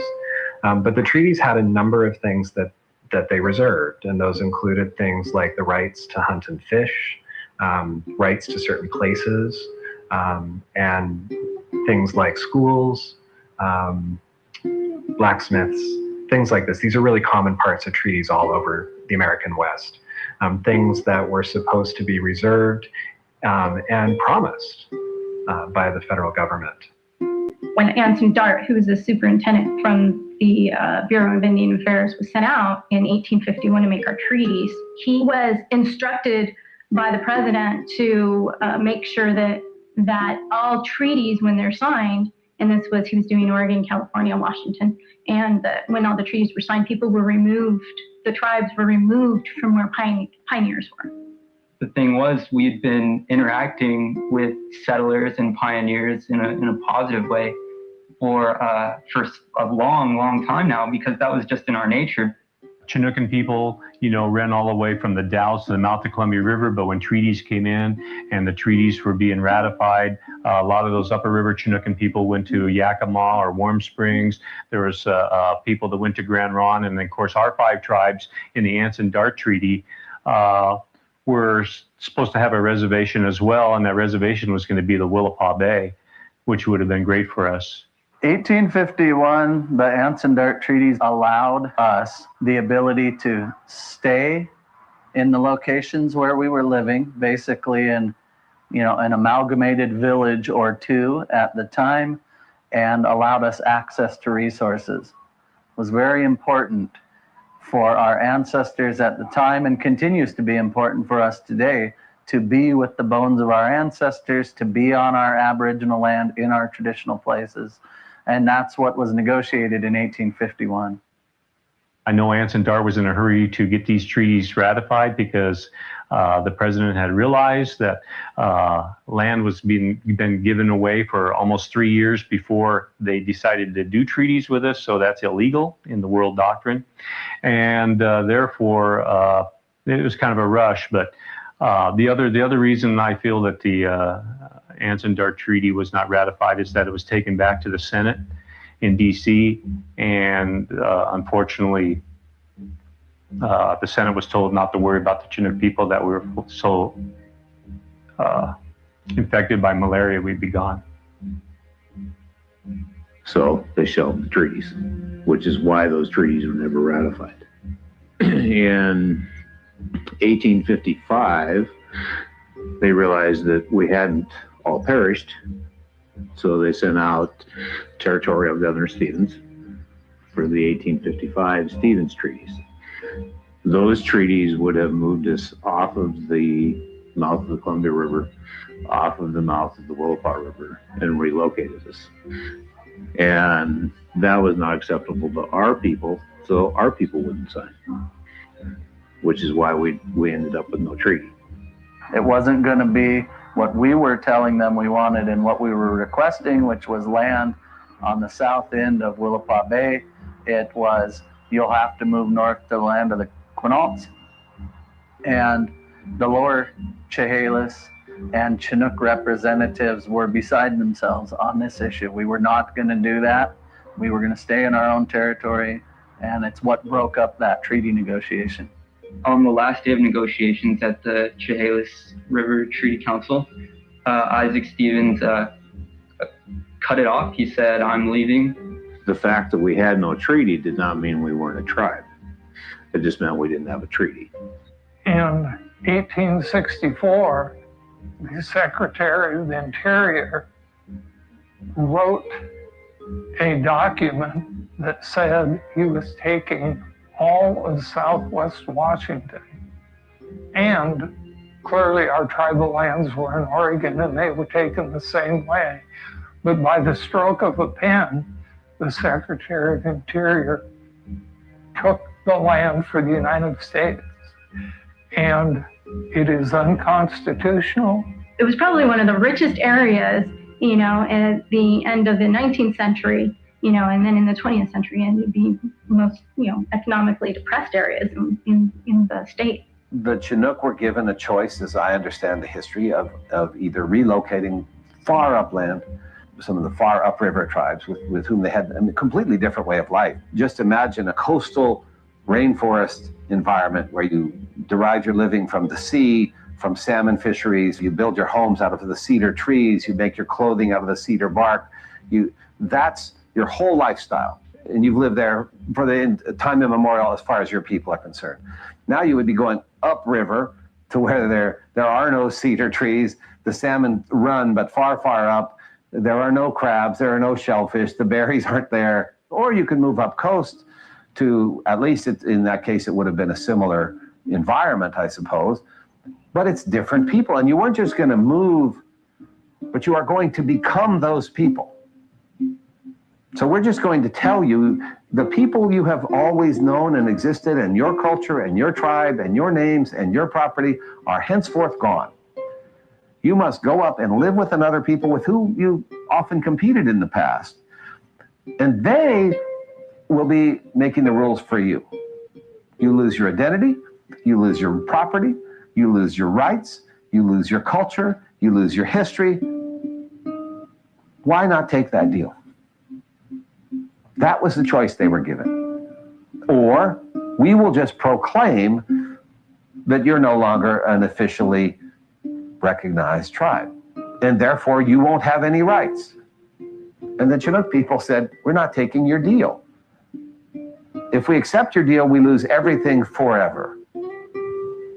If we deny, you can say we don't exist, but we still exist. We will continue to have our language. We will continue to have our culture. We will continue to have at least some of our property. We will continue to have our traditions, our own leadership, our tribal governance, our own way of life. That's what they chose, which is what almost every single American would choose for their own family. We 100% believe we have these inherited rights. Nobody's extinguished our rights to the Aboriginal title of land or this ability to fish or hunt or gather in our own territory. It's become more and more difficult through time, but in my lifetime, we have been able to do these things as Indians, and I'm not going to be satisfied until, I see that my kids have this right as well. We talk about rights, there's so many rights that we don't have that's pathetic, We don't have NAGPRA rights. We don't have the right to protect our ancestors that are buried, we don't have there's so many rights we don't have, and it's just sad, not to be able to protect those thousands of folks that are on this river. There is no question with any of the tribes here in the area that there is a Duwamish tribe. There has been a Duwamish tribe. The first signature on the Point Elliott Treaty, which is the treaty that most tribes in Puget Sound are part of, is Chief Seattle, and he's signed as the Duwamish Suquamish chief. 5 other signatures were of Duwamish headmen of their villages, and they're signed that way. the Indian agent that was out here made a petition to the federal government that said the Duwamish tribe needs to have a reservation here, because they're not going anywhere. And so that was supposed to be down in Tukwila, at a place called Fort Dent. It wasn't a large reservation by any means, but it was proposed, and there is a document that sort of shows where it would be. But in 1866, virtually every white man in King County signed a petition against the reservation. So it was never ratified by Congress. What that petition said is that this land is too valuable for Indian people. We can't have an Indian reservation anywhere close to us. Duwamish means the people of the inside, which means we lived on all the waterways. And we lived in longhouses. And the way that they tried to get rid of us is to burn down our homes. The last longhouses for the Duwamish people that were here were burned to the ground. And burned to the ground because this was, they were just starting to open up this area for real estate development. And in those days, you could not do real estate development if there's still Indian people there, because people don't want to live next to Indian people. They've kept pushing us off of our Duwamish River and the other rivers that were there, the Cedar and all that. And when we were downtown, there was no place else for us to go except onto an island that was made by the ballast out of the sailing ships. And Ballast Island would be where the tall ships would come into Puget Sound to pick up all of these trees that were being harvested. They would offload their ballast rocks in Elliott Bay. And eventually this built up this big rock place called Ballast Island. And the Duwamish were given that to live on, just a bunch of rocks in the middle of the bay. Those rocks eventually became so valuable that they were kicked off. They being my tribe, the Ishid, off of Ballast Island. Nowhere could the Duwamish live.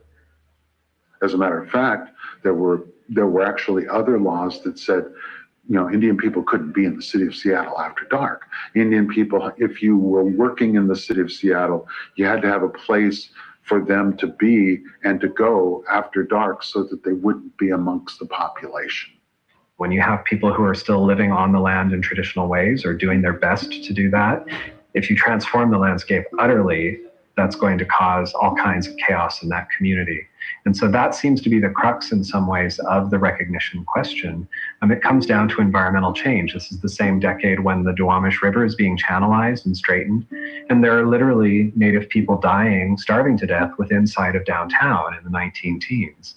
So this is the reality for Duwamish people during that era. They created these reservations for Indians to get away from where the settlers are coming from the East Coast.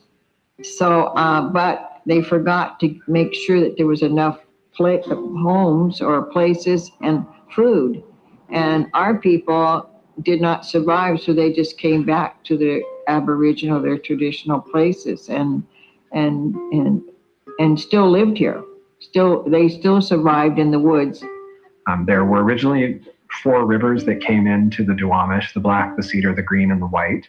With the lowering of Lake Washington, which was part of the Lake Washington Ship Canal process, the Black River ceased to exist. And this is where a large number of Duwamish people were actually living at the time. There was about 6 longhouses at that time. Well, they lived along the water. Well, the water dried up and it killed that village. The Black River ceased to exist in the course of about a day. And there was just sort of pools left. And the holes at the bottom of the river where you would fish, those were sort of left as pools with fish in them. And there's a story of settlers going out and kind of having a party and walking out onto the riverbed with burlap sacks and just picking up the fish and taking them away, in the sense that it was a party. And so the people that were living here no longer had access to their food source. And so this was the last vestige of the Duwamish tribe, was right here on the Black River. There was 100 or so of them, and that would be around the year of, 1916, and that would be 100 years ago. We're almost at the centennial. I'm not sure how I'm going to feel about that. Behind me is Kellogg Island. That's the current name of the island. A long time ago, it was known as Mud Island. And Mud Island actually stretched from where this island is here about another 5 miles over to Beacon Hill. It was one of the largest mud flats on the West Coast. This is where we used to gather. The city of Seattle, late 1800s, early 1900s, knew it needed to have an industrial area to really be a thriving city. And this was the place that was designated for that. And so they brought in dirt and garbage and anything else that they could find to fill this area in. And through all of that, that's where we have now the industrial area that's down here. In a lot of places, we don't even know what's down there. Rubbish from the San Francisco earthquake wound up here. Right behind me, we're literally looking at the Duwamish homelands. And so, if you were a tribe in a more remote area, the impact of those treaties was more gradual. But, what's behind me is literally the Duwamish River and the tidelands that are associated with that. We have a football stadium and a baseball stadium in the tidelands that were inhabited by the Duwamish tribe. We are river people. This is where we come from. This is our place.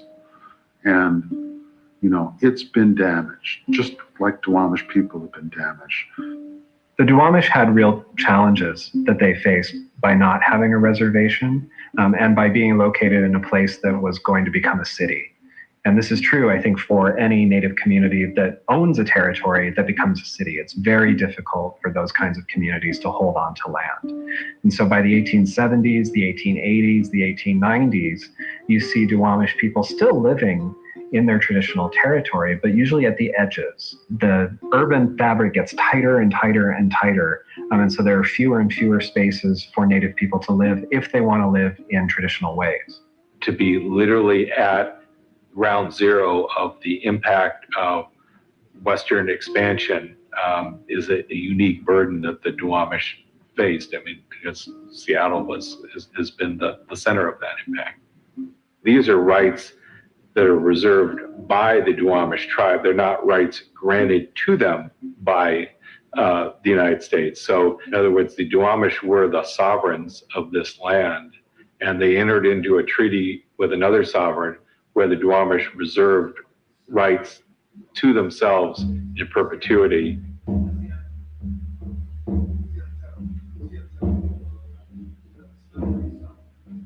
The relationship between the federal government and the American Indian tribes is spelled out in the Constitution. And it doesn't say federal tribes are acknowledged. It doesn't, that certain tribes are acknowledged. It just says the American Indian tribes, right in the Commerce Clause. The way that the clause reads, at least from my perspective, is that there's an understanding that there are these nations around us that we are living among, and that it is the federal government that will have direct communication and dealings with these other sovereigns. And it's important to understand that is the basis of the relationship. It is an acknowledgement of inherent sovereignty. The recognition process is not a gift to Indian tribes. It is a solemn duty of the United States government. Therefore, any tribe that gets through the process, sovereignty isn't being bestowed, it's merely being acknowledged. It's a sovereignty that existed, which means that it's a correction in the relationship of the federal government with that tribe. The federal government neglected to do its job. Federal acknowledgement is the process of trying to correct those years and generations of injustice and neglect. The process for recognition is a many multi-year process. It's where angels fear to tread in many cases. There are 4 avenues for treaty signatory tribes like the Chinook, like Chief Seattle's Duwamish Tribe of Indians, to achieve restoration of the federal recognition that we most certainly had at the time of treaty signing. The first is by executive order of the President of the United States. The second is through the courts, through a lawsuit. This was the avenue by which the Samish tribe was restored. And of course, the Samish case became very interesting, and eventually they received recognition, but not until they twice had to find contempt of court against people in the Department of the Interior around colluding against them. The third is through act of Congress, and the fourth is through the Bureau of Indian Affairs in the Interior Department. A tribe that was seeking recognition would file a petition with evidence. The Department of Interior would review that evidence, make a preliminary determination either in favor of the tribe or against the tribe. Then there was another opportunity for the tribe to remedy those deficiencies and then reach a final decision. Anything that prevents historic tribes from enjoying the government-to-government relationship that they deserve and should have, and actually does exist but is being denied by the federal government, is a form of termination. There is the political elements. There will be many times attacks on the integrity of the people, on individuals, on the motivations. And so you have to have very tough skin to go through the process. The strength of your ancestors and your own belief in your identity really is what sustains people, I think, through that process.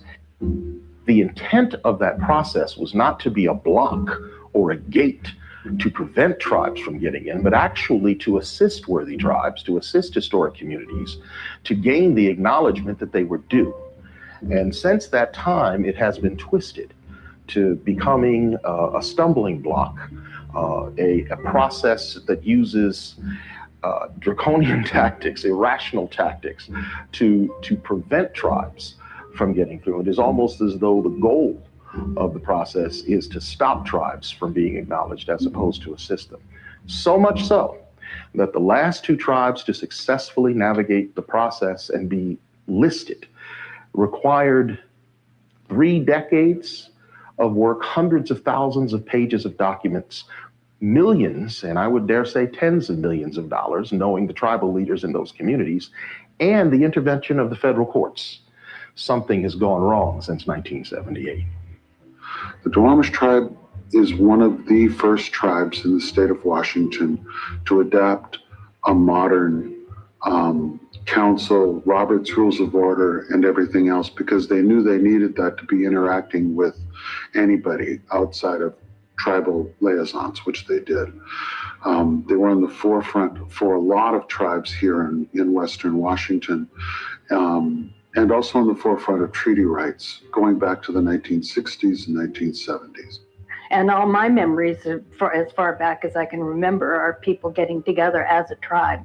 I have a copy of a constitution from 1925 that a group of people got together to write, and it's the Constitution of the Duwamish tribe.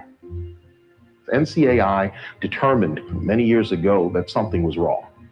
And it was around the same time that actually federal studies were showing something was wrong with the process, that out of the estimated 200 or so tribes that were targeted to be reviewed for federal acknowledgement, only 17 had gotten through the process since 1978. And many more had been turned away. The process had become so expensive, prohibitive, invasive, humiliating, dehumanizing to a certain extent, that many worthy tribes were to a point that they didn't feel that they could go through the process because they could not afford the representation. We've found records of congressional hearings in 1917 and thereabouts, where the Duwamish were traveling back to Washington, testifying before congressional committees. And those are the most important kinds of records, and they speak really to the Duwamish as a political entity asserting their rights as a tribe. Studies were done in the early 70s dealing with the fact that many historic tribes, communities that had continued from contact, were not acknowledged, were not being served, were underserved, and were some of the most underserved Native communities in the country. And at that time, all the tribes were involved fighting for their right to fish in all the waters in the Puget Sound. My brother approached me in '74. He was fishing in the Duwamish River, and he came to my house, and he was being cited by the Department of Fisheries for fishing in the Duwamish River. this one particular day, he said, you know, you need to get involved. And I said, well, what do I have to do? He said, oh, just go to a few meetings. And so I start working with the former chair, which was Willard Bill. And then I was formally elected the chair in 1975. In the meanwhile, we lost the right to fish. So we naively believed, well, we'll just write a petition to the government and we'll get our status back. So we wrote a formal letter back to the Bureau of Indian Affairs, and it was returned to us. In the meanwhile, we didn't know that federal government was setting up rules for recognition across the country. So we began that process to prove who we are as a tribe. The department branch of Acknowledgement Research is a very narrow fact-finding body. They are not necessarily a policy-making body. And so their job is to make recommendations to the Assistant Secretary's office. And then the Assistant Secretary makes the judgments based on all the facts that are presented on whether a tribe should be recognized. And so the real decision maker in these matters is the Assistant Secretary for Indian Affairs. They were submitting their petitions in the 1980s. In the 1990s, literally the last day of the Clinton administration, there was a document signed by the Department of Interior that recognized the Duwamish tribe. The Undersecretary of the Interior called the tribal office and said, I'm signing off on the recognition of the Duwamish tribe in my office. And there was all kinds of people in his office at that time, people that worked on it and everything else. I just wanted you to know that that's what's happening right now here in Washington, D.C., is that this is one of the last things that we needed to get done, and we're getting it done before the administration is done. I was only sitting in the office by myself. We have decided to recognize you. And Cindy, she came in about after they said they just recognized us. So then we spread the word and everybody showed up. We're very, very happy that happened after all those years. At the end of the administration, when I made a decision to recognize the tribe, I felt that there was a substantial reasons for the tribe to be recognized based on law, evidence, facts. It floored us. We didn't have any idea what was going to happen at that time. For a weekend, we were recognized. All the documents were signed that were necessary to recognize the tribe. Later, that was challenged on the grounds that there was a couple of documents that were ministerial that were not properly signed, while not reflecting on the actual decision, were seized upon by opponents of the Duwamish to say that it was not a proper recognition.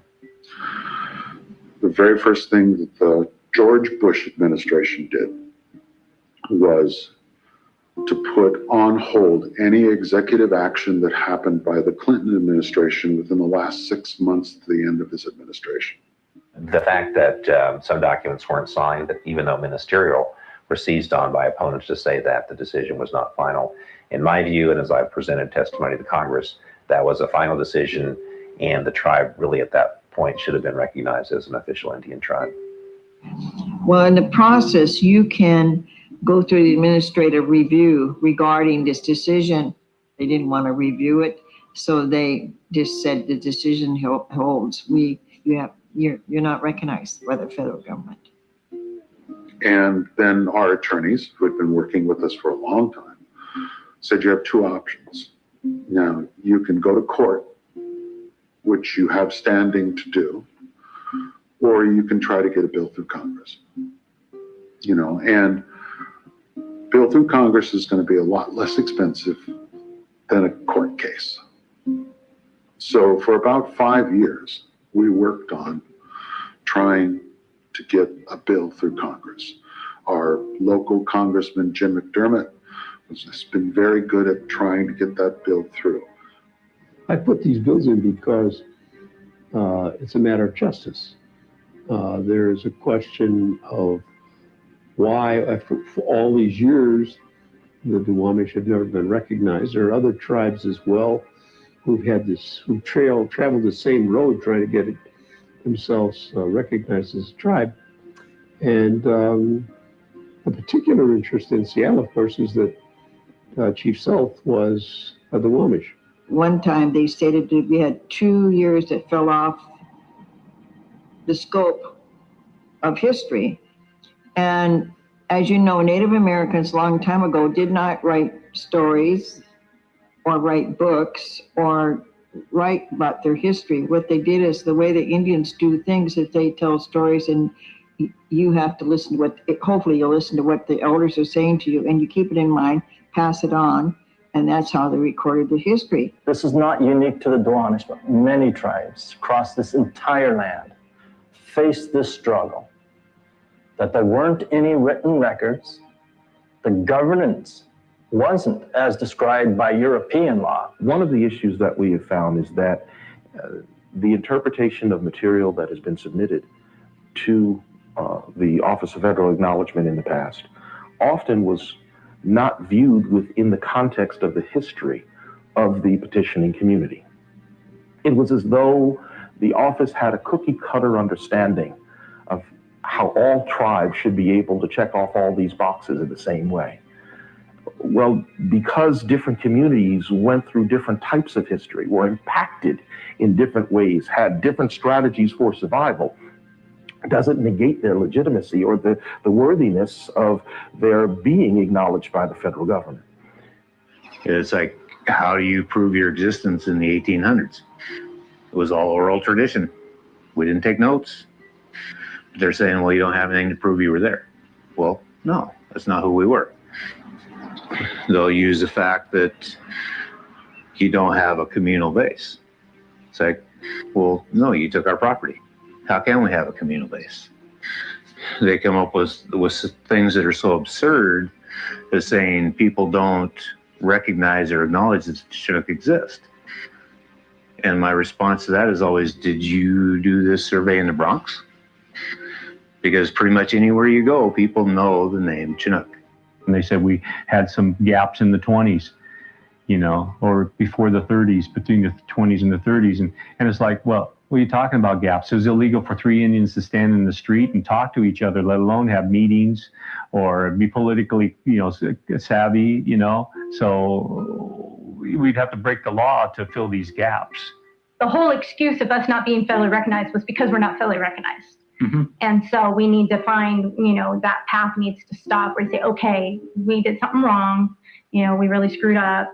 You guys obviously aren't all gone since there's 3,000 of you. Yeah. And we need to go ahead and right this wrong and just make you federally recognized. And you kind of have that back and forth where, all right, in 1863, they said, we're done making treaties with tribes. Tribes no longer exist. And then in 1934, they said, all right, we were wrong before. Now tribes do exist. The Indian Reorganization Act.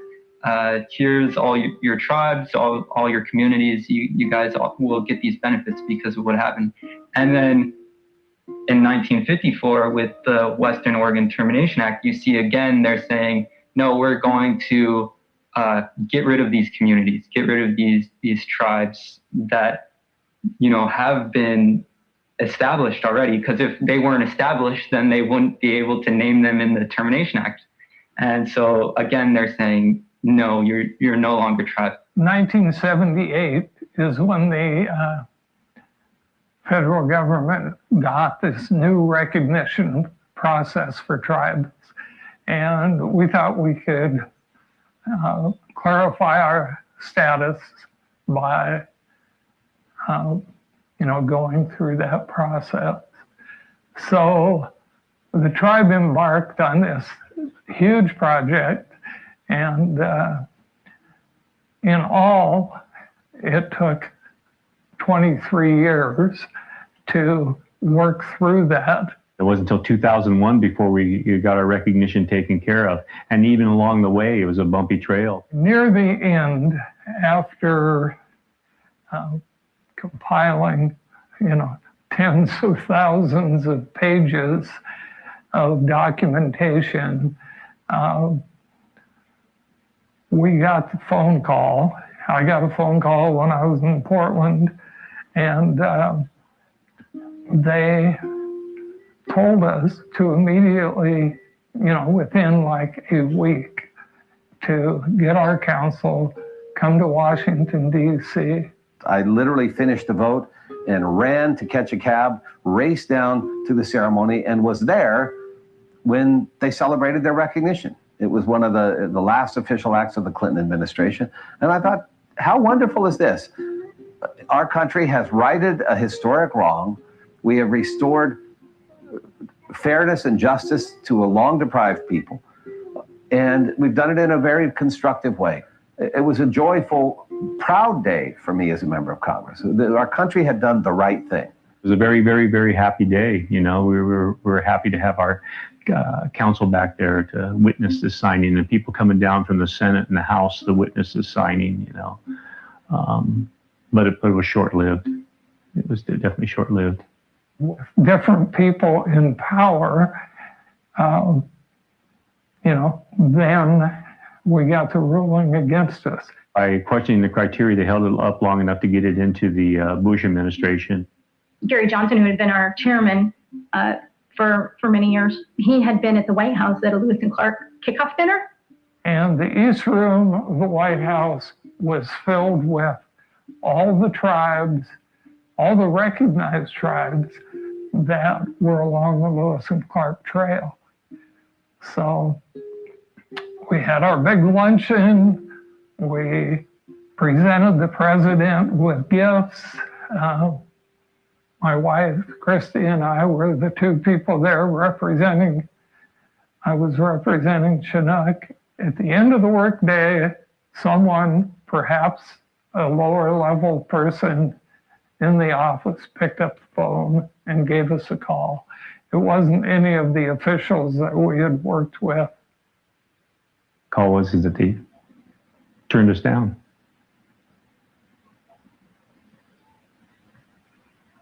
But it was, you know, obviously an incredible blow to the tribe. And of course, the feeling with the tribe, you know, after that was, you know, I mean, it's a roller coaster ride. You're up, you're down, you're up, you're down.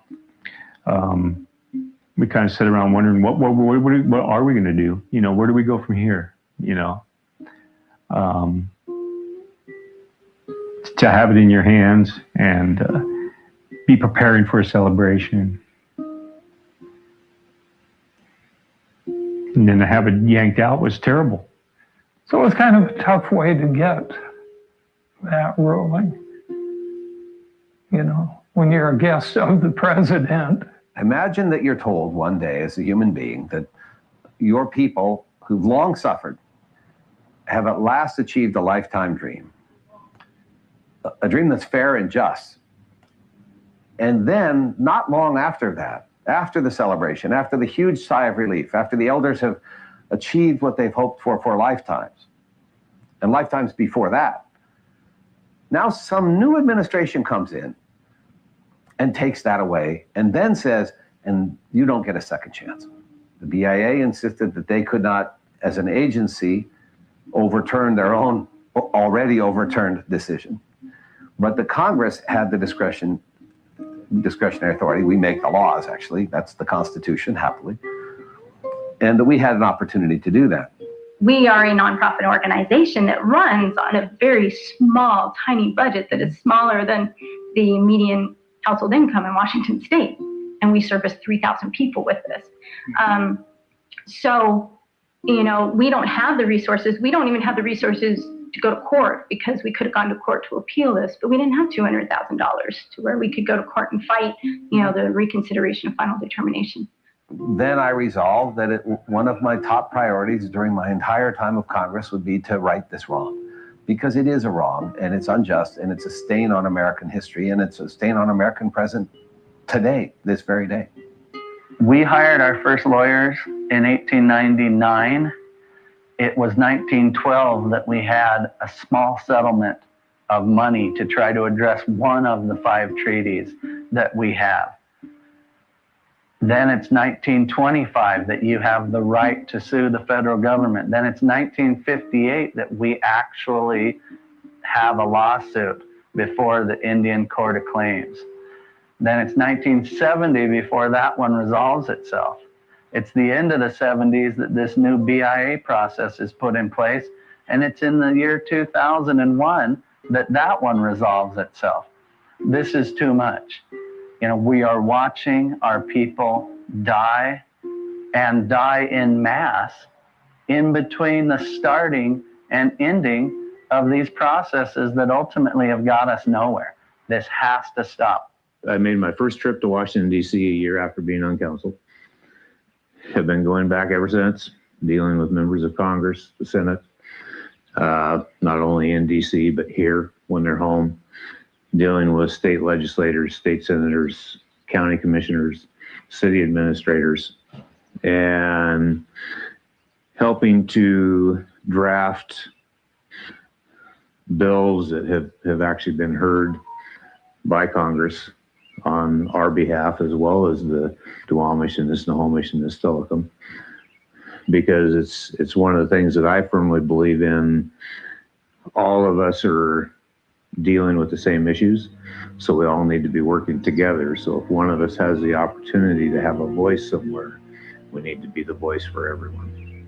Delay is consequential, and delay is consequential legally, emotionally, for these people who feel they have an obligation to their ancestors in a way that many of us don't have that sort of ancestral commitment, but is heartfelt and deep and profound for the Chinook people.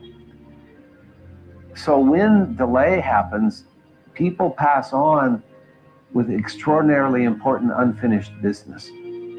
If I had to say what keeps me going on behalf of our people,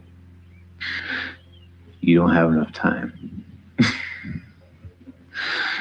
But the short of it is, for me to do anything less than what I'm capable of doing to honor all of the people that came before me, that fought all the battles, fought all the struggles to have their land taken away, to being subjected to being the keeper of the river, to come back at the next fishing season and find canneries built, and they had to scavenge carcasses of fish under the cannery to survive.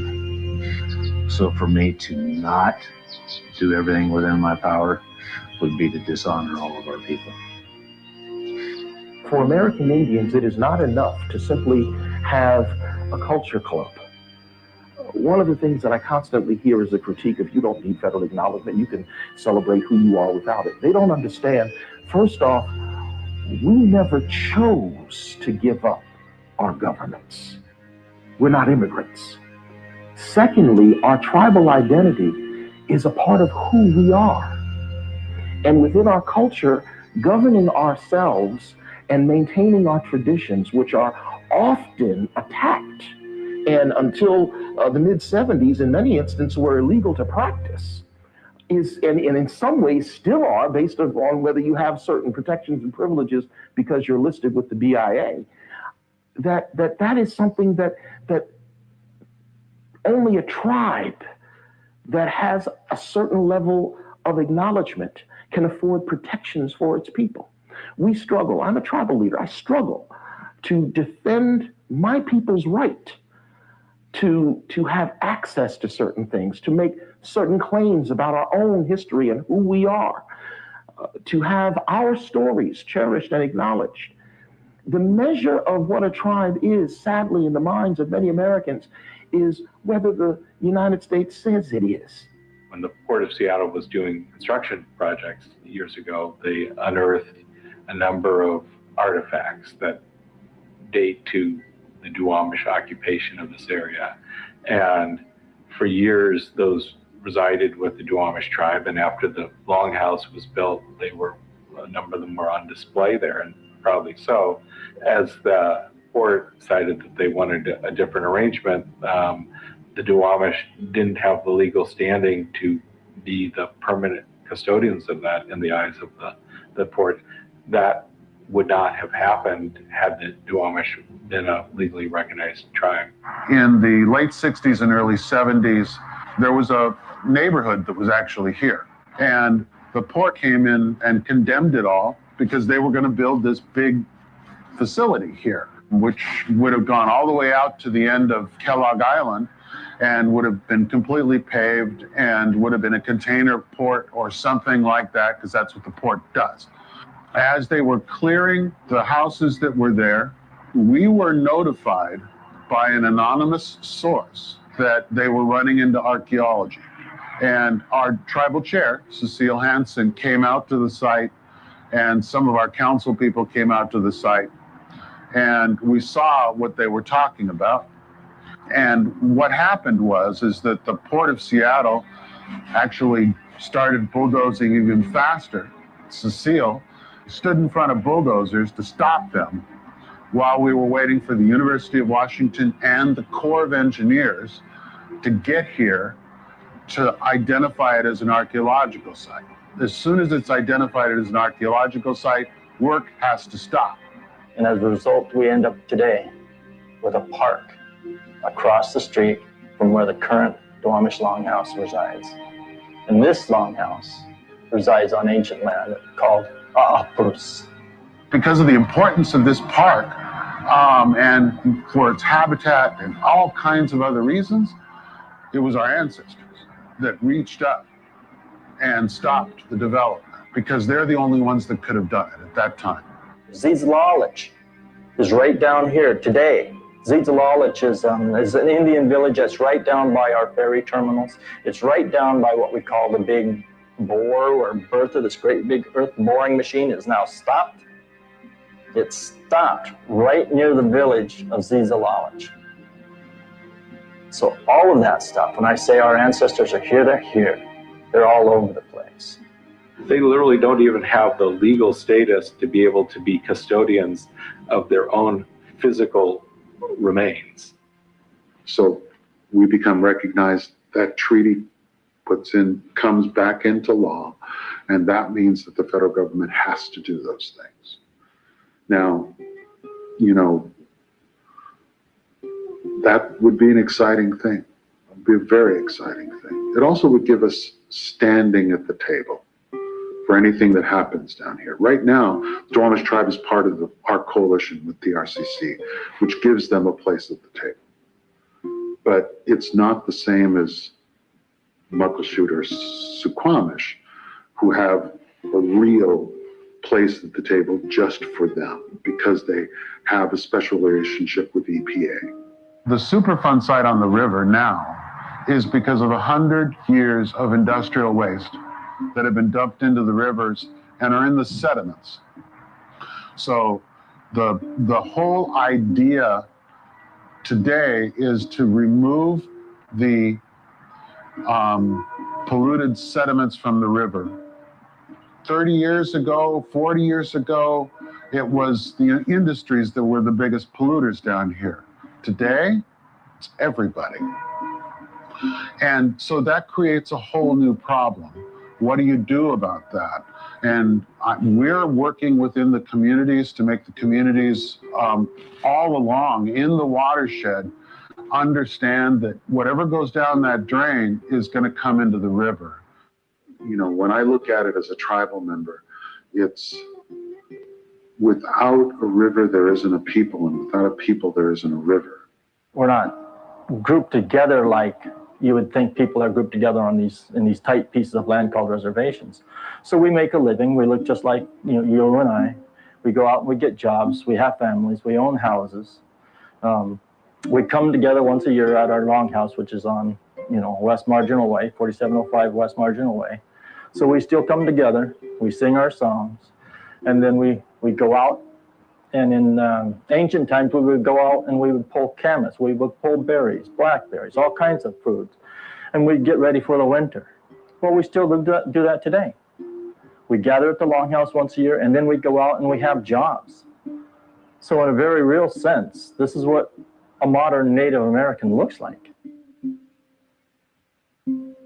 Kathapotl is a large Chinookan village located on what is now the U.S. Fish and Wildlife Ridgefield Wildlife Refuge near Ridgefield, Washington. Right in strategically placed at the intersection of all these waterways, all these highways for Chinook people. And in other fur trade era accounts, the site is mentioned. People stopped at Cathapodal, so it played a role in the fur trade in the area. Lewis and Clark wrote about it, and they visited it, and they said that had 900 people living in 14 houses, and 2 of the houses were 50 feet wide and 200 feet long, just huge houses.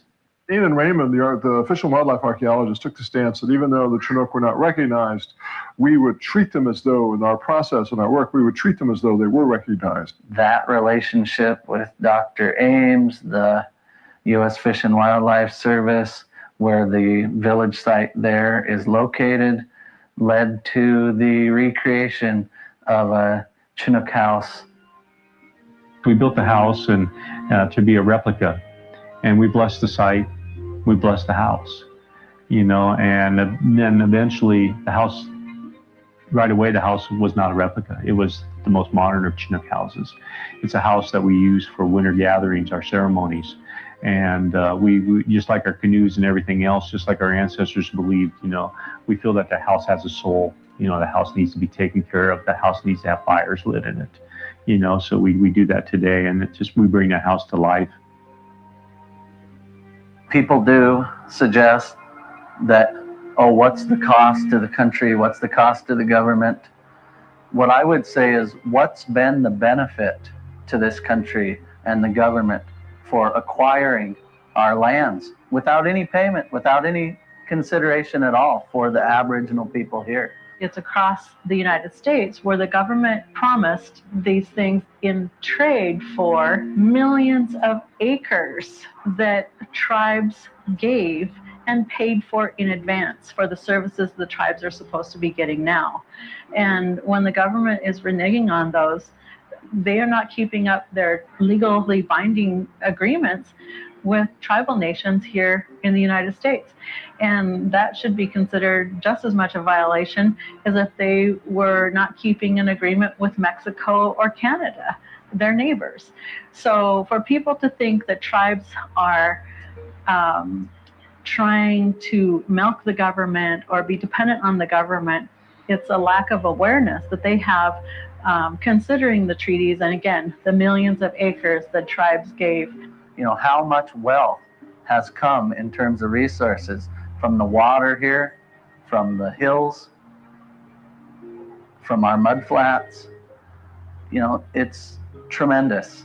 And the cost associated with recognizing the Chinook Indian Nation is a fraction of the amount of money that have been extracted or has been extracted from this territory. We are survivors, and we are trying to keep the government accountable to what they've committed to.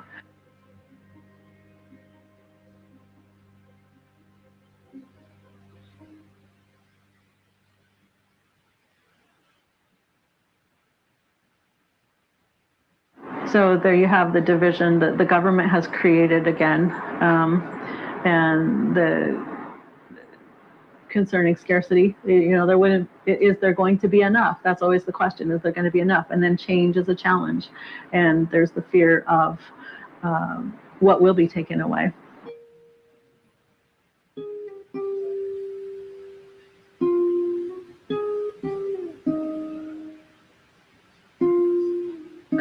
So the political climate towards not just the Chinook, but tribes from here to the East Coast, from Canada to Mexico, is the same. You go back there, and for lack of a better way to term, you get a lot of lip service. You get back there, you tell them your story, and they sympathize with you. But then when you try and get them to do something, they're very reluctant to do it, which is frustrating, and it can get aggravating. But you just have to continue through that. If you look around the world, various government entities have used different sorts of definitions to erase and extinguish or fail to recognize Aboriginal communities. There's no trait list whereby you can identify who Aboriginal people are. And if you do that, you inherently extinguish some, and you miss some, and you disqualify some. We're now in a period around the world where Indigenous populations are increasing rapidly in relation to other populations. And historically, they were pushed into areas that weren't profitable, into mountains. And some of those areas are now places where resource extraction is hoped for. Industry wants to go now into those marginal areas where indigenous peoples were pushed a century or 2 centuries ago. And so it's inconvenient to have those people. The United Nations Declaration on the Rights of Indigenous People is an important document. It's a goal of all nations and signatories across the world to basically promote the self-determination of Native peoples. And so indigenous peoples, whether it's in South America or North America or elsewhere, all have this document that the world leaders have signed on to promote self-determination. This is our place in the world. The United Nations said indigenous people have a right to exist in their territory. They have a right to access the resources, even profit from the resources of their own Aboriginal territory.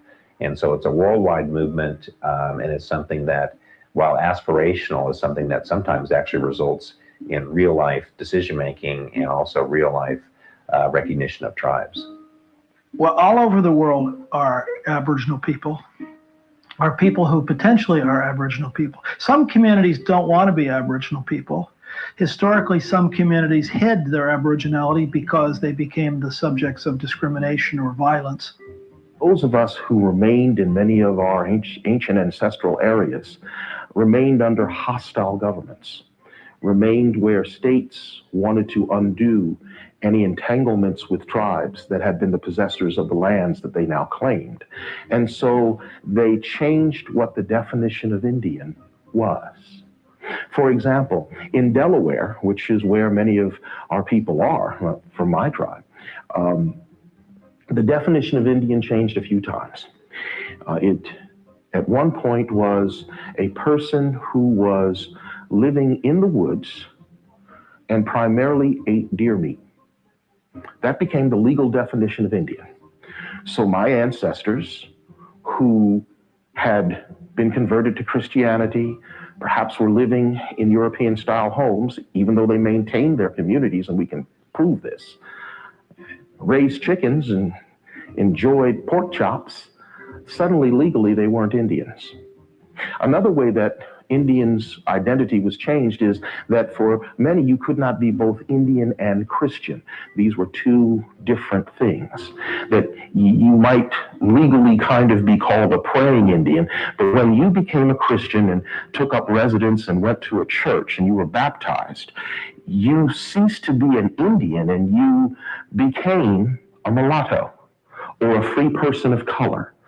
And these terms didn't necessarily mean that you had a particular ancestry, either white or black plus Indian, but it just was a catch-all because you could no longer be viewed as an Indian because now you were baptized as a Christian. So in many ways, you see that there's this administrative change of the references of people. No longer were they called by the tribal name, they were called by some nickname that was imposed, maybe for the area that they lived in. And in the changing of those names, those identifiers in official records, it was a form of administrative genocide, where these communities were no longer viewed as Indian by the states in which they lived. And the reason that they did not actively fight that is we have to remember that in the early 1800s, it became illegal to be Indian east of the Mississippi for many areas in this country. It was legal to shoot Indians if they were, not where they were supposed to be by definition of the local authorities of the state. So we wound up being lost to the pages of history.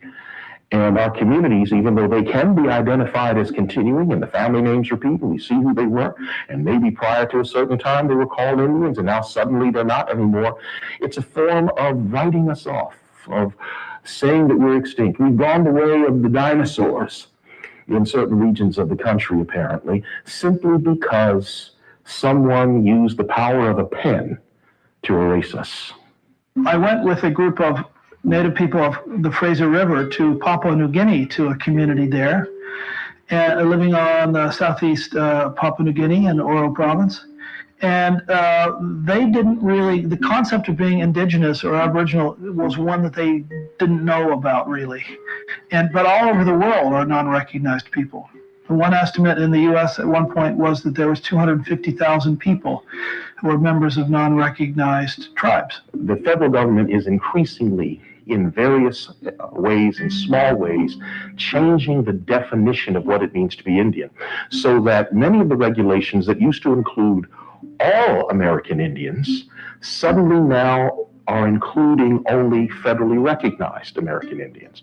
And there was recently a Supreme Court decision that further divided Indian country between those that were recognized during the era of the Indian Reorganization Act of 1934 and those that were subsequently recognized. The federal government takes small steps to slowly subdue and reduce our sovereignty. And for those tribes that don't immediately feel affected, they often, sadly, will act as though it's not really an issue. And if you were really who you say you were, you wouldn't have this problem. And then what they don't realize is the ground is being swallowed up from under them, bit by bit. One of the big problems for Native peoples, Aboriginal peoples of North America is even for recognized tribes, is the ways in which they're understood to be such. And one of the ideas that came in the late 19th century, in particular in the US, and has snuck into Canadian thinking, even though in theory it isn't part of it, is the idea of blood quantum, the percentage of blood from ancestors. And the problem is, there's two things. One is the blood quantum from your own tribe is one, and the other is blood quantum from Native people generally.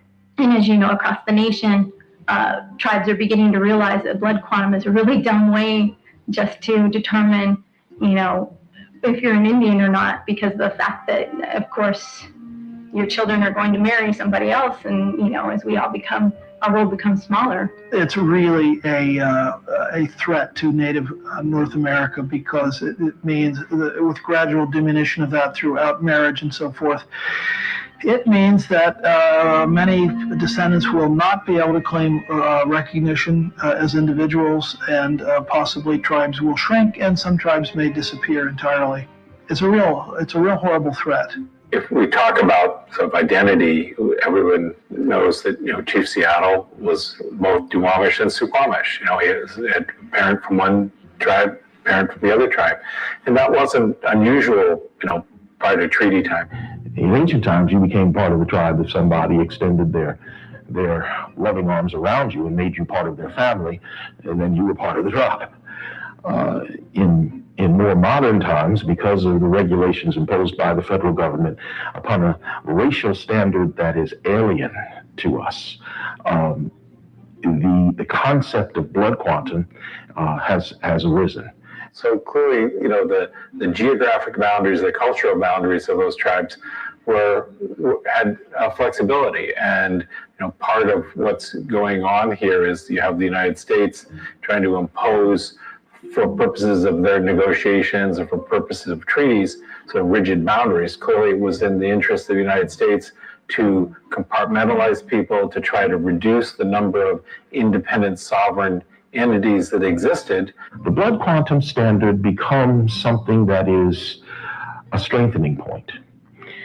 It's like trying to hold on to a sharp knife by grabbing it by the blade and trying not to get cut. My tribe is a blood quantum tribe. And the reason it's a blood quantum tribe is partially because it enables us to stand against so many of the federal tribes who say we are not who we claim to be. However, as a tribal leader, I know that within my own tribal council and within the other councils within our confederation, it is an issue, because ultimately, none of us in future generations will be able to maintain that level of blood quantum. I'm aware of small communities where they can't maintain it without putting themselves in jeopardy health-wise. And so it is a challenge. It's a double-edged sword. Hopefully one day it'll be unnecessary. But that's been imposed, and in some senses, for some communities, it becomes a necessary evil, so that they can better preserve their identity in the face of those who claim they're not who they say they are. It's even a topic beyond itself. It's really a topic about how we recognize people, how the state operates, how relationship should be. So it's interesting. If you look at the most insecure of all groups to see their circumstances, it's maybe the best way to look at how we should try to look at the future. So many people don't know what's happening. They don't know that history is repeating itself in small ways across the country, that the indigenous people in this land are losing ground, having their rights denied, are suffering through overt racism, are dealing with the denial of status, the loss of lands, and their lives. Even today, it's not being told. And more people need to hear this story. Again, going back to this idea that people say, and I've heard it many times, it was a long time ago, get over it. Well, no, this is an obligation that we're carrying from our ancestors. We are the survivors. The hell that our ancestors went through to get us to today deserves the kind of work that we're putting in today. Every day when my wife and I look at our kids, we realize how fortunate it is that our grandparents survived to get us to today. What are our angles? What can we do?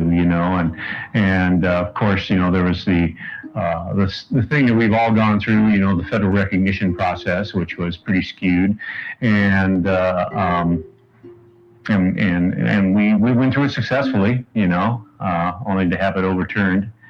Then there was the thought of a lawsuit. Like I said, the Samish tribe, they cleared the path. It looked like a lawsuit would be a good way to go, but we're a poor tribe. We don't have a lot of revenue. So what we're really doing is we are sending a letter a day to the president with supporting documentation regarding our history, our fight for recognition, our previous work with any number of agencies of the federal government, treaties, court cases. We're putting everything that we think is important in a letter each and every day. The letter that we're sending daily goes to the president, but the letter we're sending daily goes to 100 media outlets each and every day. We're seeing right now the kind of momentum growing that we'd really hoped to see. It's taken to 80 some days in to really see it growing, but all of a sudden we've got media reaching out to us, wanting to do the in-depth reporting, wanting to tell this story. Seattle's really an amazing place to ask some of these questions, because it's one of the few cities in North America really that sells itself on the image of Native peoples. Judge Kuhnauer had reversed the denial decision that the BIA made with respect to the Duwamish. That's probably one of the very few times that's ever happened. He found that the failure to consider the 1994 rules when the decision was made was arbitrary and capricious. We have been waiting for the BIA to respond to that remand order, and they did this summer. In the same week, the first week of July, the BIA came out with a new set of recognition rules. Those recognition rules were based on the BIA's understanding that even the 1994 rules were not fair to tribes that were seeking recognition. Yet, in the same week, the BIA came out with these new 2015 rules. They denied the Duwamish. We found it remarkable, amazing, that in the same week that the new rules came out, that the Duwamish were denied recognition under the soon-to-be outdated rules. And I have all the tribes I worked with in the last 40 years, which was Samish and Snoqualmie and Snohomish and the Collards and the Chinook. And some of these tribes got recognized And here we are, you look at the Thorns Treaty, we're the first signers of the Thorns Treaty. And we're still fighting since we signed that treaty in 1855. There's something wrong here. There's something wrong here. The Duwamish would be the only tribe not to get the benefit of the new rules. They designed the two so that in their minds the new rules would not take effect until after the denial of this recognition, and somehow concluded that because this was a remand, that the Duwamish were not entitled to the benefits that all the other pending applications got of the 2015 rules. I used to race motorcycles, and I've got lots of scars, I've got lots of broken bones, and all of that pales compared to the pain that's felt when the BIA said, oh, by the way, you're not recognized. So it's not just something that happens here today. It's not just us here today. It's all of the people that came before us. It's all of the people that are coming after us. The pain is concentrated from all of those down to this present time.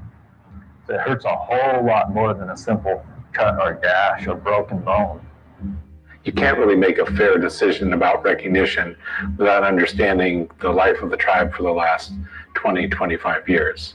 What a tribe is doing at the time that the decision is being made is highly important. What is their role in the community? What's the political role of the tribe? All those are really important considerations, and yet the Duwamish were not given that opportunity. They have a longhouse now along the shores of the Duwamish River in their ancestral homelands. It's been a focal point for all kinds of activities, and yet, as far as the BIA is concerned, that doesn't exist. The BIA also continues to take the position that the Duwamish tribe today is what they call a claims organization. In 1925, this tribe formed a legal entity under the laws of the state of Washington. They filed suit. They were fighting to pursue their treaty rights just as they are now. The courts of the United States recognized the Duwamish tribe as a party who could bring claims for breach of those contractual promises. And they received a judgment, a pitifully small judgment. But all that says to me that the Duwamish tribe that exists today is legally recognized as the organization that signed a treaty with the United States, and that their consistent effort has been to see that the promises of that treaty were fulfilled. Our next step for the Duwamish is to have court action. And so our attorneys are working on that. These are important decisions that have to be made. Here, is a tribe that signed a treaty with the United States. They didn't bargain for the bureaucracy of the BIA. They signed a treaty with specific promises, and the United States courts have said, those promises weren't kept. When the courts of the United States recognized the tribe post 1925 as a party, that's to us a recognition of the tribe.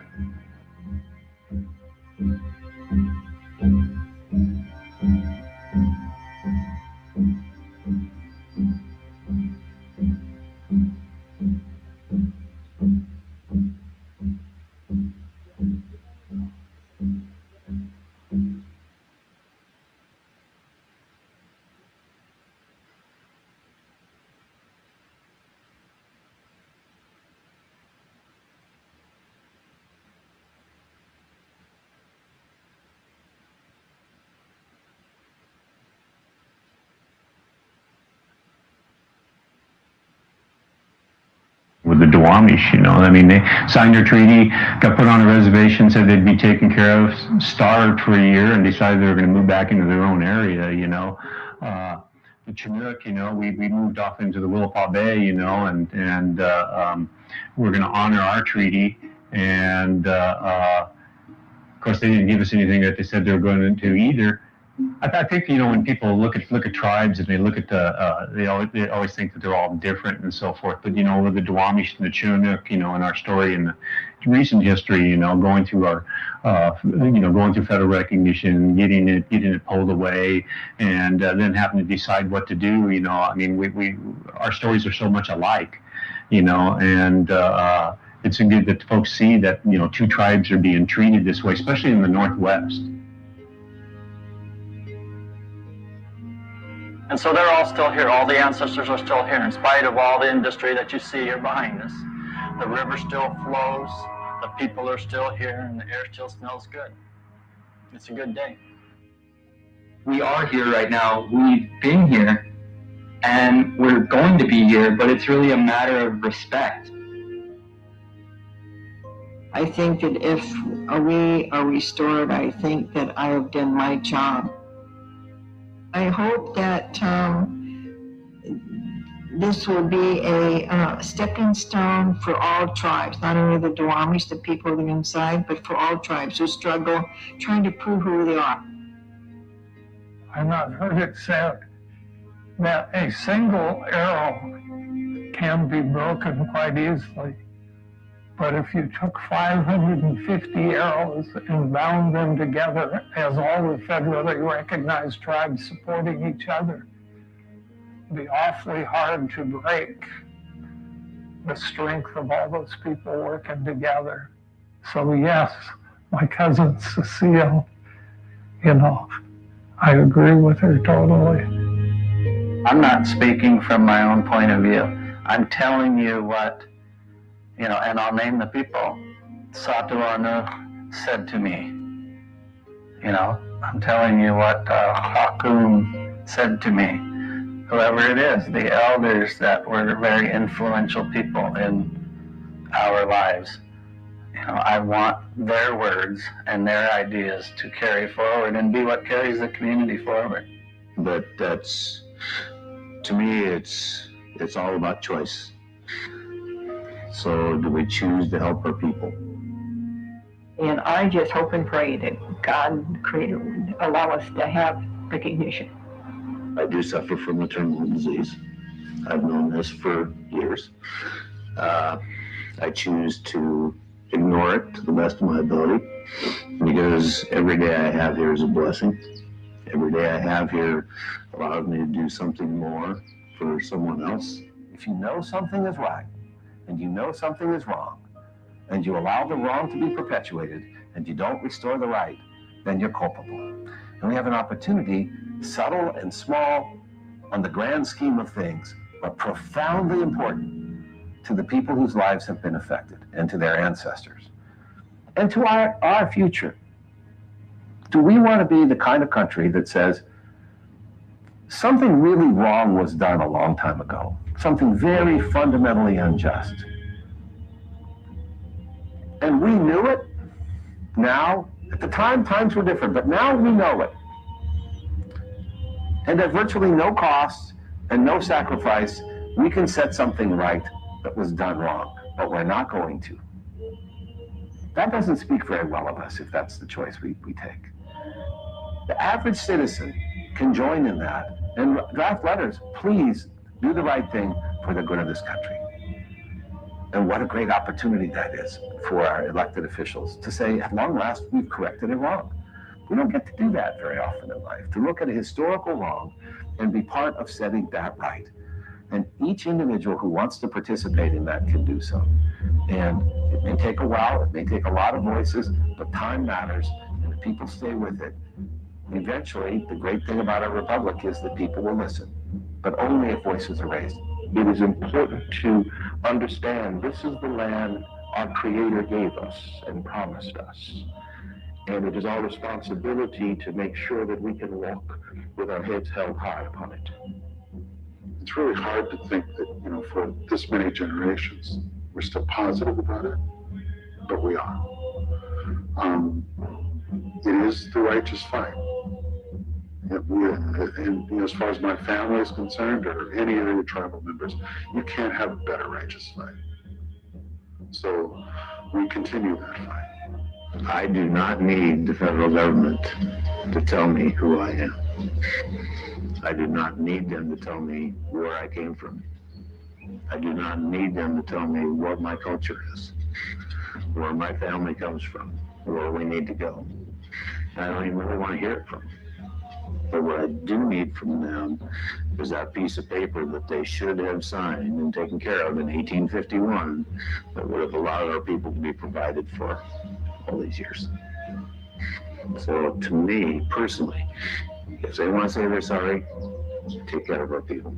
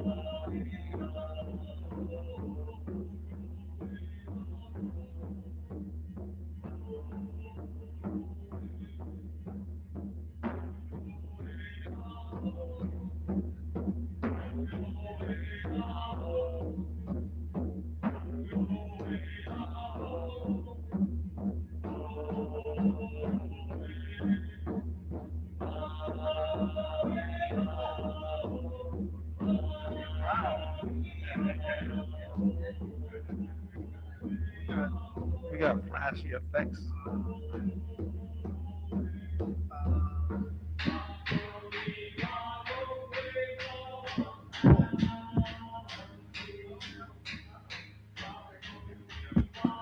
And there we have it. There we have it. Luciano, let's go back to our main page. Thank you all for joining us and coming along our journey as we celebrate Earth Day here at Columbia City Theater. We traveled the world. We started here in the great Northwest with Ebb and Flow and our local filmmakers. We went as far as Africa to tell this story about Earth and the challenges we face, the complications we face, and what we must do. The name of the game is Earth Deserves More Than a Day. The celebration was about Earth Day, one day, yesterday, and we celebrated all week. And we have another celebration tomorrow. We have our closing night tomorrow. What time is that closing night tomorrow? 11 to 4. 11 to 4, and then closing ceremony 5 to 6 tomorrow here at Columbia City Theater. The event, once again, is Earth Deserves More Than a Day.org. To visit us, check us out, follow us. Shout outs to all the filmmakers that came through for this. The last film was by the Salcidos,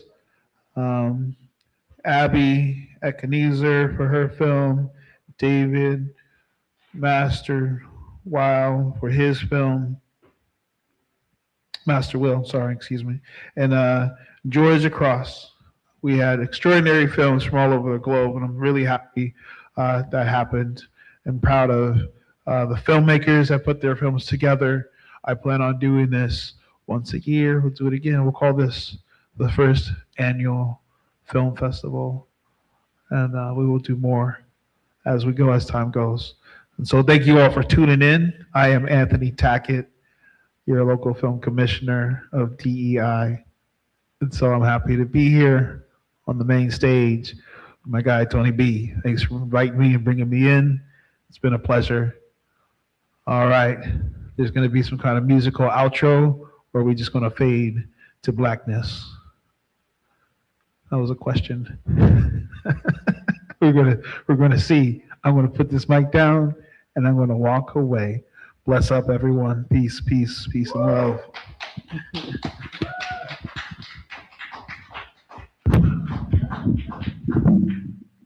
All right. This Bill say half. Thank you. Yes. Good job, man. Yeah. Did it. So good.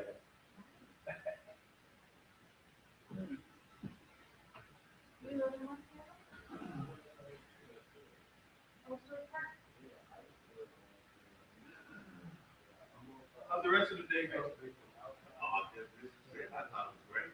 Yeah. I know you had other things going on. Say it again? I know you had a lot of other things going on. You had a lot of stuff.